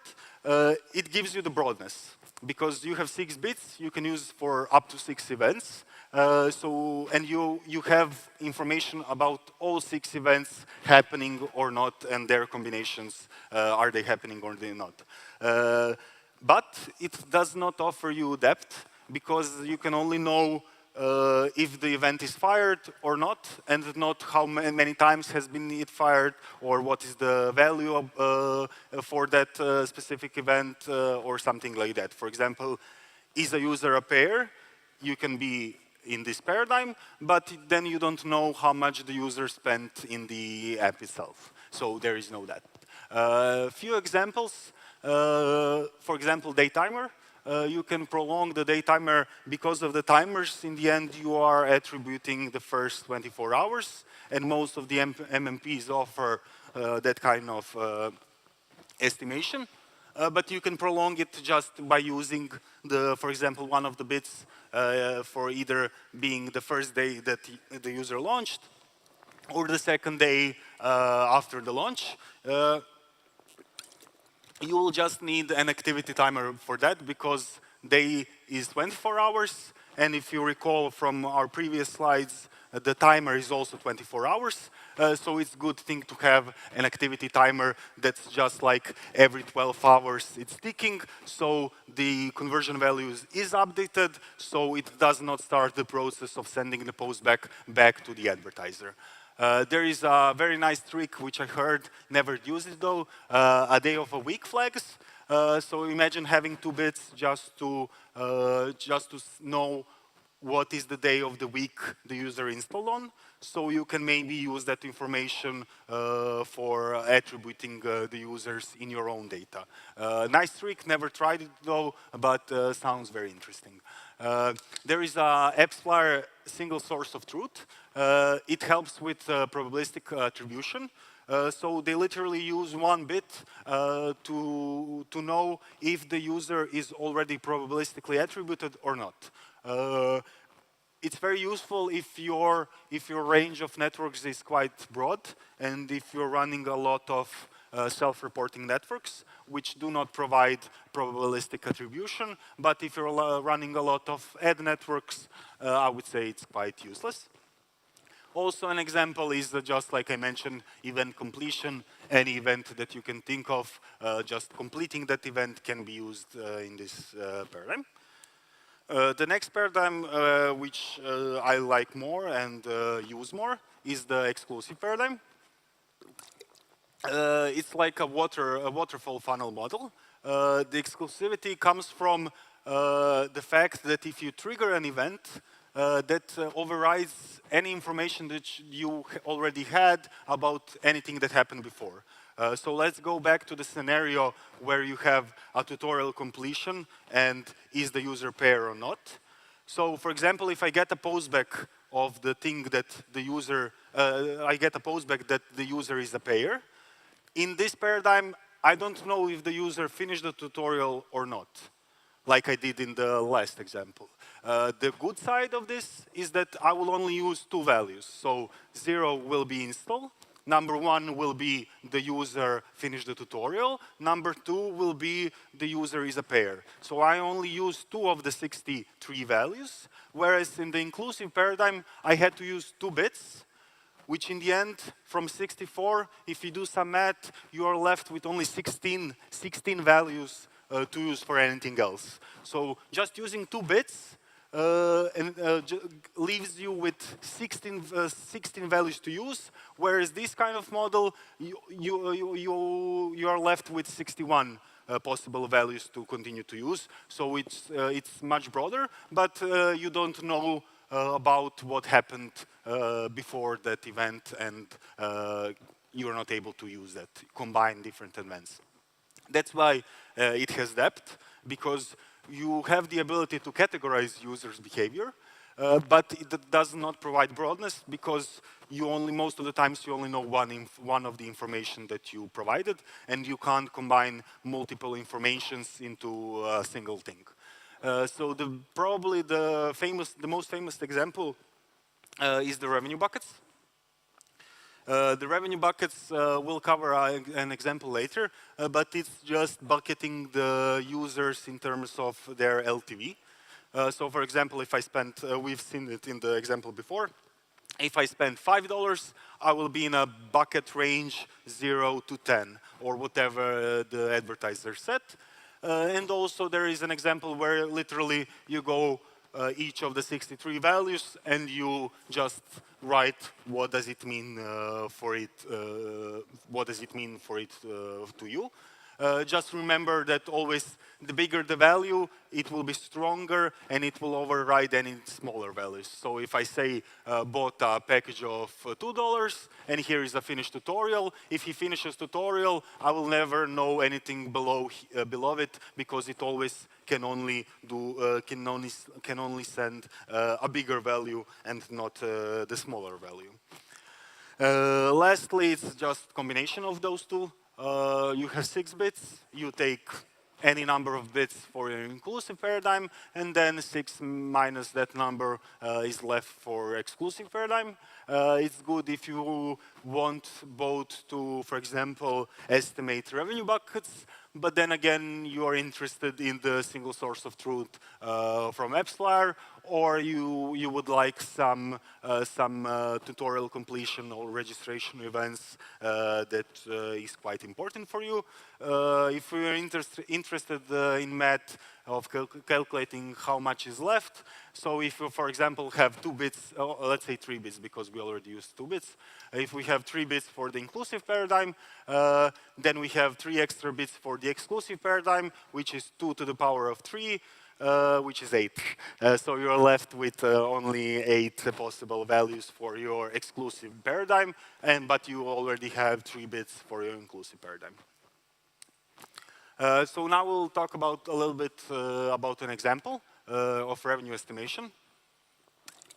So this is like an example of without the install event, the first 7 buckets. So this is the left bucket range, the right bucket range, and this is the middle of those two. The middle is quite important because most of the MMPs associate the value to the user that is inside of the bucket as a middle of that bucket. So for example, if I'm a user that ended up in this bucket, my MMP will tell me, okay, his revenue is 2.1. The biggest thing is to optimize towards minimizing average error per postback, and you can do that by looking at the middles. So you want for the middles to be numbers that the users fire the most. In our sense, we, like probably most of the apps, have packages of $1, $2, $5, $10, etc. $1 in net value for United States is 0.7. So that's why I want the second bucket being 0.7, because every user that buys the $1 package will end up in this bucket, and I will attribute $0.7 to that user. And so it goes along. You might ask, why is there the first bucket? It's hard to answer, but it helps a lot. There is some mathematics behind it. If you don't use the first bucket, and if you go like this, you won't be able to find the correct ranges. But if you just put this kind of divider, you will be able to do this, as you see. So I have a 1.4 bucket, like the middle that I want to attribute, and my range is like very short.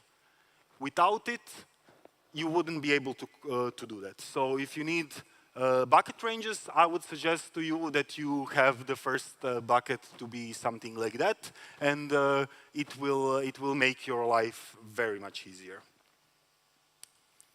The priority setup, it's something that, for example, AppsFlyer is providing. It's completely an exclusive paradigm. It's, as I mentioned already, you just list all the meanings to each of the events, and then you use it as is. For example, you can combine it with the revenue buckets, and then using the first few conversion values, for example, for early engagement recognizer, Facebook tells us that it's quite important for them. So I guess it's good to have it. For example, just having first 6 events being some kind of level up events or game start events helps a lot for Facebook advertising on iOS 14.5 campaigns. We didn't see any brilliant results because of that, but then again, if Facebook is saying that and it really is not so expensive in terms of the conversion value mappings used, we just, for example, use it.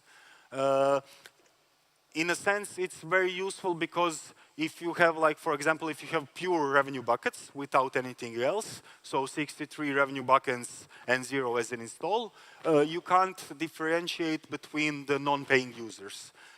For example, if you have 10% conversion rate, 90% of the postbacks that you get back will be zeros. In this sense, you can distinguish between those zeros because you have some non-purchasing events like level up events, game start events, which does provide some feedback about is the user engaging in the game at the very start or not. Facebook tells us that it helps with automatic campaign optimization, but it's up to you to believe them or not because they did not provide any proof about it. Now we'll talk a little bit about the SKN 4.0. It's the successor of the current version of SKN network. It supposedly should help us a lot. At least they're saying like that. We still don't know the details. It has been announced only a few months ago. The biggest change that it will have is that you will no longer have only 1 postback per install, but rather you will have 3 postbacks. The first one will come anytime between 0th and the 2nd day. The second one will come between the 3rd and the 7th day, and the last one will come from 8 to 35 days. It's important to note that only the first postback will contain the conversion value, whereas the last 2 postbacks will only include, do you have it? No, I don't have it like this. We'll have one of the 3 comments that you might have. So either bad, good, very good, for example. Those will only be contained in the 2 later postbacks. They're also upgrading the crowd anonymity, which was before called the privacy threshold.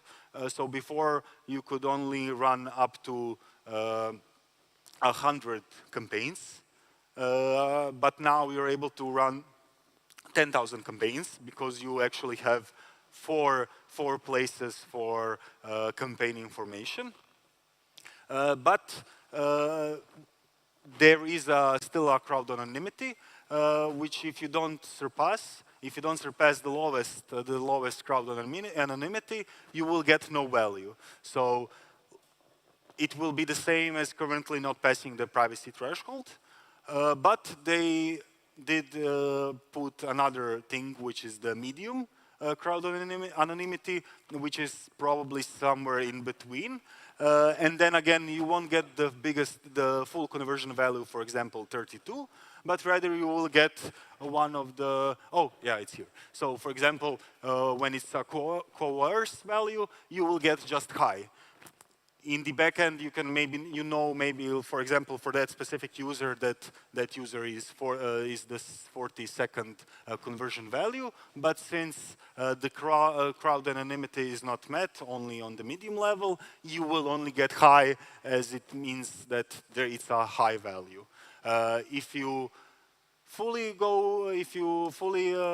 satisfy the crowd anonymity, you will get the exact value that you implemented. So this crowd anonymity part helps you with the privacy threshold that was before, but still it's quite similar, hiding the details if you don't have enough data. Another thing is the source identifier. So that's the same, that goes with the crowd anonymity, where they enabled you to have more digits for your campaign setup and tracking your campaigns through location or placement. So before you could only have 2 digits, now you will have 4 digits.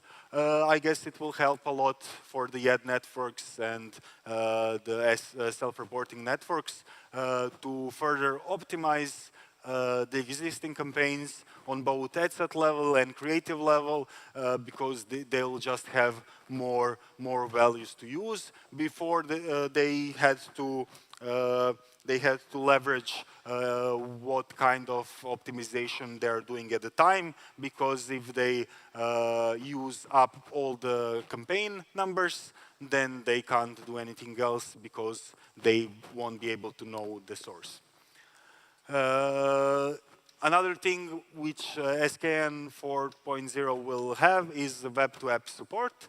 We still don't know how will it be implemented, but currently it's not supported. So I guess anything additional will help us, especially now as the custom product pages are being rolled out on both platforms. That's mostly it from this lecture. So feel free to ask any questions now, or find me later if you want to talk one-on-one. Okay, there is one question. Okay, yeah, pass Mr. the mic.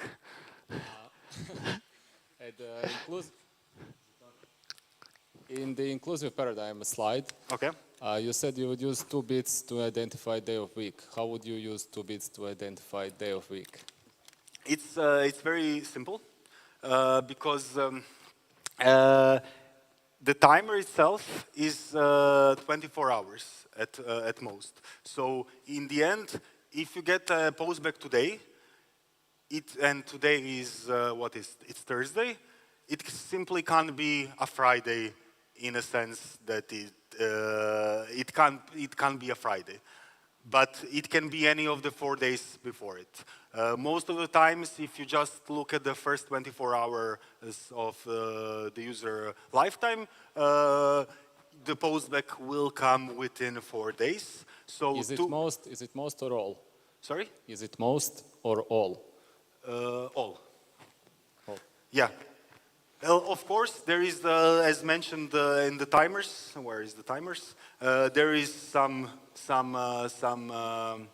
very intriguing users who probably does this weird behavior. But in the end, if you have constant amount of spend and if you don't change a lot, it should level up. So there will be one user that comes today from 60 days ago, and a user that I advertised today will come in 60 days. So in a perfect scenario, statistically optimized, it will have no effect. Okay. Slide scan 40. Okay. When you're looking at the crowd anonymity, okay, for scan 30, do we get any postbacks regardless of the spend on the campaign, of the number of, in the scan 30, do we have any crowd anonymity or no?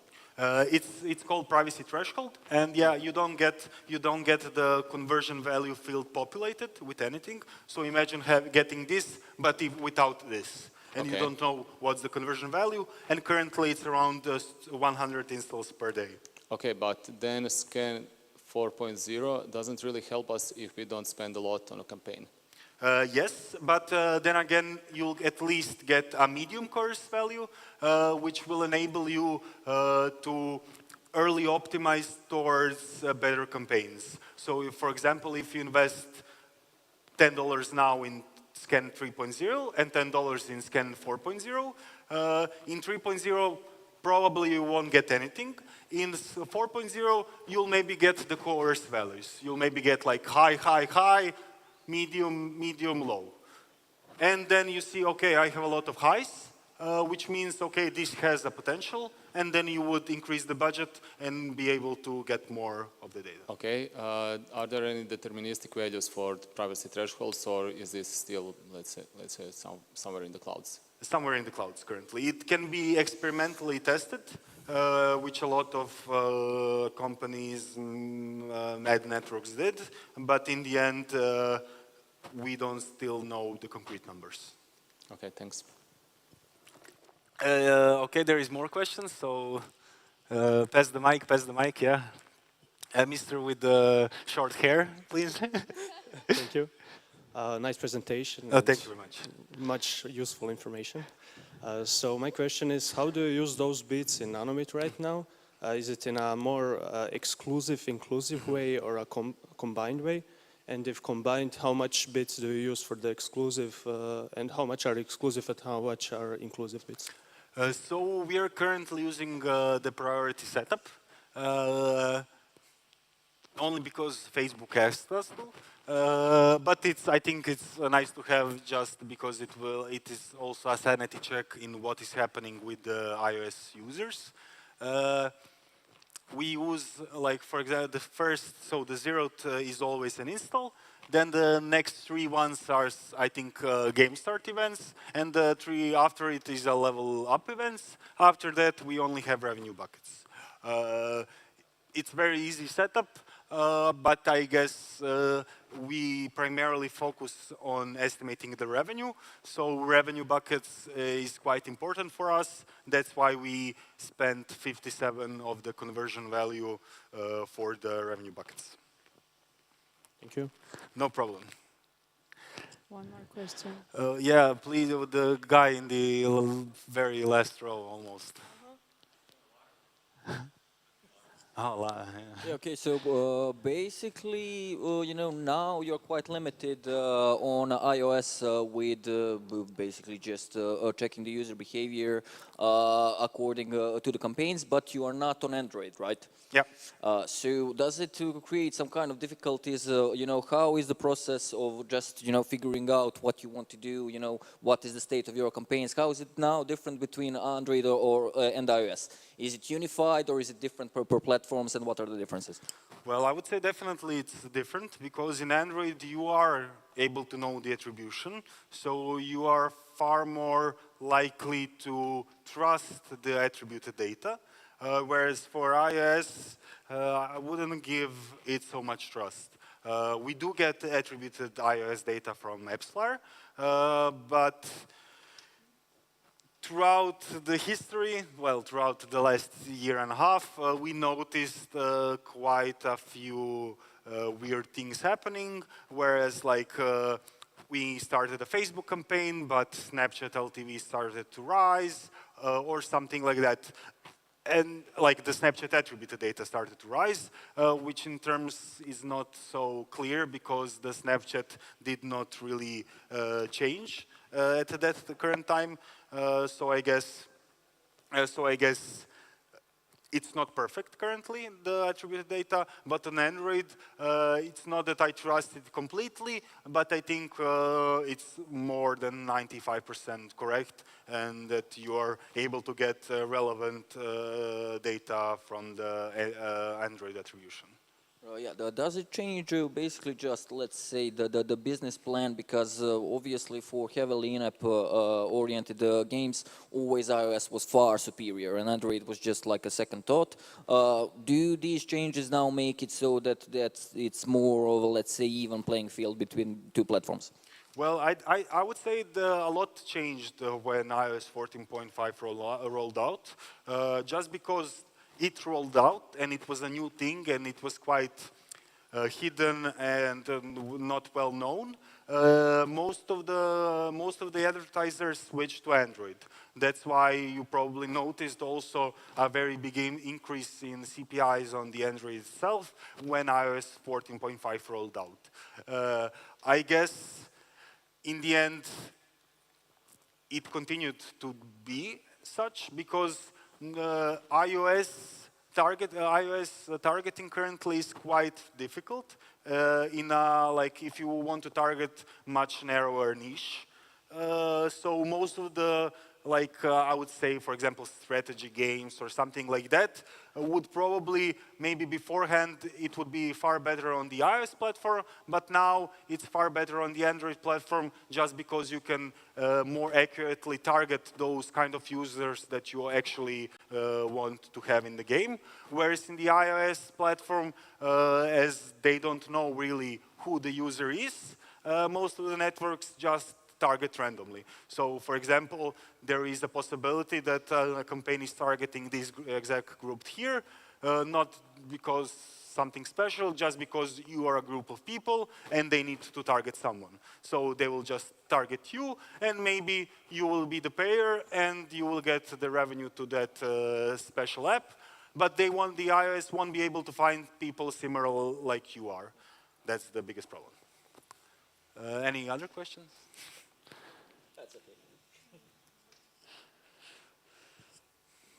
Do you believe Scan 4.0 will help you? Are you optimistic?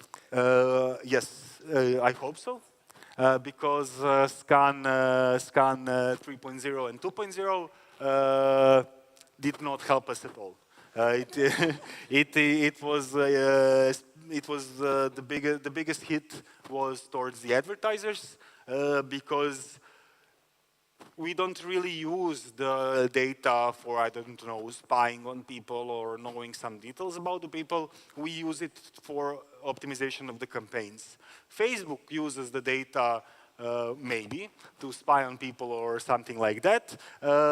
And the change affected us both Facebook and us. We are only the small people, whereas Facebook is a big corporate thingy and really shouldn't have the data. But in the end, I really hope at some point that at least the advertisers will be able to get the data they need. Thank you. No problem. Questions?